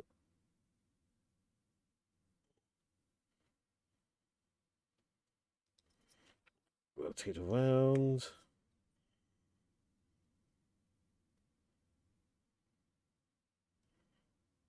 Like so.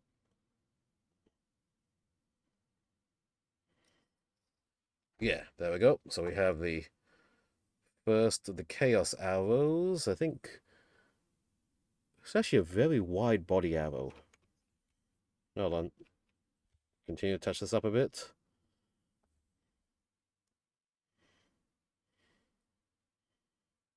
Like that.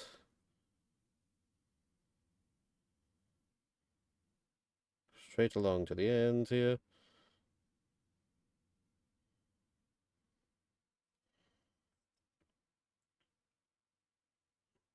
Nice and straight line.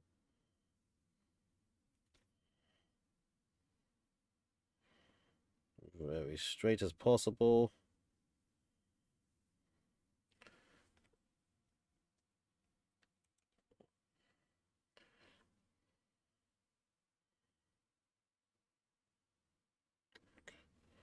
Curve it. I'm trying to curve this out a bit.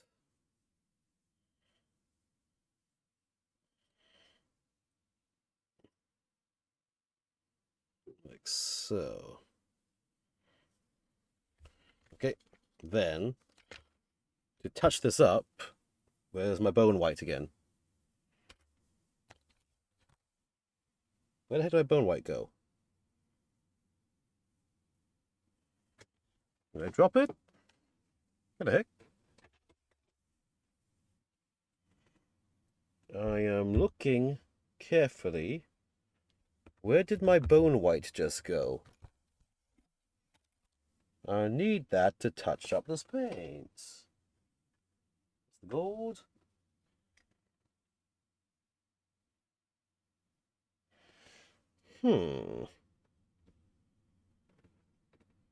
Scanning, scanning, scanning for the paint.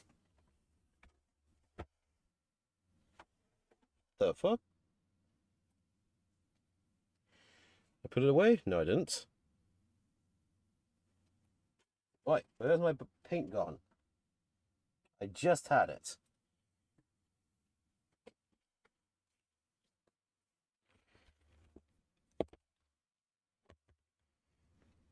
Collecting all the paint up. I'm not seeing it. What the heck?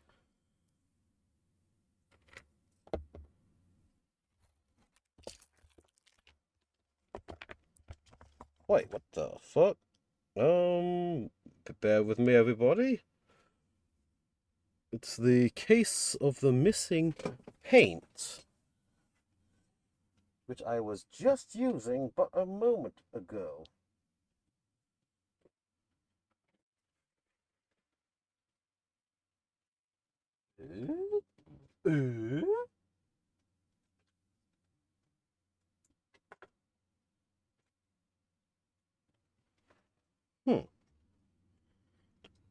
Interesting.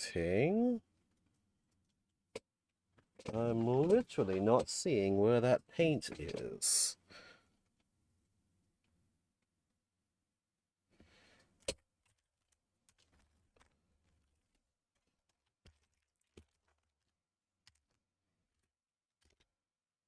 Hum, hum, hum, hum.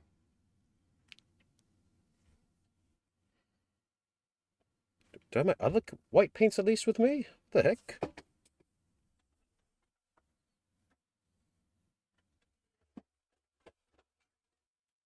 Got it.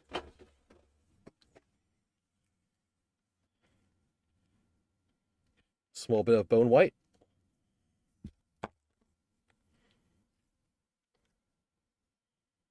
Fill this up. Use this to straighten out and fix up the arrow a bit. There we go. That's looking more like it now. I can use that to straighten out some of the line as well.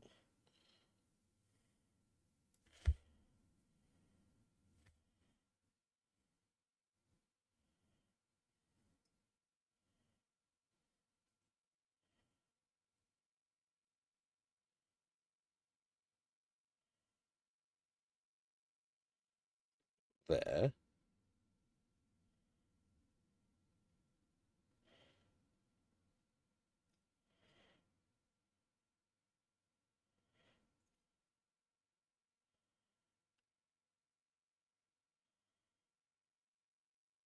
Like so.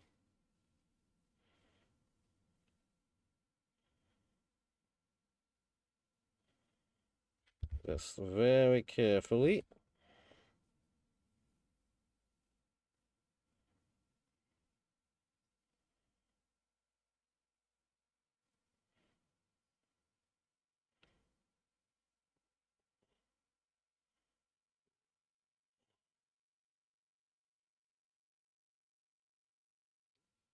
There.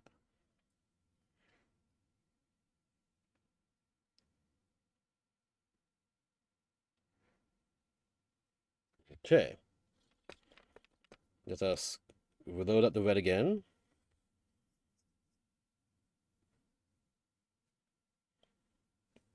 To finish this up.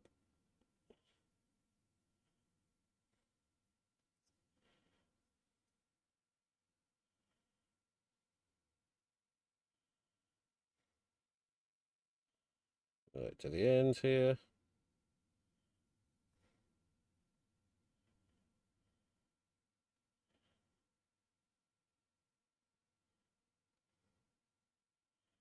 Uh-huh.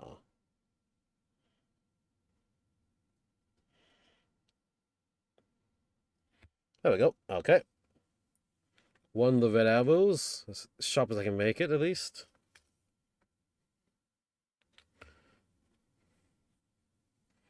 The other shoulder pad here.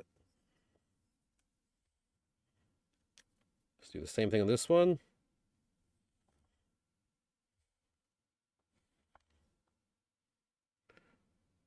It's have a bit more chaotic like, so it's going to be over this side.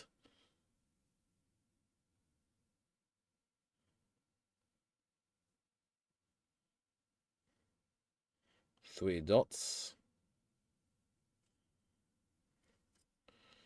Connect them together.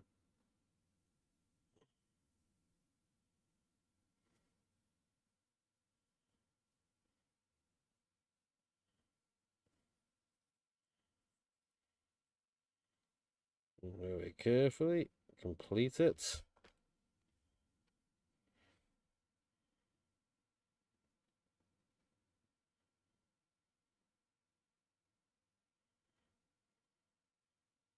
All right. Send a point between those two.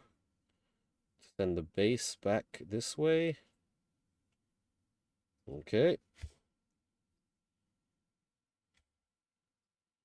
Well, then, continue the work.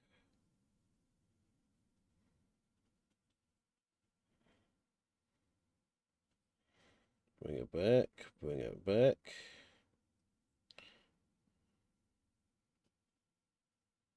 Get it like this. And straight back.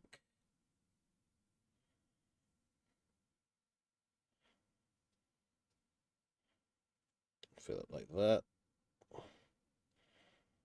Have a bit of a splay out at the base.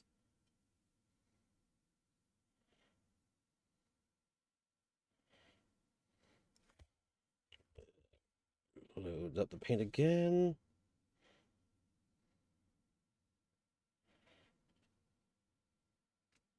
Like so. Try to fill that up a bit better.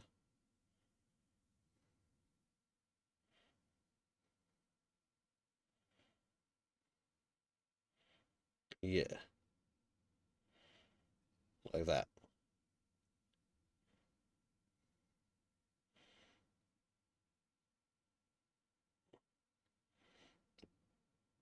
Just try to get it as straight as possible.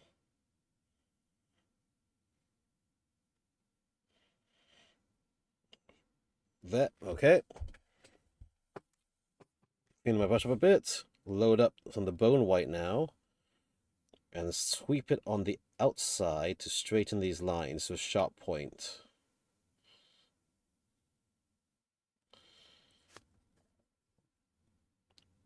Sweep it here.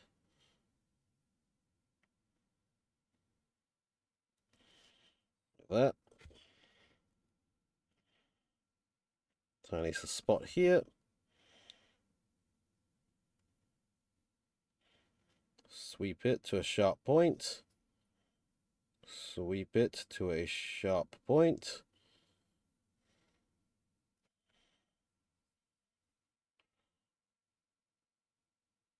And straight line. There we go. Now we have the sharp point on this one too.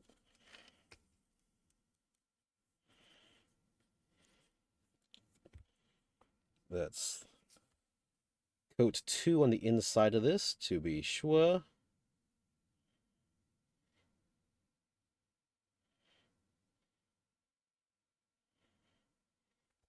Yep. So right here, actually, I'm going to reinforce some of the decals here with that red as well, because of the stip thing I did earlier.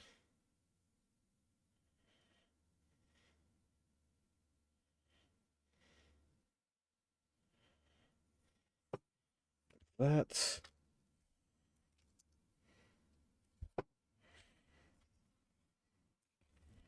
Grab a bit here.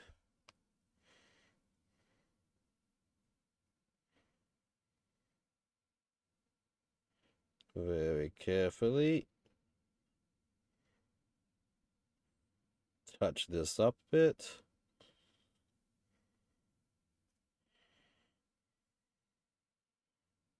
Yeah, okay.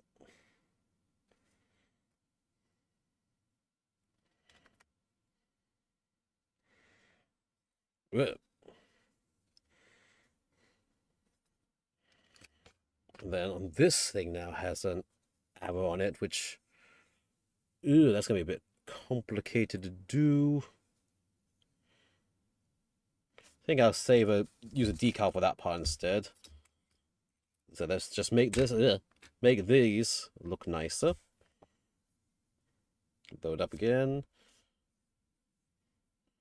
Just straighten up this part here.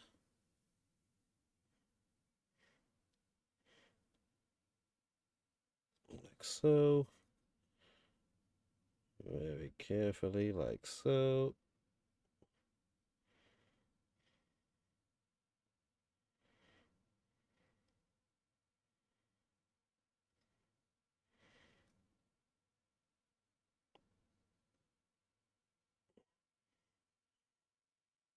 Very carefully.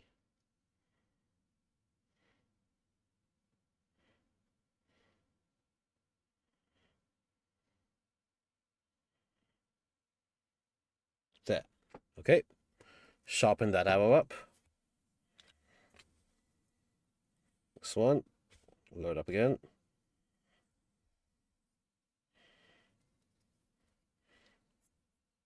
This is a fatter arrow, but still.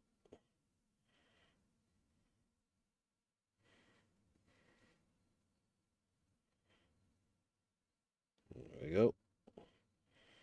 Straighten those lines out.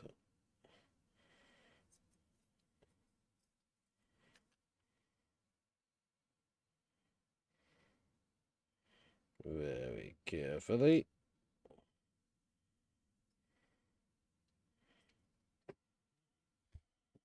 Clean up. Get the bone white. Really touch up this area.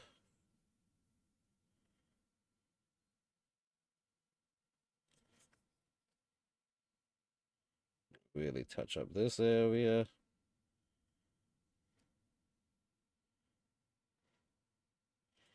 Like that.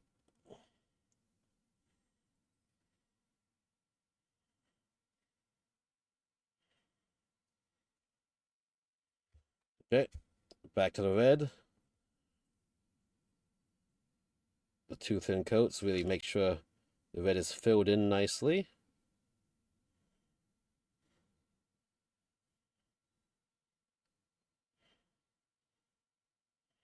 Uh-huh. There we go. Well, looks pretty good, I think. Okay, let's see. What else was I doing? Oh yeah, there was... This one also had a little arrow to do. And since I'm on a roll with the arrows, let's just go for it.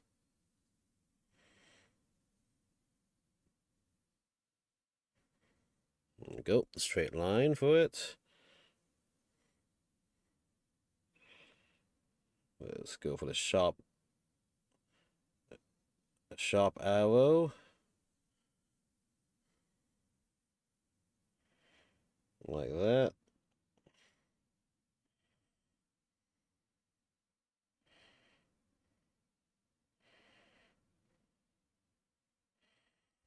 Let's load the paint. Bring this back a bit to the side.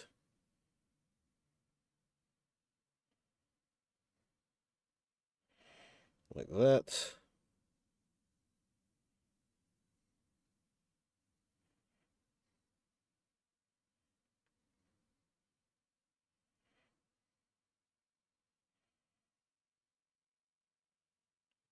Okay.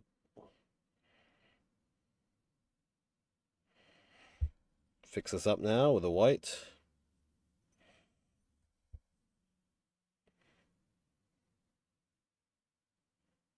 Like so.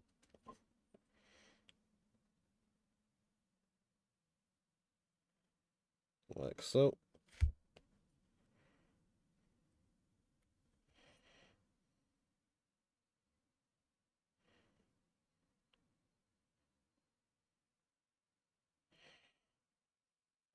Very carefully. Straight back along here.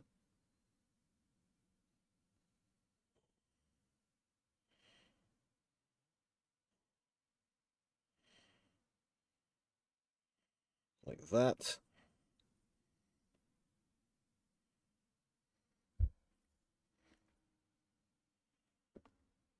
I'm just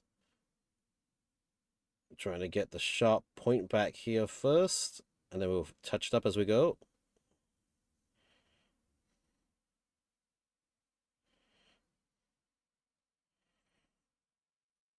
Go.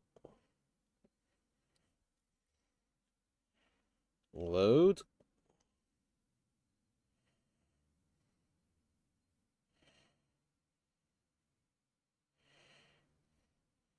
Come on, get me a bit more of the white paint, or bone paint.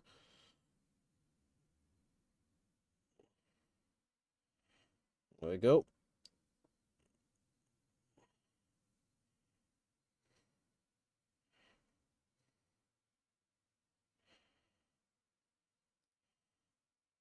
Sharpen, sharpen.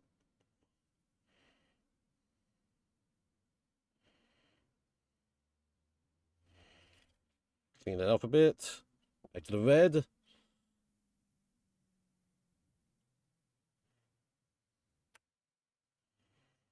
we go. Very tip of my brush. Rebuild.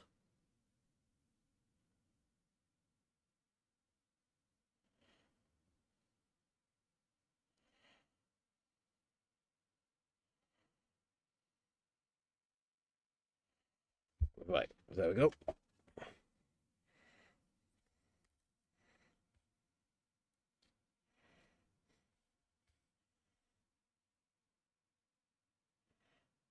That was very carefully. Sharpen.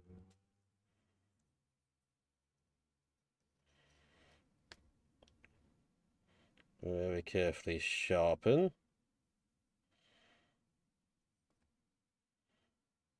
Sharpen. Yes, there we go. Sharpen the arrow up. Put a bit more bone white here to blend that in now.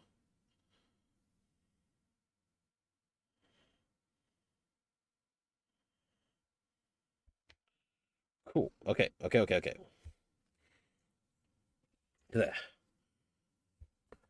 Now let's see.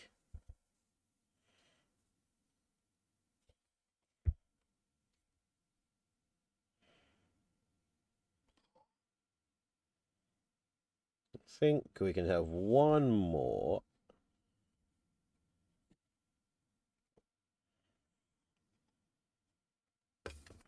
Yeah, okay. One more decal on this looks like right. Looks right.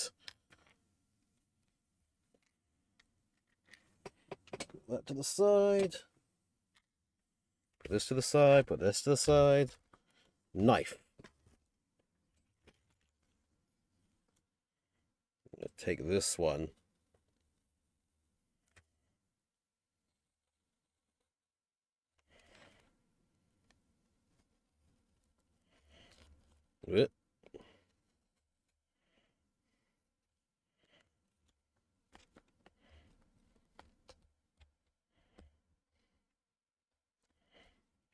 Give, give. Give me that. There we go. Okay. Put that up here. Need a little water slide thingy. Here we go. Let's do it. Some water. Put the slide in the water.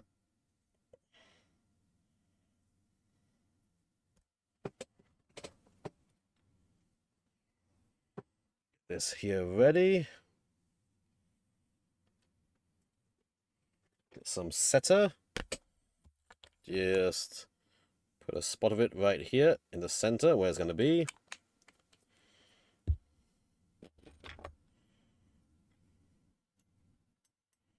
Tap, tap, tap.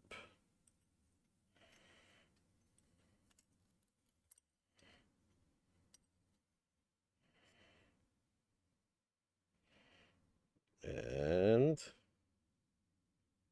can we slide? Not yet. Needs more hydration to slide.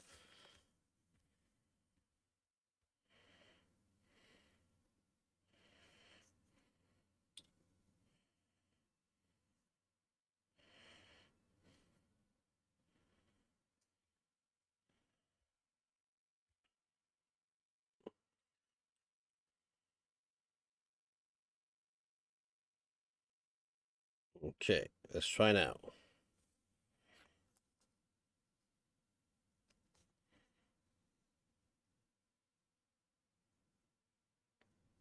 Will you slide? Yes. Blammo. Okay.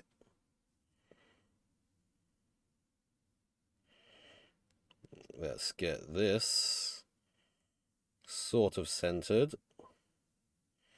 on the pilot's cockpit for the chaotic empowerment. Like so.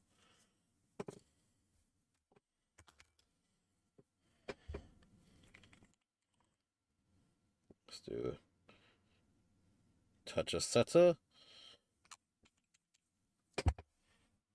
Cotton bud. Just tap it away.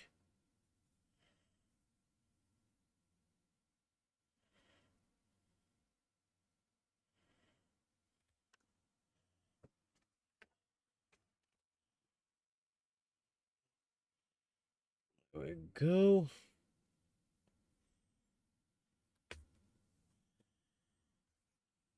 And while that is setting, I can do some last bit of weathering.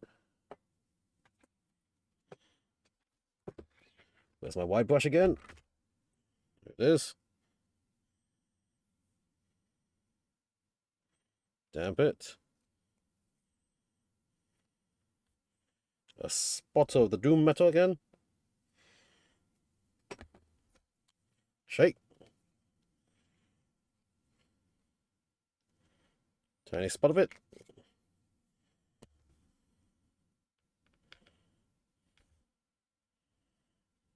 There we go. Dry it off a bit. And then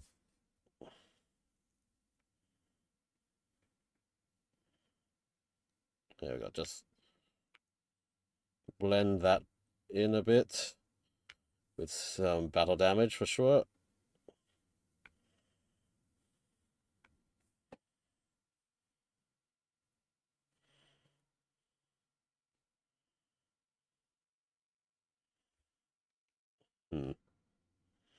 Maybe.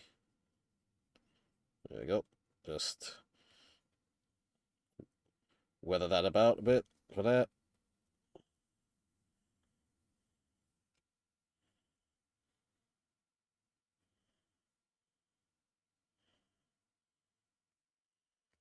Okay.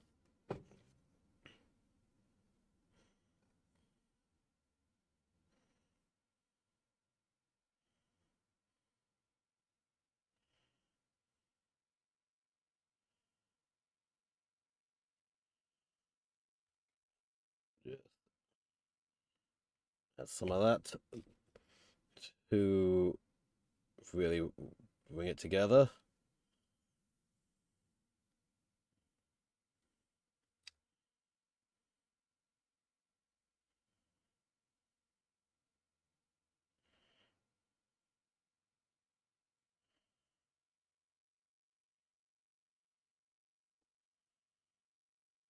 Yeah, there you go. Okay.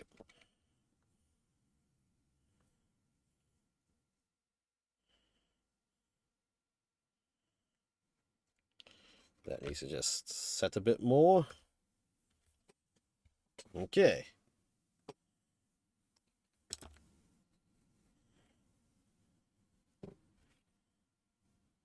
To the side and dry off.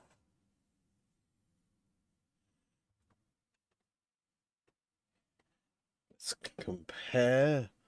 Let's see how it looks. See how do I like this.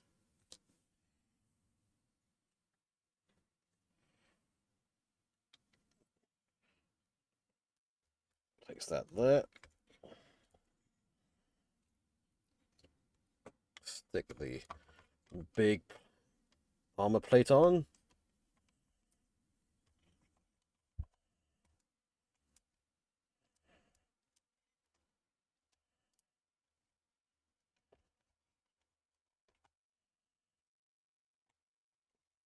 Okay. Got that on there.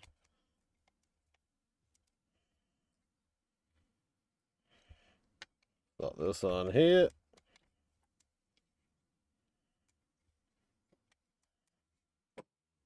Oh yeah, look at that.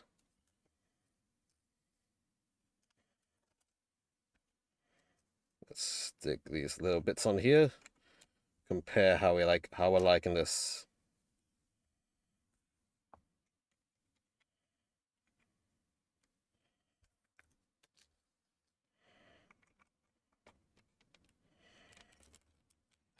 There we go, look at that.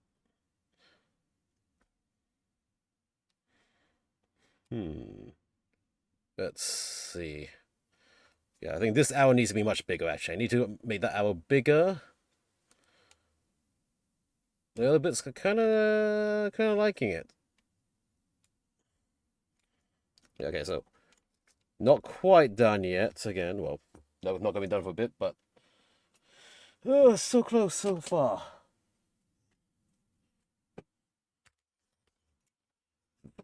Need to make this arrow just definitely needs to be bigger. So, get a bit more. Get a bit more water.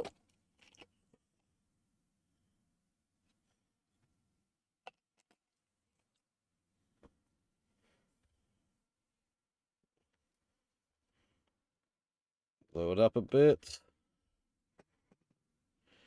It almost goes to the other end of the leg, actually. I really misjudged that length. I can fix it easily. I'm fixing it right now, in fact.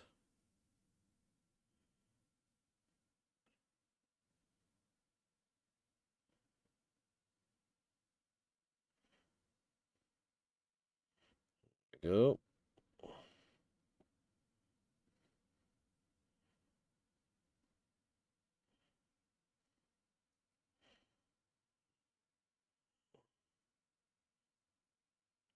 There we go. Whoa. Here we go. So there's a new arrow there.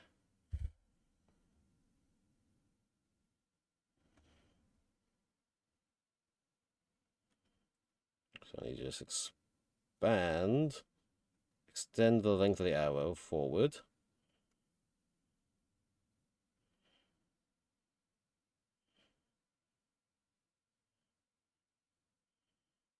Like that. Same for this side. Extend the length of the arrow.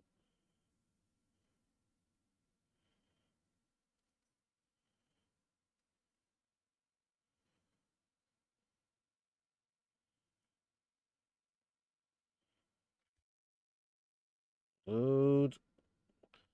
Bit. All the way.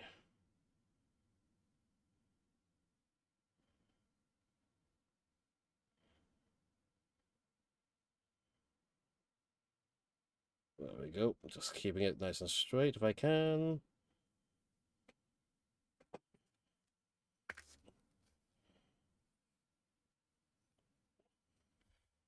Load a bit.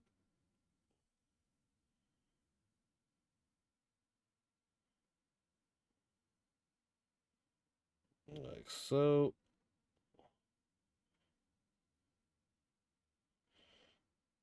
Then fill in the arrow point.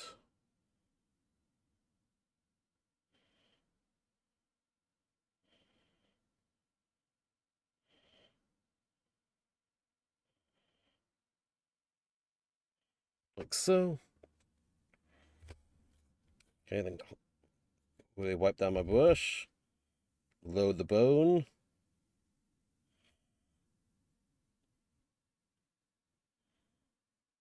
Very carefully straighten this.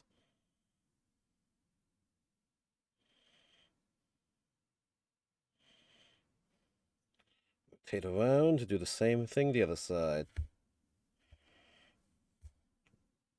Got a bit. Straight down.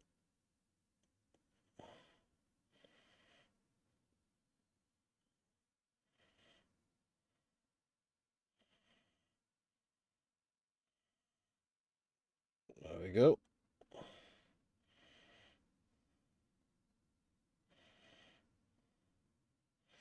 Fix up a bit.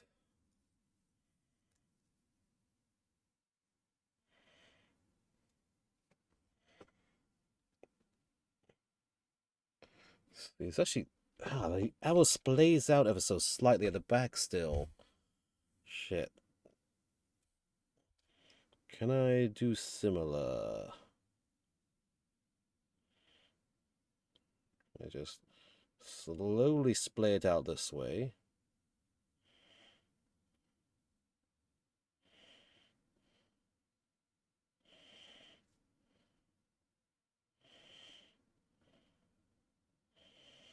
There we go. Okay, oh, that's working. That's working. If I do it very carefully like this.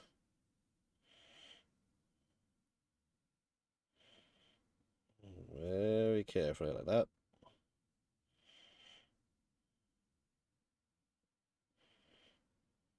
There we go. Okay, that's got a bit of a splay out to it, and now at the back base.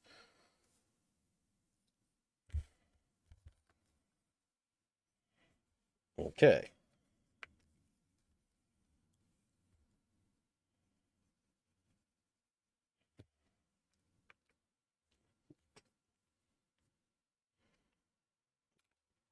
So then, any more subtle things I can add to this, really? Not really, actually. I think it's kind of good now.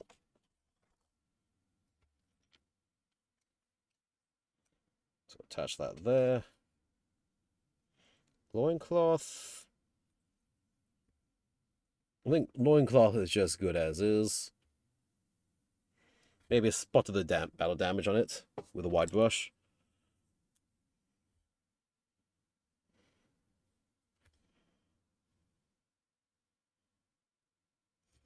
Stay in place.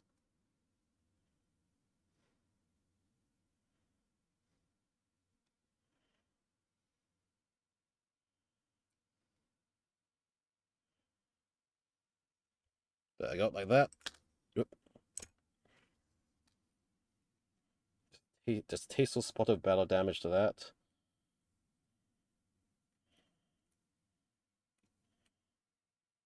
There. Okay.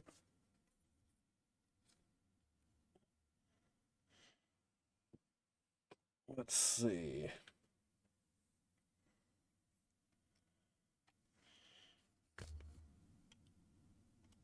See these pits.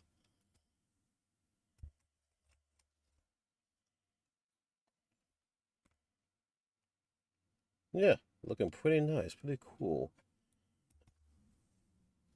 Put that down. Oh, let me just. Oh god, I'm gonna regret this a little bit, but I just keep seeing bits I can do, so I just want to do it. First crotch piece, you got to come off here, stay there. Let us attach some pieces now.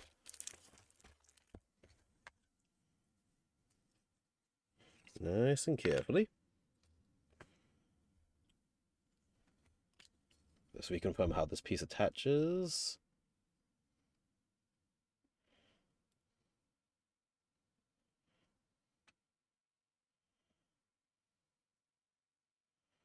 Kind of like so.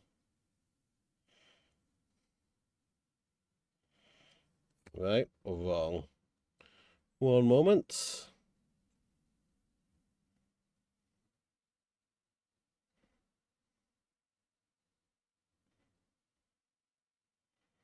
Okay, it can go slightly further in. Let's go for it.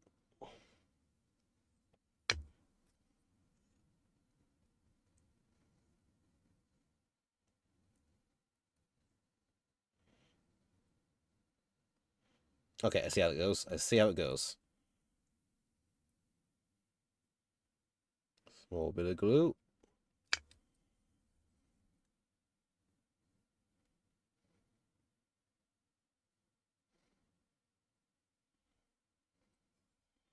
Like that.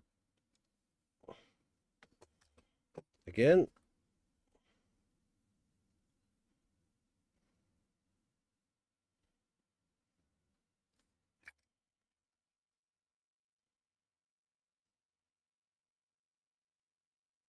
Like so.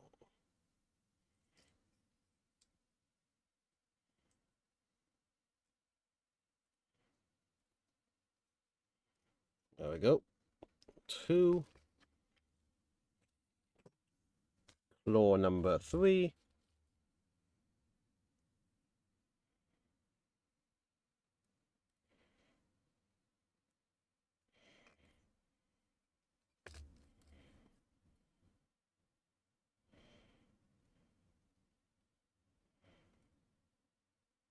Boom.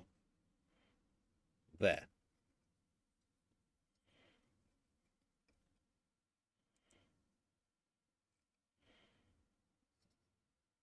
Nice. Okay, so we've got the claw weapons attached.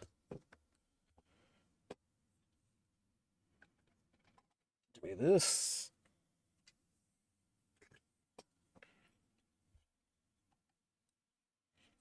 I think we can start gluing bits here too.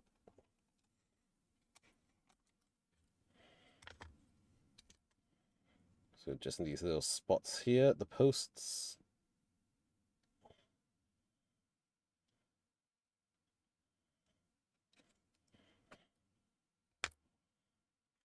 Let's get this down.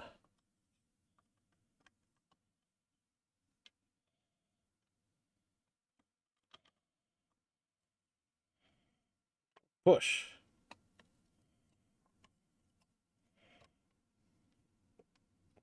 Okay.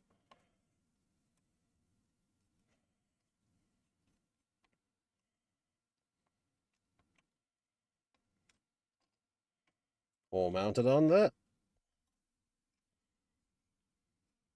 We have the little chaos symbol.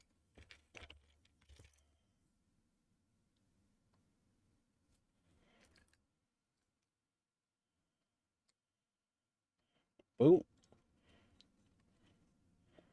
It goes on top there like that.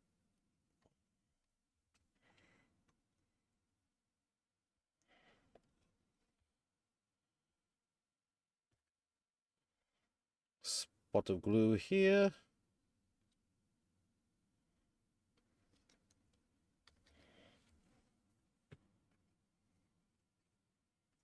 Ow, ow, pokey.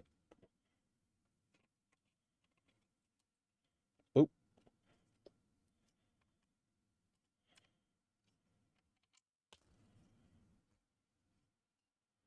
Uh-oh. Magnet down. Let's pull that magnet out. There we go. Handle that in a second.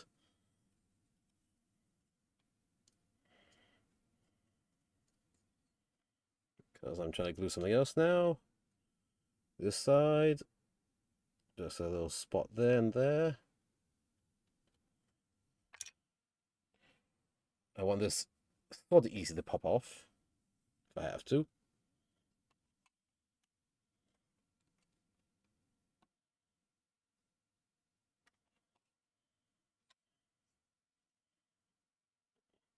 There we go. Okay.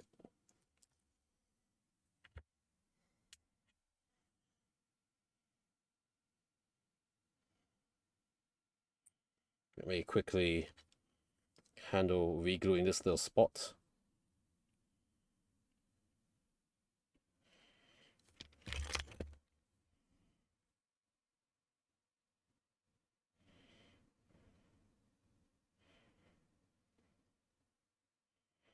we go. I'll let that little magnet dry to the side.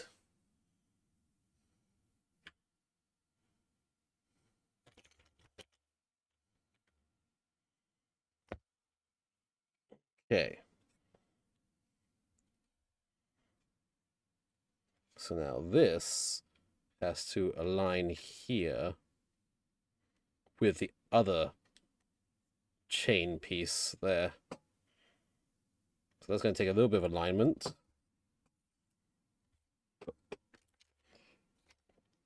Piece to the side. But actually, before I do that, let's just get chest plate in place.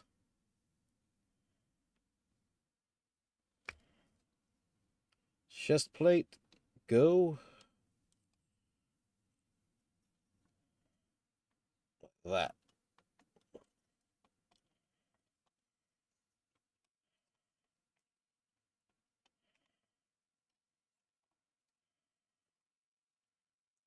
There, look at that. It's coming together.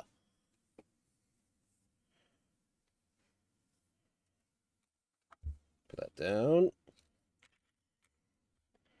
Let's get these pieces going.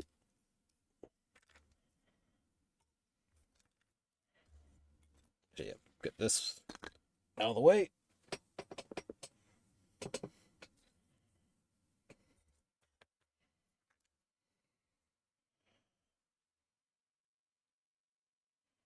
Little spot, little spot, little spot.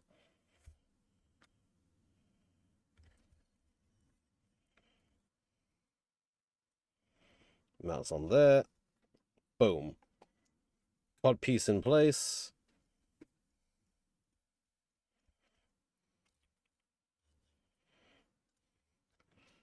Then just a little bit here and here. Upper legs to go in. Bam. Then here and here. This will go in here. Blam.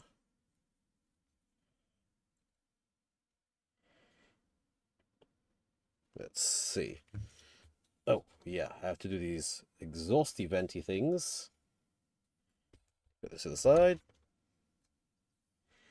Let's see, which way did these go? Actually, I gotta check which way those go. Let's see. 1 second.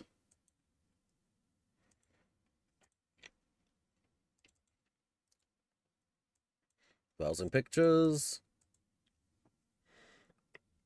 Can't quite see properly.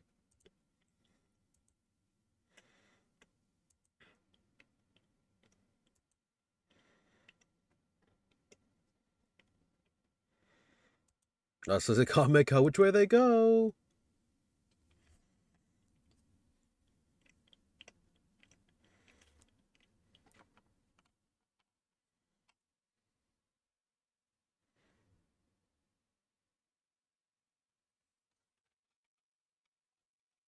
Is it like this? Does it fit nicely? No. Is it like this? Does it fit nicely? Yes.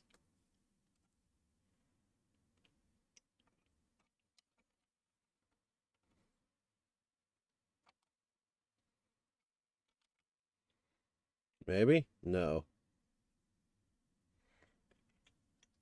Hold up. Let me look closer at these pictures. Or let me just Google the instructions.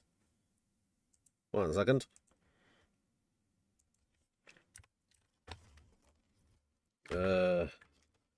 Knight Ruinator instructions. Okay, let's see. What do these say?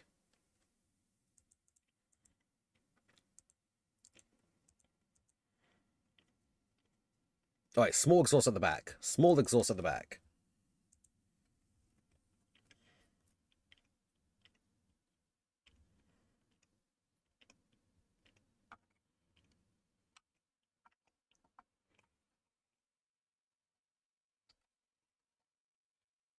Of course I can't tell because it works on both sides as well.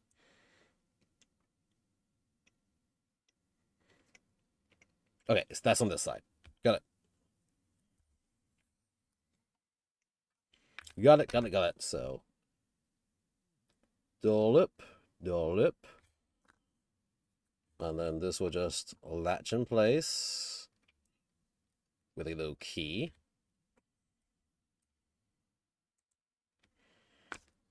Same over here. Dollop, dollop. And this will then key into place.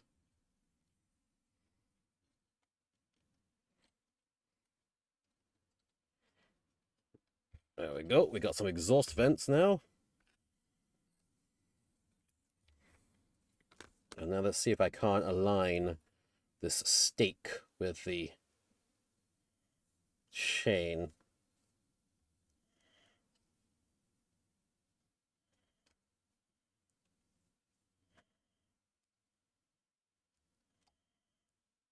Okay.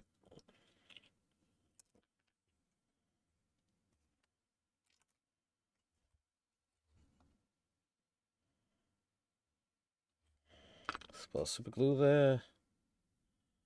Squelch that in. Attach the chain. Hold it for a bit.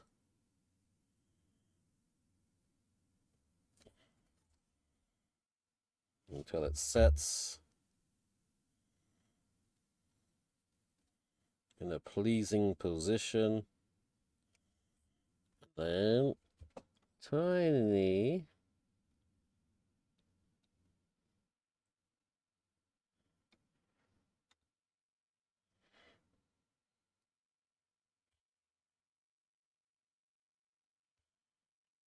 spot of it. Got those tips there. Okay. Look at that. All the weird hangy chainy chains. The spikes are mounted. This armor's mounted. This little magnet should be dry now.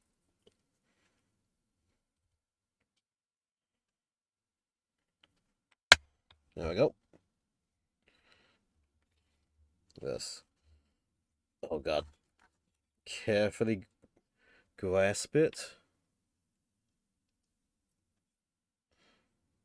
There we go. That works.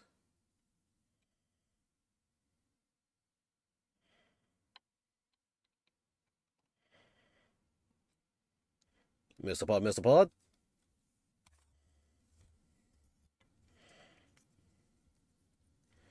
Let's check the balance of this all.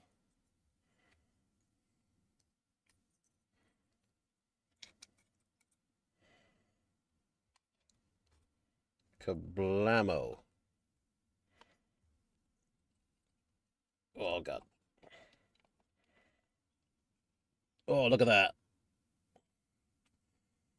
Oh, that's amazing. That's looking fucking cool. Oh yeah. So, let me well, this has to dry still. I have not put these lower leg parts on because the feet toe armors up here need to be actually the ivory color. So let me just put all this to the side to dry. Grab my paint palette back.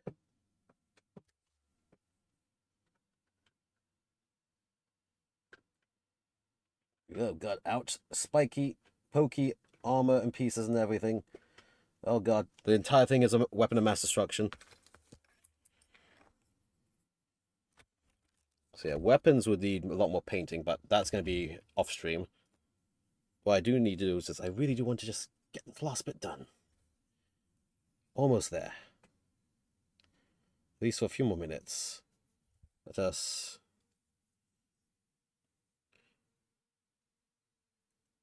get this painted in.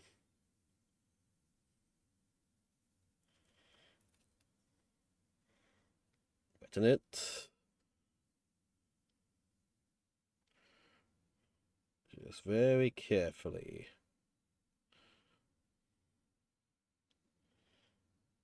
Nice and easy.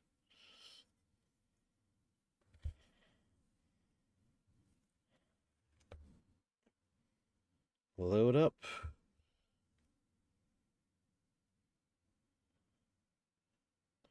Right.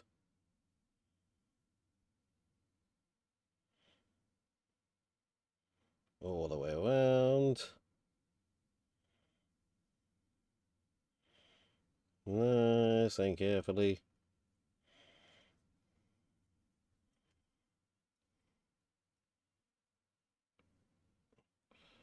Whoop. Whoop. Just around all these details here. Again, this is going to be at least 2 to 3 coats. I just want to ensure base coat is down first.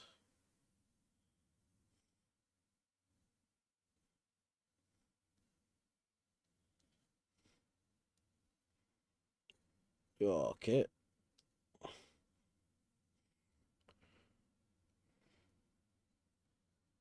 Right across. Actually, turns out that upper part is also going to be bone white. Okay. There. Alright.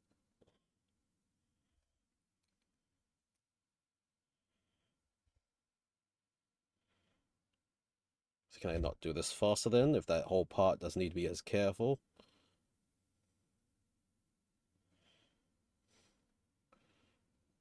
Just get the white on those front runner bits. Yeah. Oh.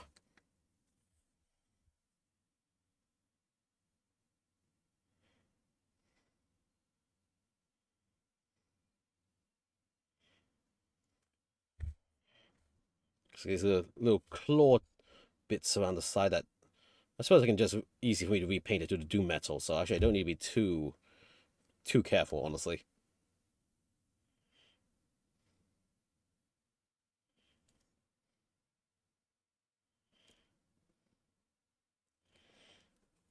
Yeah, but that can be doom metal colored. So much darker color, I can just be a bit more aggressive in my painting, just to get this base color going. And I can repaint it as I need to after that.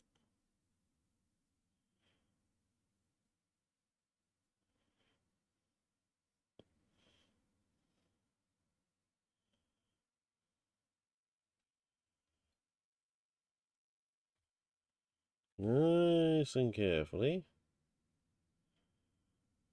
Straight along.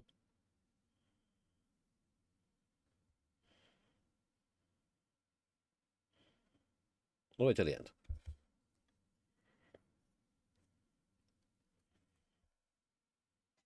Some more. Let's just get all these little toes and feet going.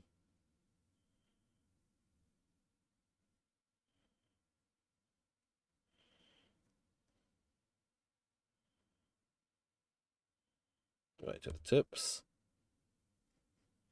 So yeah, I will not be gluing the lower shin armor panels on tonight for sure. But I do want to just get this part base colored so I can continue this next few days, glue the final parts down, and then call this project already done. Holy shit. Because also the weapons still need some work on their color scheme as well. But minor details, minor details. At least the core base body will be good to go.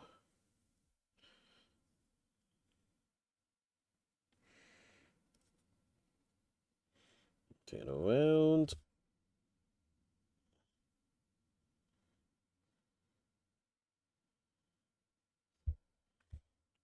Continue with more feet.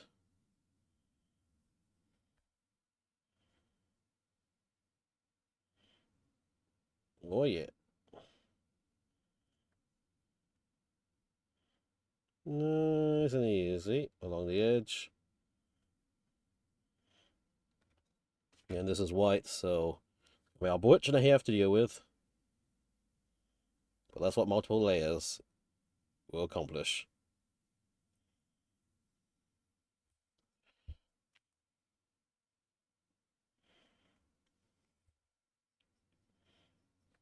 Although, again, why am I using a small brush? I can use my bigger brush.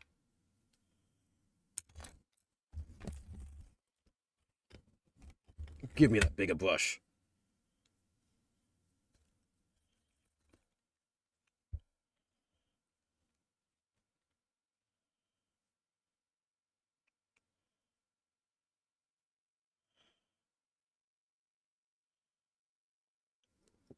Yeah.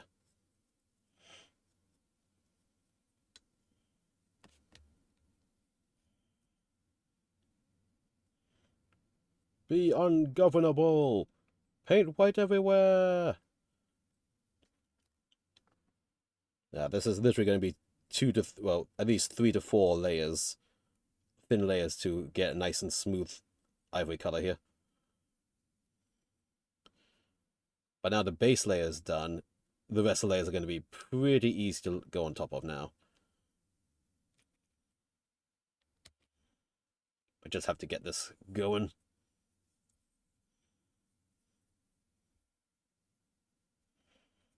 Load up. Plus also the base of the feet, I can very easily re-metallic paint it as well. Because I got dark metallics all over that. I was also going to figure out how I think I probably have to putty fill the hollow feet, just so I have something to like grip onto for sticking it to its base later. I don't trust the very hollow feet with thin frames to hold the glue to hold it down to its base.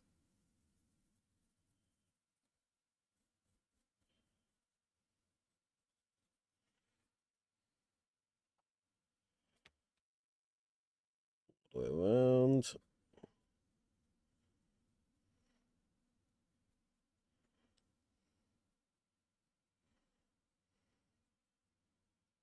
Oopsie.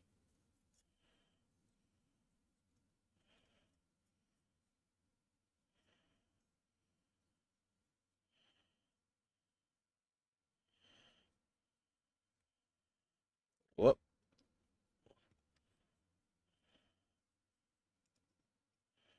Like I was saying, like the quick sand coat already is looking much smoother now because that first toe has dried up.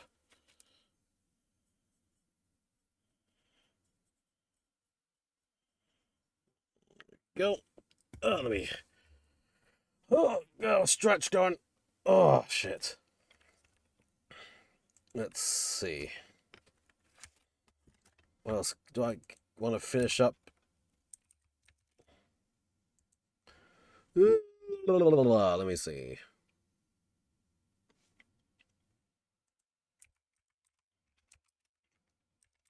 Give me a moment. Need to search up something.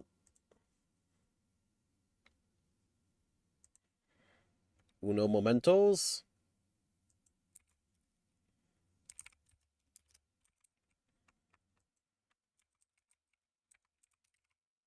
Click. What's this? What's going on here? What's going on here?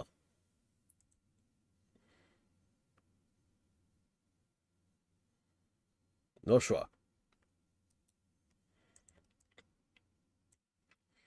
Wait, let's see. A little bit more, a little bit more. Where was it? Here it is. Shake, shake, shake.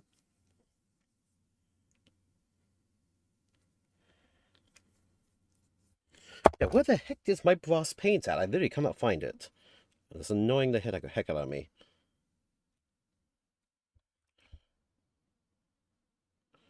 Anyway, let's just quickly go for layer 2.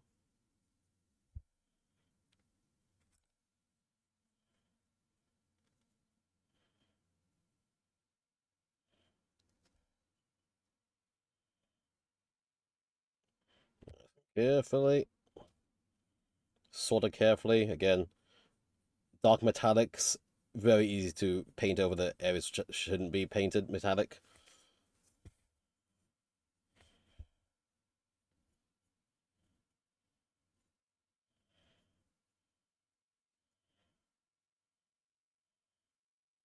Nice. I can reach all those little hard to reach areas as well with a small brush, so not an issue.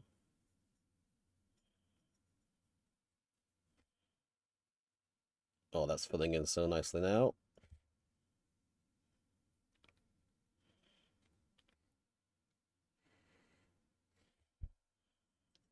Brush across and around.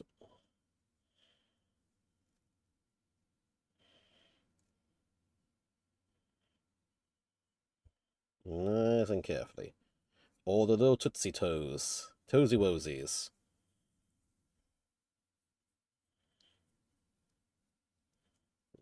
Perfecto.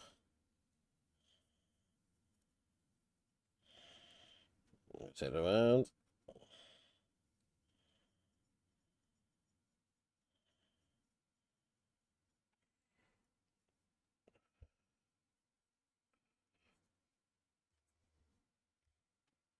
There we go, look at that. Let's clean up this brush a bit. Actually, I gotta clean up all my brushes right now. With some tool cleaner as well. So let me absorb this up first and do a proper clean of all these brushes I've been using, because I've used a lot of metallics today. So I want a proper clean out of these brushes. So get a spot of water. That.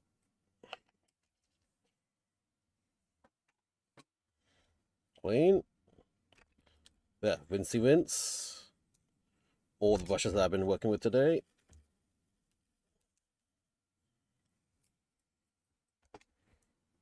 Where's that other one I worked with? Here we go.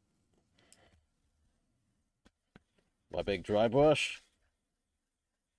Need to rinse it out.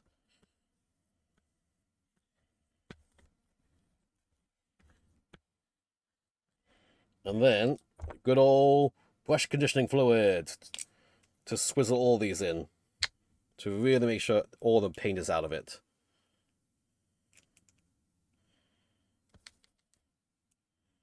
There we go. It's pretty much like a soap for brushes. It really helps just get all the last bits of gunk in and out.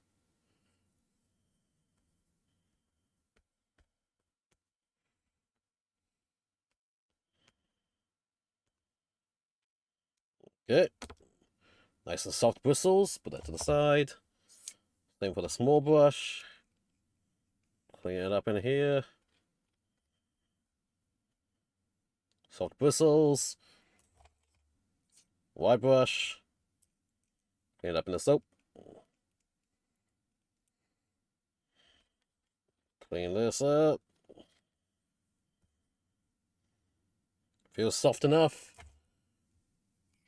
And finally, well, this. Just a little rubby rub. Then rubby rub in here. Rubby rub again. Also, actually needs a bit more water to work with.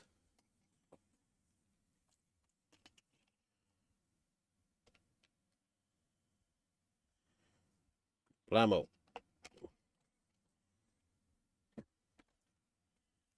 And wipe it down. Rinse it out.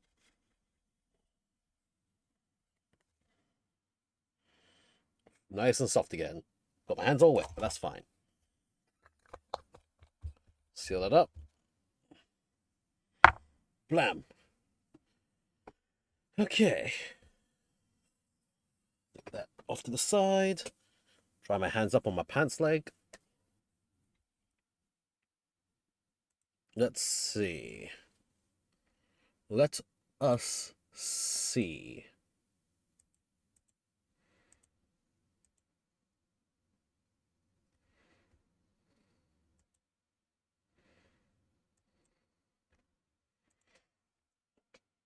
Boop. Let's just grab these armor panels first. Try to back mount them. Here. Let's just drag this up a bit.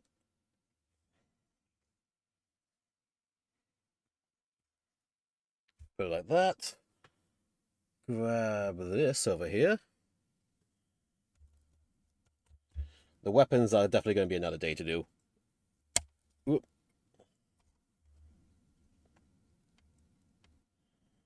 Grab this. Whoop.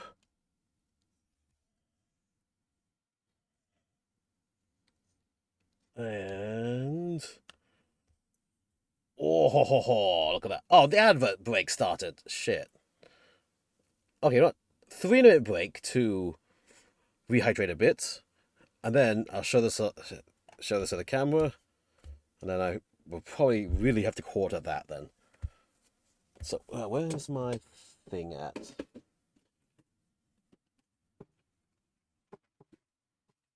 Oh, there it is.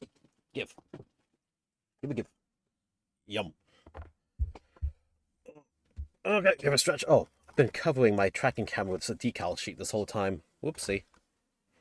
Okay, there we go.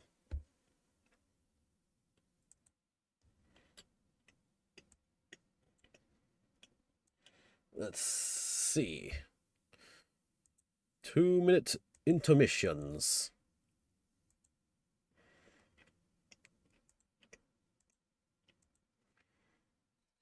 Mm-mm.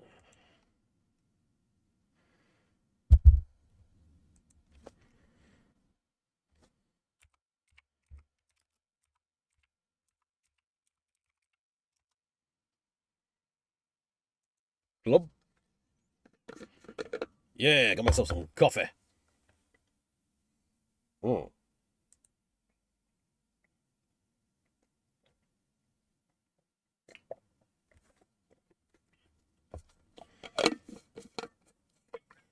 Seal that off.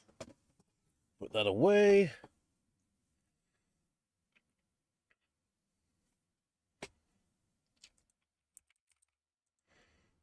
Let's see. What's going on here?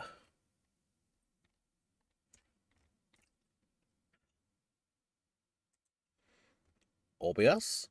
Nope, OBS is still ticking down.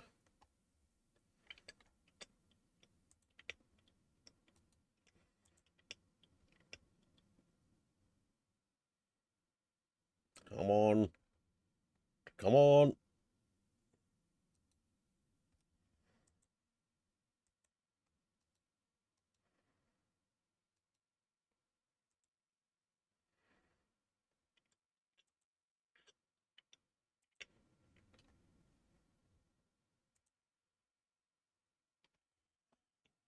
Shit, let me see. Ad break, please finish up. Can't bend that. Why not? Oh shit, this light, that's why. Where does this lead to? This. 1 second. Oh god. Ah. Okay. Welcome back from the adverts, everybody. I was just trying to fuck with my camera a bit. There we go. Ah. There, now I've got some mobility on this. Get this around like that. Whoa, ooh, it's wanting a tip. There we go. Okay. Kablamo. Check it out. Oh, the light is glaring into the camera a bit. Yeah. The Chaos Ruinator in the Rampager scheme. Huh. Alright. I can't believe I pushed this long for that, but oh well, that's how it goes. Again, still some small details like the feet to finish up, the weapons finish up and stuff, but these looking nice. So I think next week I will probably be doing the basing for this and either have finished the touching up or be doing the touching up at this rate. But yeah, let me just set this thing back down and see if we can't send the fun over to someone lovely at this time. Will be. I mean, you can mind this first. It's like, oh, clicky click and see if certain timings are lining up. May or may not be, though. Let's see. What's this? I don't know what that is. Click. Whomst is on right now? Whomst is on.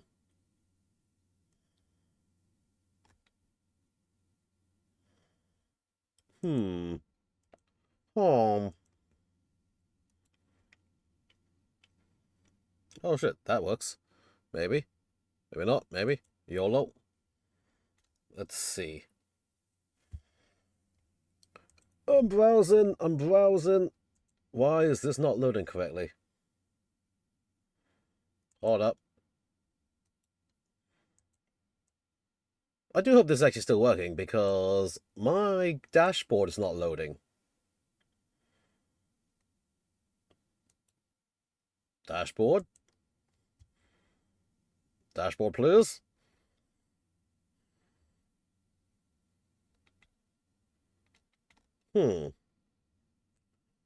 What's that?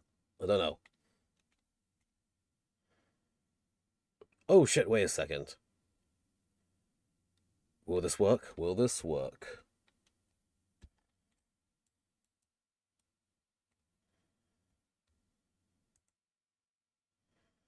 Click. Click. Clickety click.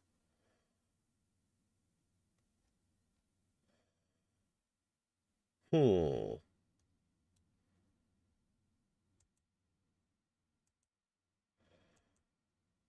Yeah, here we go. Let's try this. Boop. Does it work? Yeah, it works. So yeah, again, thank you for coming. Great, appreciate it. As always, I stream every Tuesday, unless shit gets in the way. And yeah, thank you for coming. Next week we'll be finishing this thing off. Raid message is gonna be a raid message. Raid message is gonna be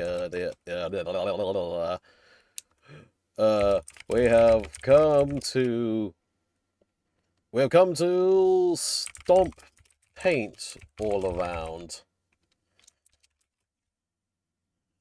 We have come to stomp paint all around. There we go. Add emotes to the end.